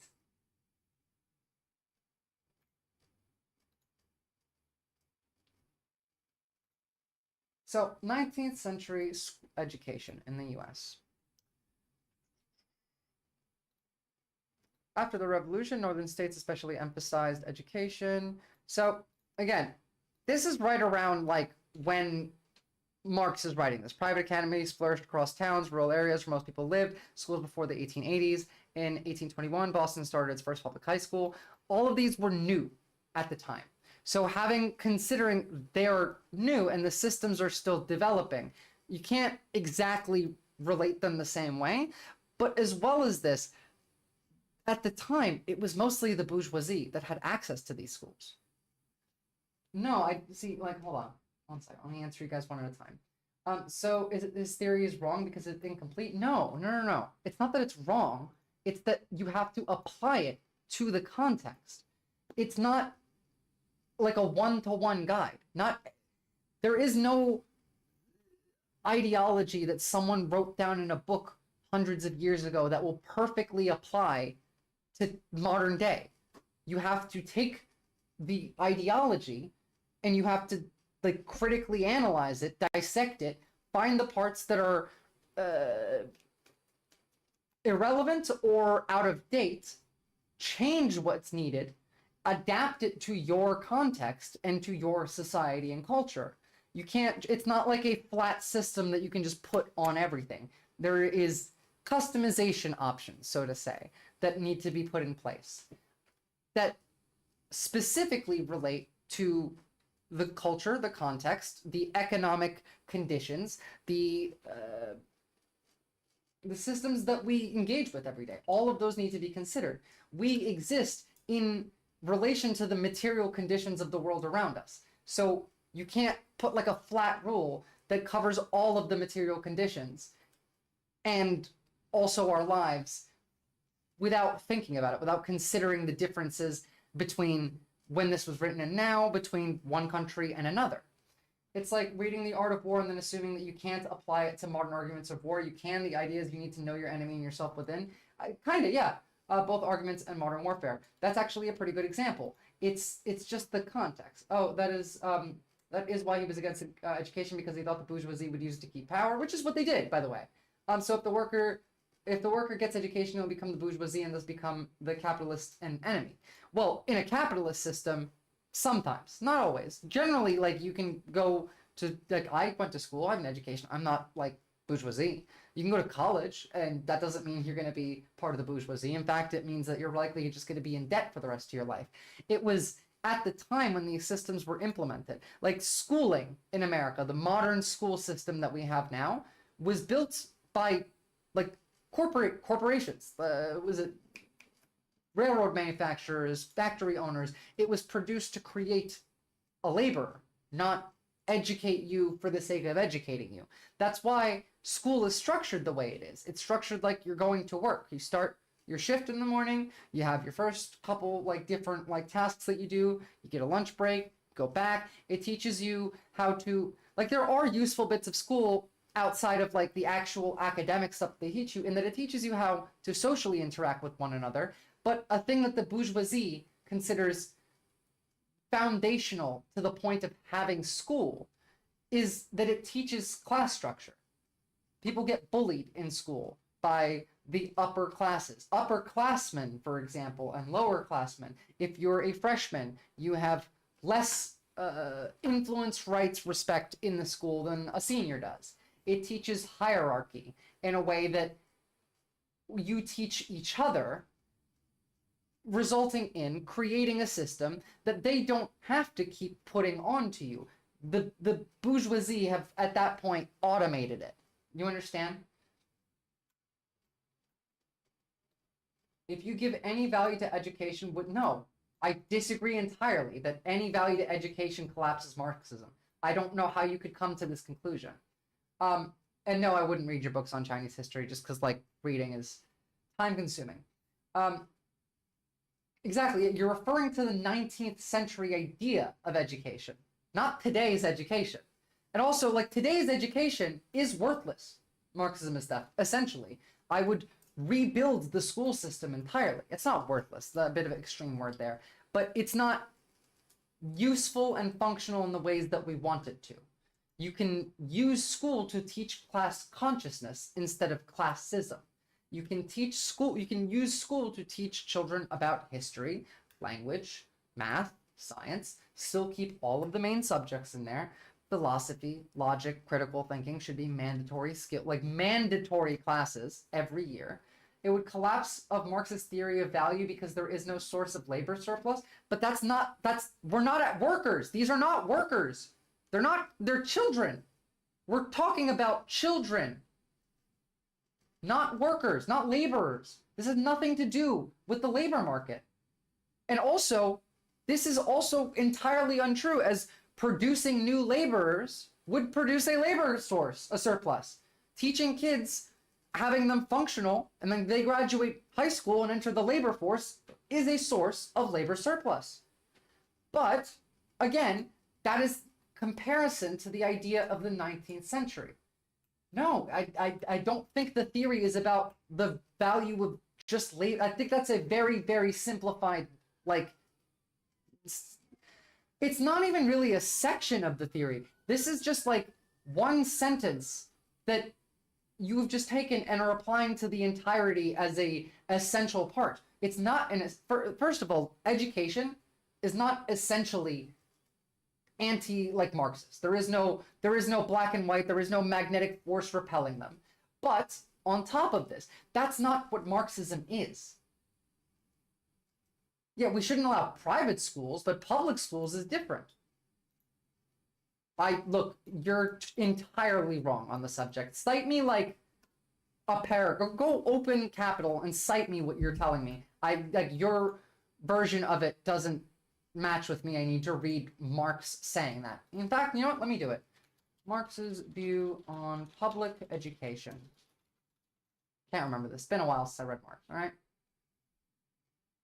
Now, generally, yes, Marxists view education as a tool for the ruling class to maintain capitalist domination of society. By producing passive workers and ensuring cultural reproduction of education is a powerful mechanism for ruling class control.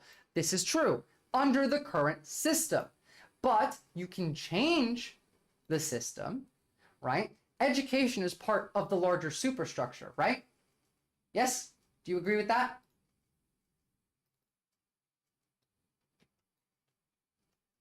First of all, just off the bat, not everything Marx says is correct. I don't agree with everything Marx says because I'm not a full-on just Marxist. I'm a libertarian socialist. But Marxists argue that education aims to legitimize and reproduce class inequalities by forming a subservient class and workforce. Again, this is part of the current system. Education is part of the superstructure. Now, if you produced an education system that doesn't do this, that doesn't legitimize and reproduce class inequalities, again, how does this do this? This teaches classism in school by telling you that your superiors are the kids. Oh, no, I'm literally unproving your point by showing your point. This is a reductionist way of viewing this. This is a looking at history and not applying the context of modern day. If you're going to not listen and keep talking and pretend that, like, I don't know, that your point's been made already, then I'm just going to ban you. Because you're not acting in good faith. You're literally not even letting me, like, make my point. Right now, yes, education is producing inequality. Marx would be against it. But that doesn't mean he's against the idea of education as a whole. He's against the system that is currently in place, you absolute buffoon. Education doesn't mean one thing. Education doesn't literally mean exactly what is in place now and no chance of changing it. The issue here, again, is that it aims to legitimize and reproduce class inequalities. Make it not do that by A, creating a system in which class consciousness is legitimized and reproduced, by forming a class structure that is classless, that all of the classes are in the same, on the same level. Also, education prepares children for the capitalist ruling class, the bourgeoisie, for positions of power. Yes, this is also true. We need to stop having private schools. Private education is the method that does this. Public education for all on an equal level is foundationally Marxist. And yes, we were watching a Fireship video, but I got distracted. And, like, genuinely, like, correct, Art. Like, that's kind of what's happening here. It is a functionalist view on education. For Marxist functionalist ideas, the education fosters equal opportunities for all, and that it is a fair system is a capitalist myth. It's perpetuated by the working class. I disagree with this bit. But, again, it depends on the type of fucking Marxism. Again, here, let me pull this up. I was going to go over this last stream, and I didn't get to it. I'm not going to get to it until next stream. But you guys are going to keep pissing me off until I do.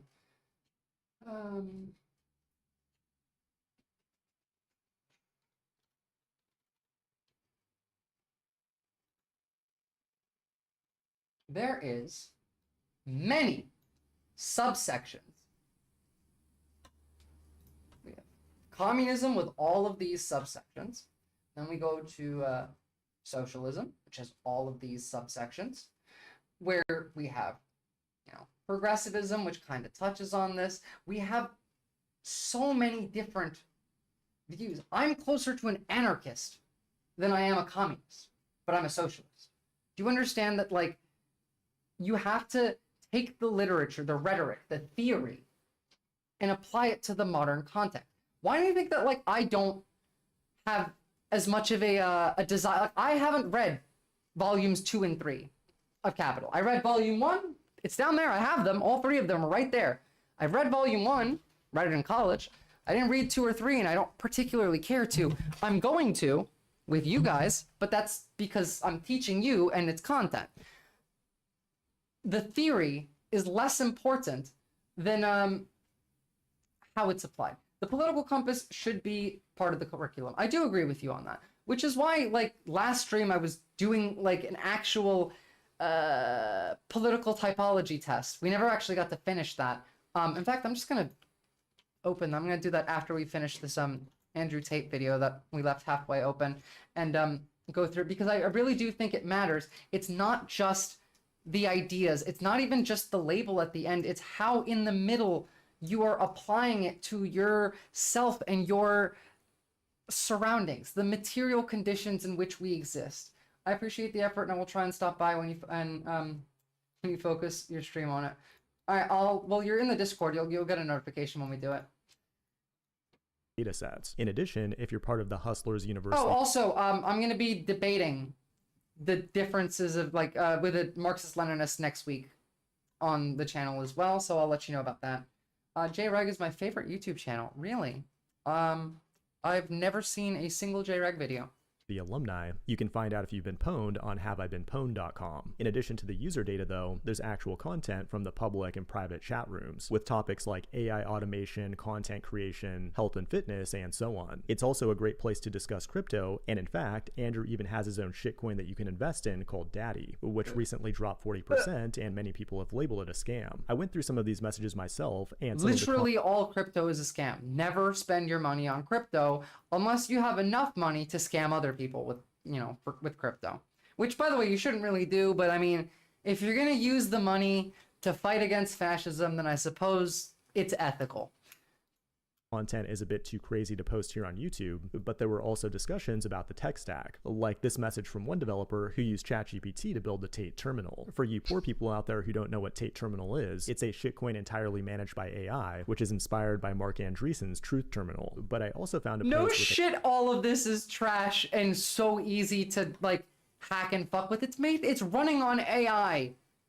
Again, goes to show you AI is useless. A job listing for a full stack developer. In that post, it says the stack is TypeScript, Tailwind CSS, WebSockets, and REST. In addition, it has a desktop wrapper and uses Capacitor for iOS and Android. Capacitor is a tool that allows you to take a crappy web app. This is beyond my understanding, by the way. If any of you techies are getting it, please explain. Then run it in a web view on iOS or Android to build an even crappier mobile app quickly. Now, on the main never mind, now I get it. they use Next.js, although that doesn't appear to be the case for the main application. The main website is bundled with Vite and includes React.js. What's more interesting though are these DNS prefetch links in the head of the document, which are likely where the backend services really are hosted. Do not understand this kind of stuff, so I'm just going to skip ahead a little bit to what they did. Open source TypeScript based chat to build Revolt Chat. Things get even weirder because you see a few years ago in 2022, the developer of Revolt, another open source chat platform, accused Tate of stealing a software by violating their AGPL license. And at the time, it was a small project developed by a teenager. All right, let's the thing get about here. the situation is what the hackers did to make their presence known. Really, made a 4-minute video, and in the last 30 seconds you mention it. Wow, thank you for the clickbait.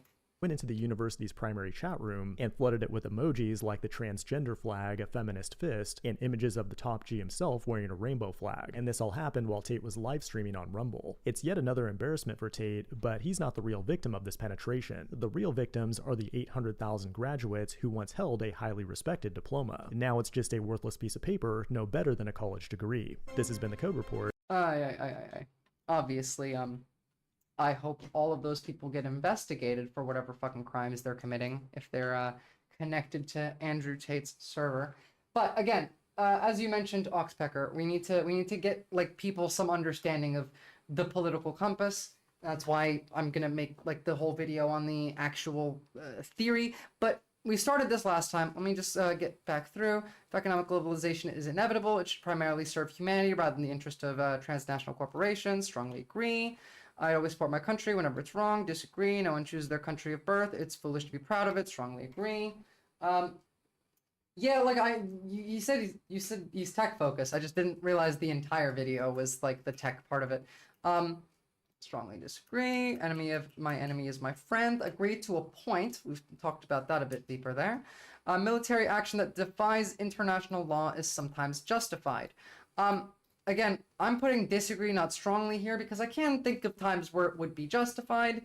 For example, to stop an even greater, stop a genocide. That would be military action that defies international law. That's sometimes justified. I would be on board with that. There's a varying fusion of information and entertainment. I disagree. I think that The fusion just spreads the message even further. People are ultimately divided more by class than by nationality. I strongly agree, whether they're aware of it or not. Like, most people think they're divided by nationality, but they're all divided by class. Controlling inflation is more important than controlling unemployment. I disagree. Fixing unemployment would also fix inflation. And, like, yes, it would make inflation slightly worse in the short term, but it would be a more efficient fix, a longer lasting fix, and better for the people, just worse for the rich. And also, in a socialist case, it would be more difficult for the state, but still better for the people for it to be done in this way. Corporations can't be trusted to voluntarily protect the environment. They require regulation. Strongly agree. From each according to his ability to each according to his own is a fundamentally good idea. I agree, but I don't necessarily think that this is the ideology that we should go on. It should be from each according to their ability to each according to their to each according to their desire. You shouldn't only function on need. We're not animals. We don't want to survive. We want to live. Web development too, the worst kind of tech. I mean, like, I was on Tumblr in 2010. I built a Tumblr page. I can write a little bit of HTML. I can mess with the code for my chat. You can just see by the fact that I still haven't managed to make it as clear as I would like it to be. Shows you that I'm not particularly good at coding. Fear of the market, fear of the people. Strongly disagree. It's a sad reflection on our society that something as basic as drinking water is now a bottled, branded consumer product. True. Land shouldn't be a commodity to be bought and sold. Strongly agree.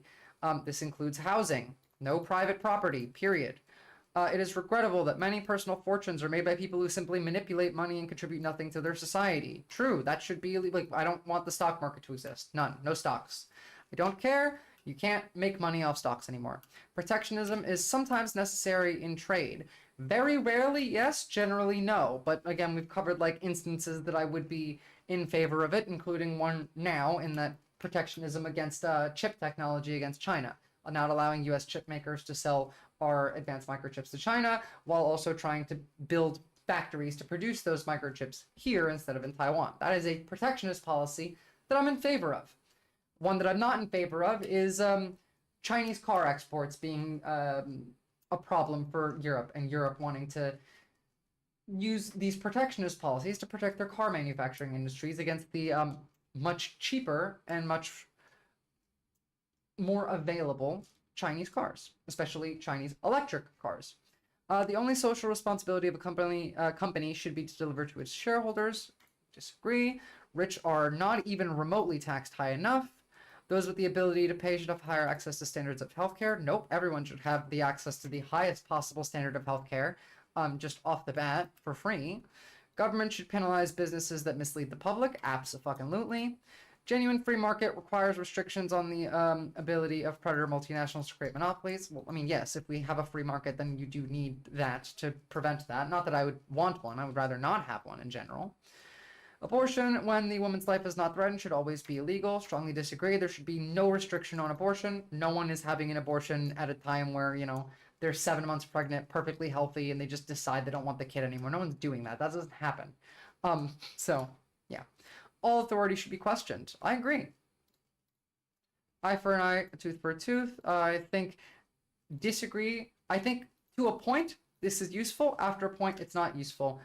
If you've heard of game theory, they did this study where they ran a bunch of simulations of different states, different countries, and how they would react back and forth to either something that was like a country being aggressive towards them or conciliatory towards them.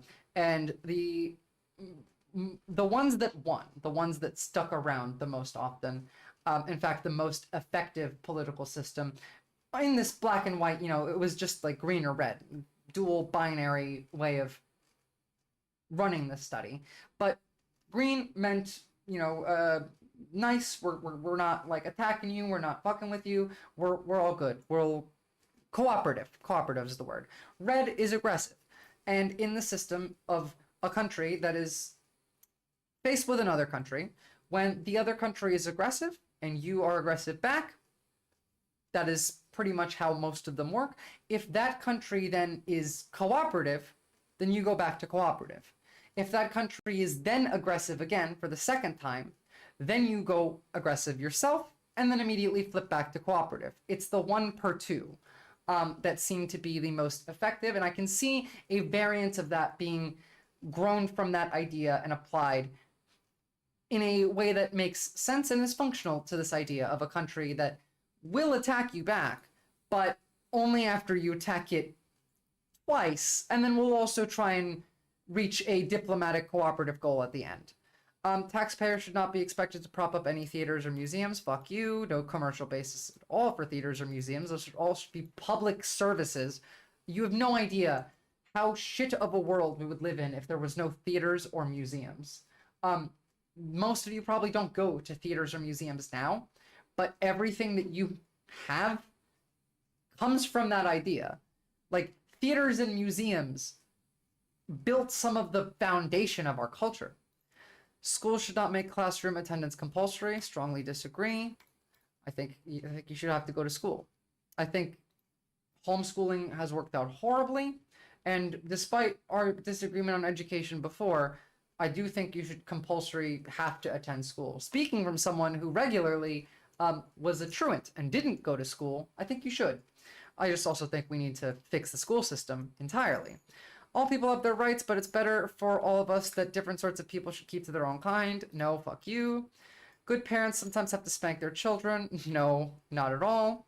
Spanking, by the way, hitting your kids is not good at all, ever. In any instance, this is not useful at all. This is just straight up abuse and actually develops more of the harmful thought processes that likely led to that to begin with. It's natural for children to keep some secrets from their parents. Absolutely agree. People need to understand that, like, kids are people. Even a 9-year-old is a person. I was talking to a mother not that long ago. As we were having a conversation, and I talked about the fact that I have autism, or I'm on the spectrum rather.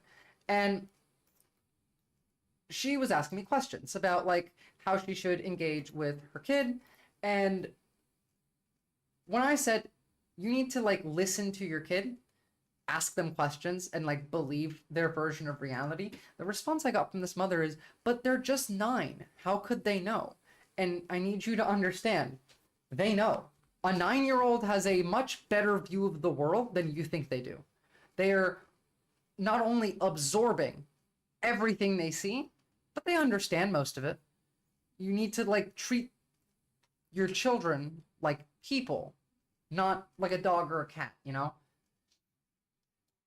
I've been having a heart attack due to school, not gonna lie. I think school would be better if they didn't have homework at all. Well, actually, I don't think they should have homework at all. I think homework is bullshit. I don't think it teaches you much of anything. I think there are specific examples in which homework can be useful, but for the most part, it doesn't do much of anything other than continue the repetition and get you into the mindset of forever working.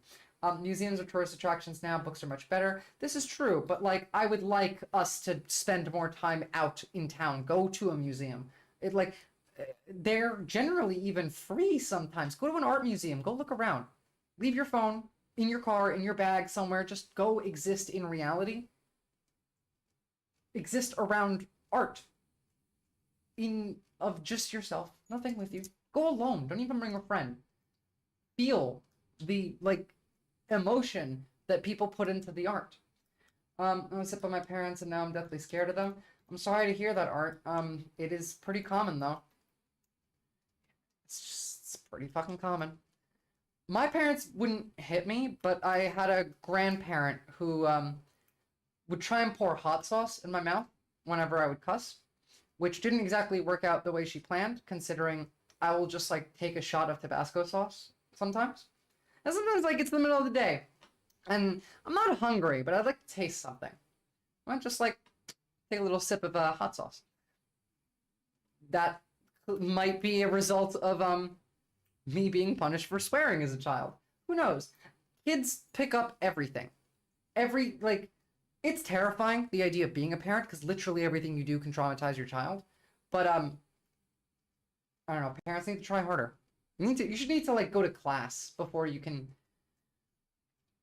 We need a class about raising children. that like you can just take for free as a parent. Like government sponsored, like you don't need to take it. You should be very, very, very, very highly incentivized to, though, of like good parenting skills for anyone that's about to be a parent. Subsidize those classes right the fuck now. Possessing marijuana for personal use should not be a criminal offense. Strongly agree. I don't think, you know, possessing any drug for personal use should be a criminal offense. I don't necessarily think all the drugs are good, but, you know, I do believe in liberty and personal freedom. Education should mostly be reading. That should be most of life too. I think it should be mostly reading and discussion. I think there needs to be the discussion aspect of it. There needs to be the talking back and forth, the disagreements, the critical analysis. That's what school should mostly be. I don't, like, homework doesn't do anything. You can do schoolwork, that's fine, but the point of it should not be do it and retain the information. It should be do it to discuss with the rest of the class and the teacher. And the teacher really shouldn't even have to, like, after the first couple classes, this should kind of go on its own. It should end up being like a small, almost like a UN, you know, like just seats of students, all with their own opinions, discussing the answer to whatever they were considering, whether it be art, history, English, math. And like math is a little different because math is measurable, you know, it's not ideology based. And that's fine. But again, it's still like discussion is important. Math was my worst subject in school. Not because I'm bad at math. I understand math. I just, like, the teacher, the way that they explained it to me, was not great. But when I talked about it with my peers, I understood it. We need to incentivize school to work better, to work for the kids. And by incentivize, I mean, like, we need to take over the government and remove the people in power and then rebuild the Department of Education after they dismantle it. You would die if you had to have hot sauce in your mouth. Okay, hot sauce or soap? Pick one, guys. Which would you rather have shoved into your mouth as a punishment for swearing? The government does that for adoptive parents and parents who are abusive to their natural children. I think you should just have that class available to all parents, Flynn. Like, generally, prospective parents even. You don't even have to be a parent. You don't have to be pregnant. You could just be like, I want a kid. I want to take this class. In uni, they focus massively on that kind of learning process and teach future teachers to stay away from that outdated learning style. And well, that's because this is what works. Which, by the way, good to hear, because Australia's education system isn't exactly great either. We're kind of already where America wants to go, in that public education is trash, and if you want a decent school for your kid, you have to go to private school, and almost all the private schools are Christian private schools. That's Australia. That's what they're going to do in America, so have fun with that. But at least they're learning, Timothy. That's the thing. Like, you don't learn if you're just writing stuff down over and over. If this was a test, like a school test, and you got 100%, you got all the answers right, are you going to remember all the answers? No. But if you had a 40-minute discussion with, I don't know, your classmate about whether or not it's natural for children to keep secrets from their parents, you're going to remember that, aren't you? My parents weren't horrible enough to make me have liquid soap in my mouth. They just put a bar of soap in my mouth. I literally never even considered the liquid. I always thought of the bar, but the liquid makes more sense. As someone who has tried hot sauce and soap, I'd rather have the hot sauce than the soap. I mean, that's the correct answer, because, you know, hot sauce is edible and soap isn't. But again, that's child abuse. I hope you know that, right? Like, I disagree with me all you want, but putting soap or hot sauce or whatever in your child's mouth for cursing is child abuse. It is. You're causing them discomfort or pain by force as a punishment for an action that they did that you disliked. That's not just punishment, that's abuse. There's a difference. Again, I think we need parenting classes subsidized by the government that are available to literally anybody who wants to take them. The prime function of schooling should be equip the future generation to find jobs. Now, this is how the system currently works. This is how we need to dismantle this. And the prime function of schooling should be equip the future generations to find happy, fulfilling lives. Should be the end of that. Instead of jobs, happy, fulfilling lives. The issue with the US, they take it too far and lower requirements to let more kids pass. Can you cite me an example of that, Poetry Flynn? Also, we do that exact thing here in Australia as well, specifically when it comes to like immigrants, because education tourism is a big part of our industry. A lot of people just come to Australia to go to uni here. And it was kind of a scandal. There were people graduating from uni here that didn't speak English, that took courses that would require them to know English. It wasn't like they were, you know, just like taking a course that didn't really need them to learn all that. Like, it's a problem here. And it's, again, not a problem with the government or really education. It's an industry thing. It's a money thing, capitalism issue. Australia economically runs in the dumbest way that I can think of. If you gave me like the reins of Australia's economy for like 2 months, it would not, I cannot explain to you how absolutely psychotic the way our government is run sometimes here. What about making your kids eat vegetables or making your kids eat spicy food? Making your kids eat vegetables, important. Although making them can mean two different, like you can just like make food that has vegetables in it and taste good. And just not tell your kids that there's vegetables in it. That's a way to do it. I'm okay with like lying to your kids about giving them vegetables. Well, sorry, not giving them vegetables when you're giving them vegetables. That one's fine. Spicy food, not necessarily. I think like trying to convince your kid to try spicy food and explain to them that like it might be really spicy now, but like the more you eat it, the more tolerance you'll build up. And a lot of food is spicy, so you'll probably kind of want that. That stuff's normal. Making them do it, that's abuse. But with vegetables, no. It's all about how you go about it, you know? It's like if you made your kid like sit at the table and you're like, okay, until you finish your broccoli, you're not allowed to get up from the table. That's abusive. If you don't finish like your vegetables, like you're not getting the rest of your dinner. That's abusive. If you like want your kids to actually do something that you want them to do, how you tell them to do it, how you engage with them, has a very, very large impact on A, whether they're going to do it or not, and B, how they're going to feel when they're trying to do it. You should not be forcing your children to do anything. You should be helping them do the thing. You should be teaching them how to do the thing. It's like a silly concept. I cried every time they put soap in my mouth, and I'm really sorry, man. That is awful. Like, that's genuinely awful.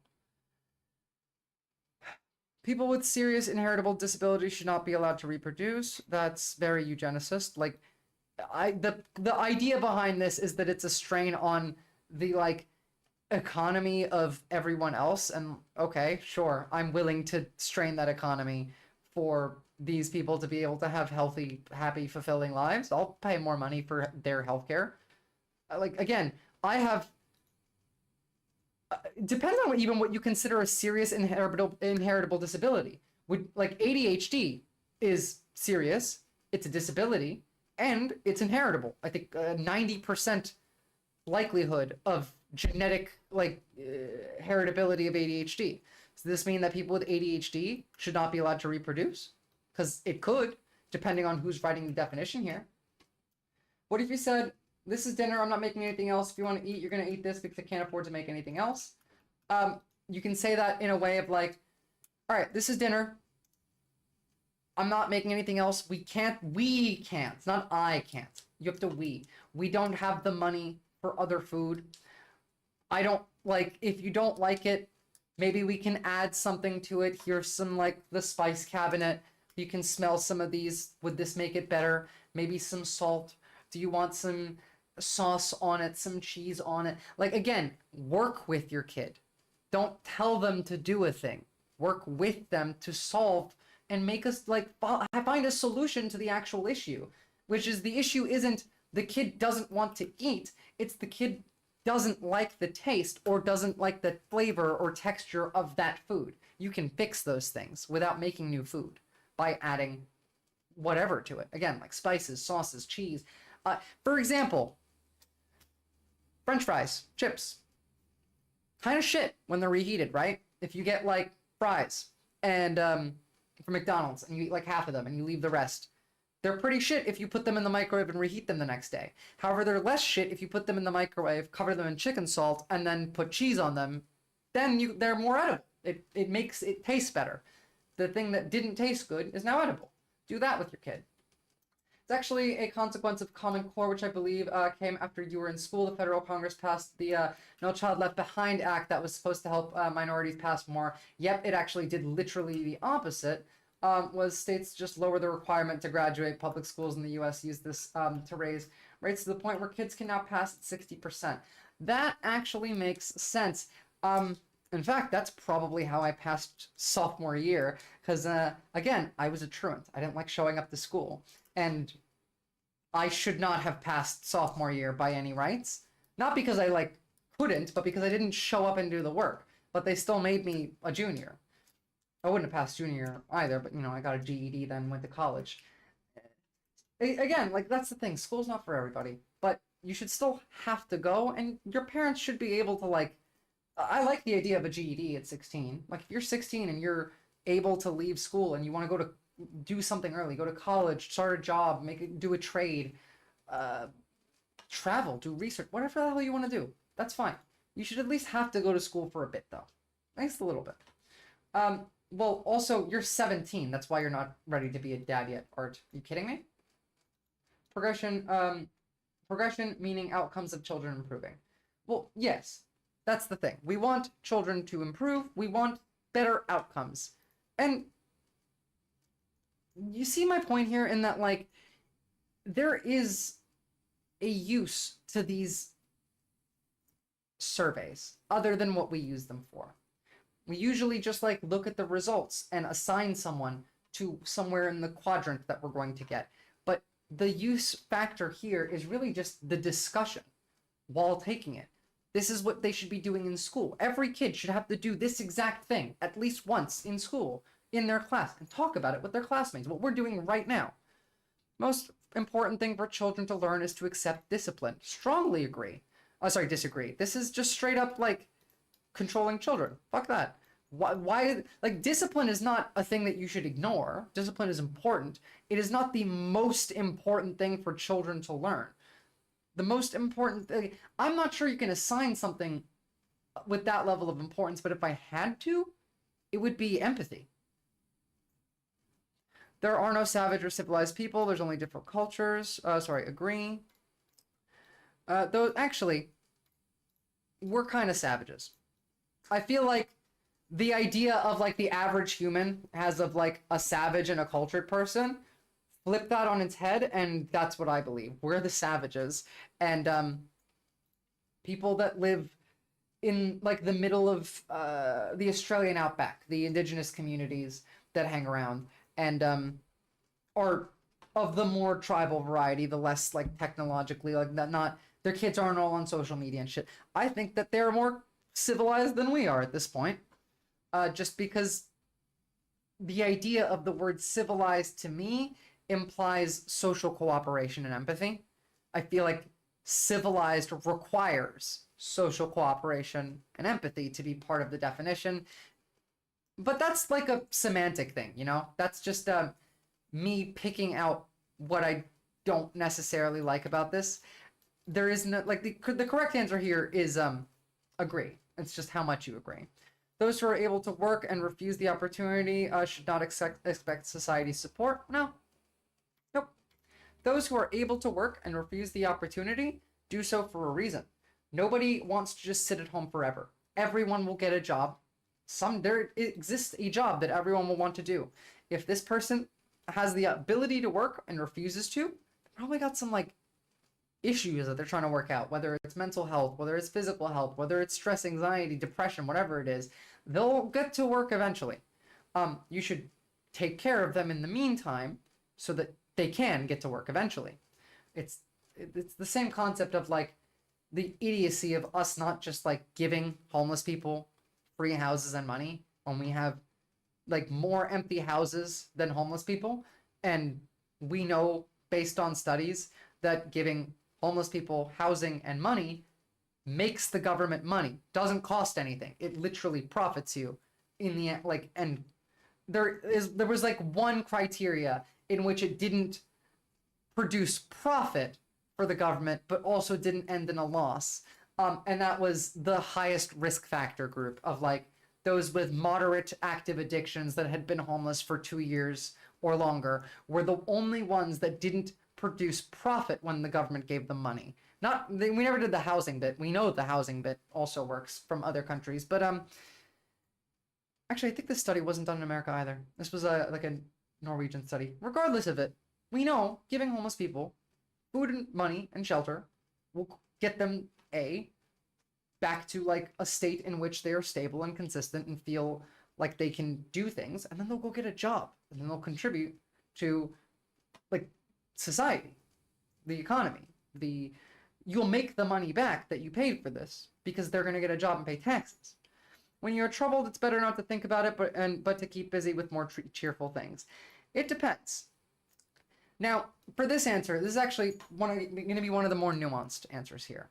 If you're like depressed, troubled, like you can't get out of bed, you want to cry, then yes, it is better to like try and keep busy, find an activity to do. Although if you're just like stressing about something or you're anxious, sitting there and feeling that feeling is not a bad thing. Feeling uncomfortable and not doing anything about it is a skill. It's a skill that all of you should try and develop, by the way, because it's not innate, it's taught, and it's not taught to you in school. Well, then practice, Art. You have to practice.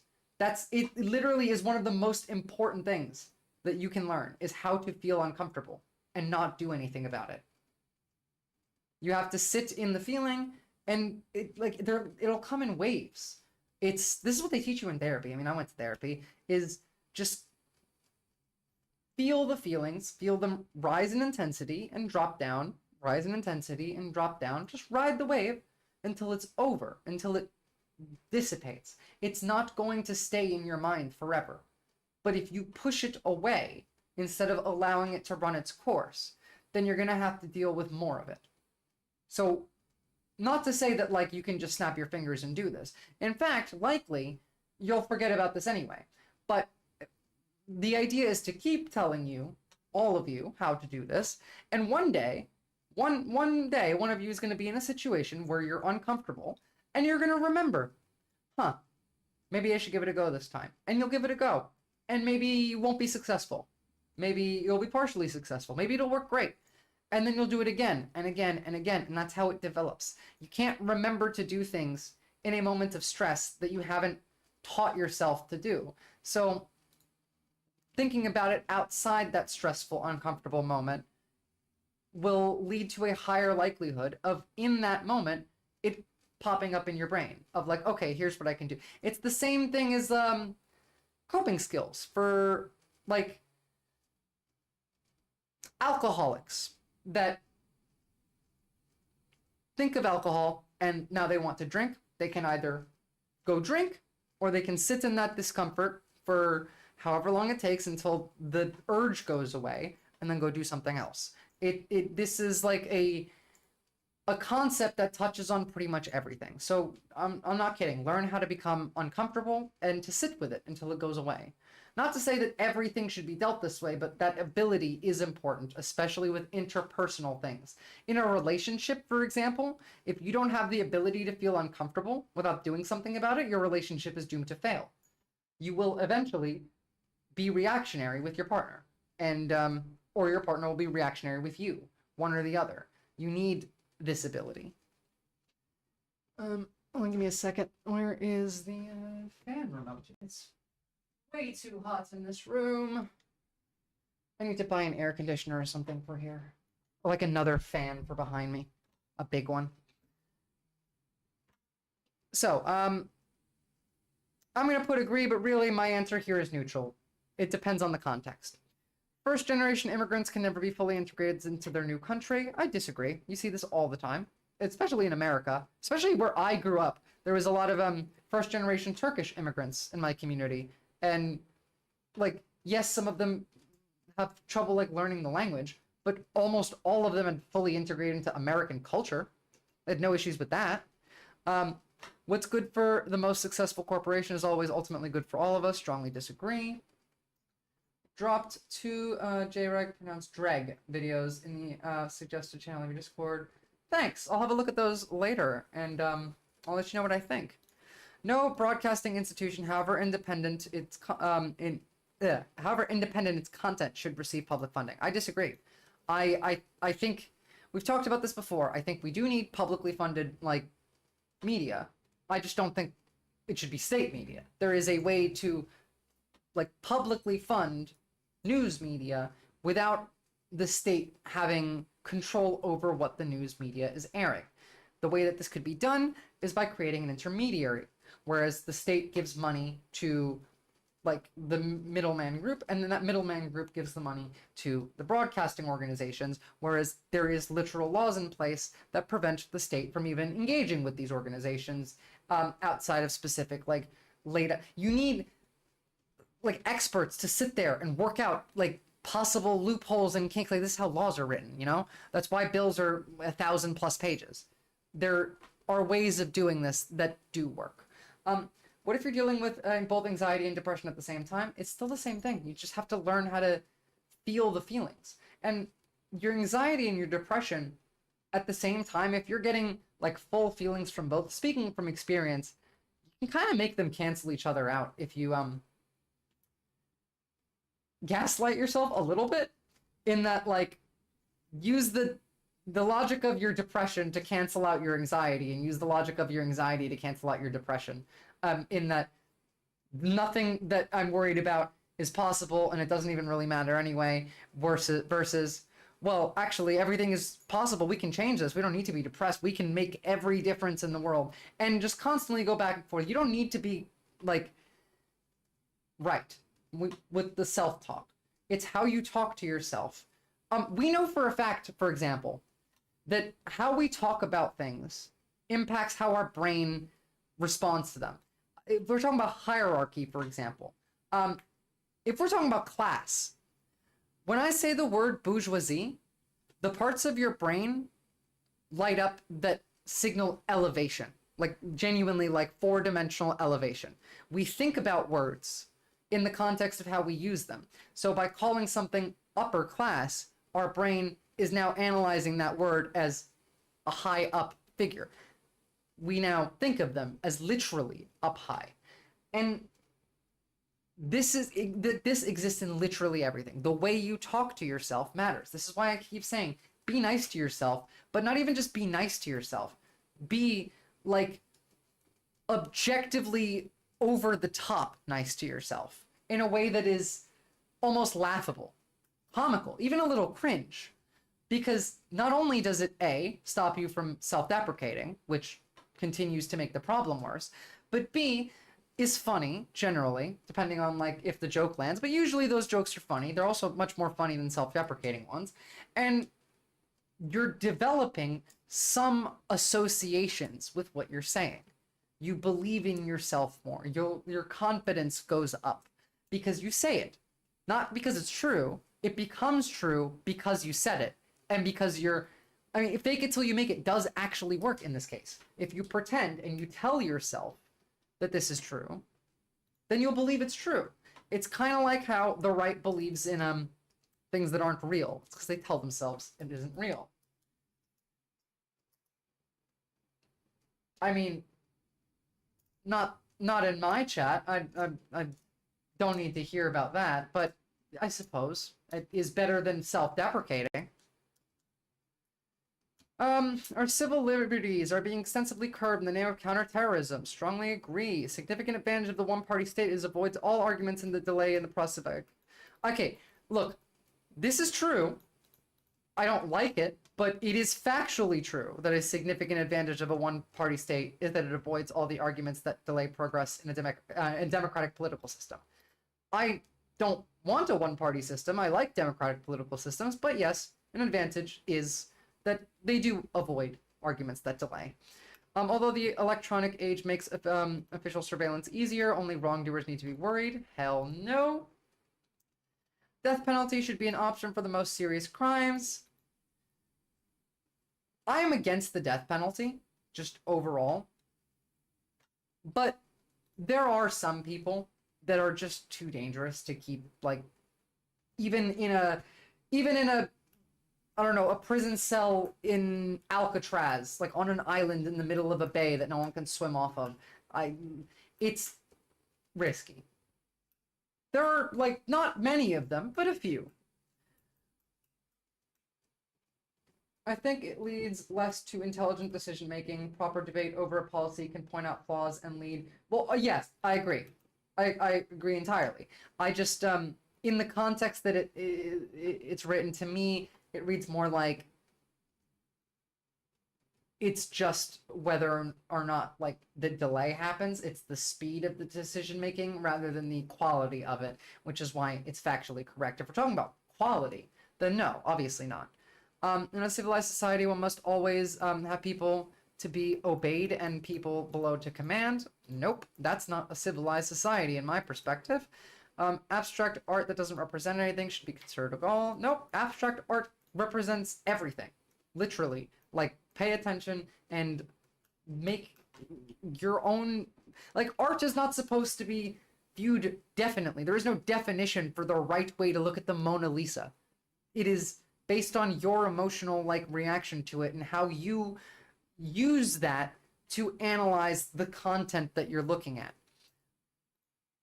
In criminal justice, punishment should be more important than rehabilitation.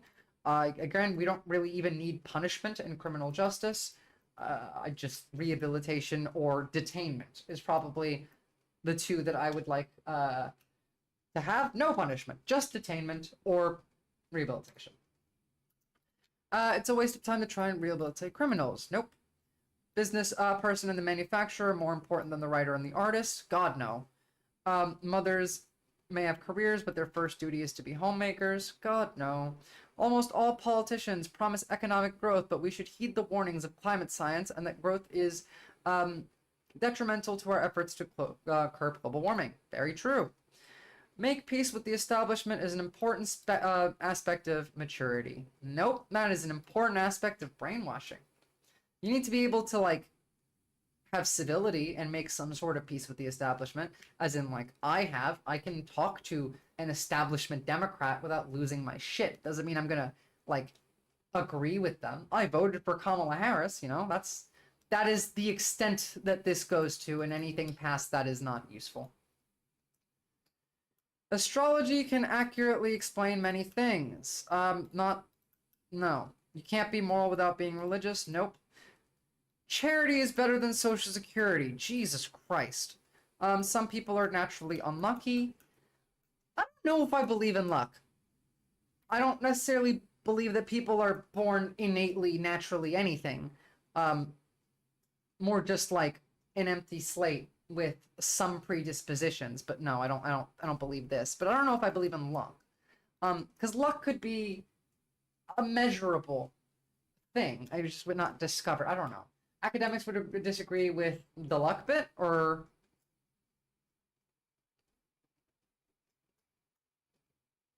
Yeah, well, what exactly are you referring to? And yes, academics do disagree with everything, and I'm smarter than most of them, so it doesn't really matter, but I'm curious.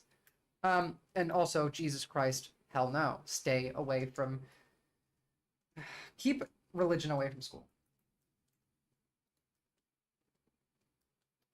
Sex outside marriage is immoral. This is obviously a very right-wing leaning test. Same-sex couple in a stable, loving relationship should not be excluded from the possibility of child adoption. Yes. Pornography depicting consenting adults should be legal for the adult population. True. What goes on in the private bedroom of two consenting adults, or sorry, between consenting adults, is no business of the state. True. No one can feel naturally homosexual. I don't even know what that means, but I disagree. And these days, openness about sex has gone too far. I don't think it's gone anywhere near far enough. We need to take that further. Whereas this is where countries line up, and this is where I line up. Same exact scores I got last time. However, so again, most of the time we look at these tests and we look at this little chart here. That this is what we focus on, the important bit. But this isn't the important bit. Again, like, this can tell you only so much by looking at it. Whereas doing that test together and discussing it, talking about it, analyzing the questions, going back and forth, that produces an effect that's much more useful. Genuinely, I'm curious, take the test and send your results in the Discord. I've only got a couple people that have done it so far. Well, I mean, academics can agree on some things, just not like the way that the social public expects it to happen. And like an agreement between academics, like a scientific theory, you know, is an agreement. But it's not a proven fact. It's a consensus that's been recreated. It is what we believe is a fact. But yeah.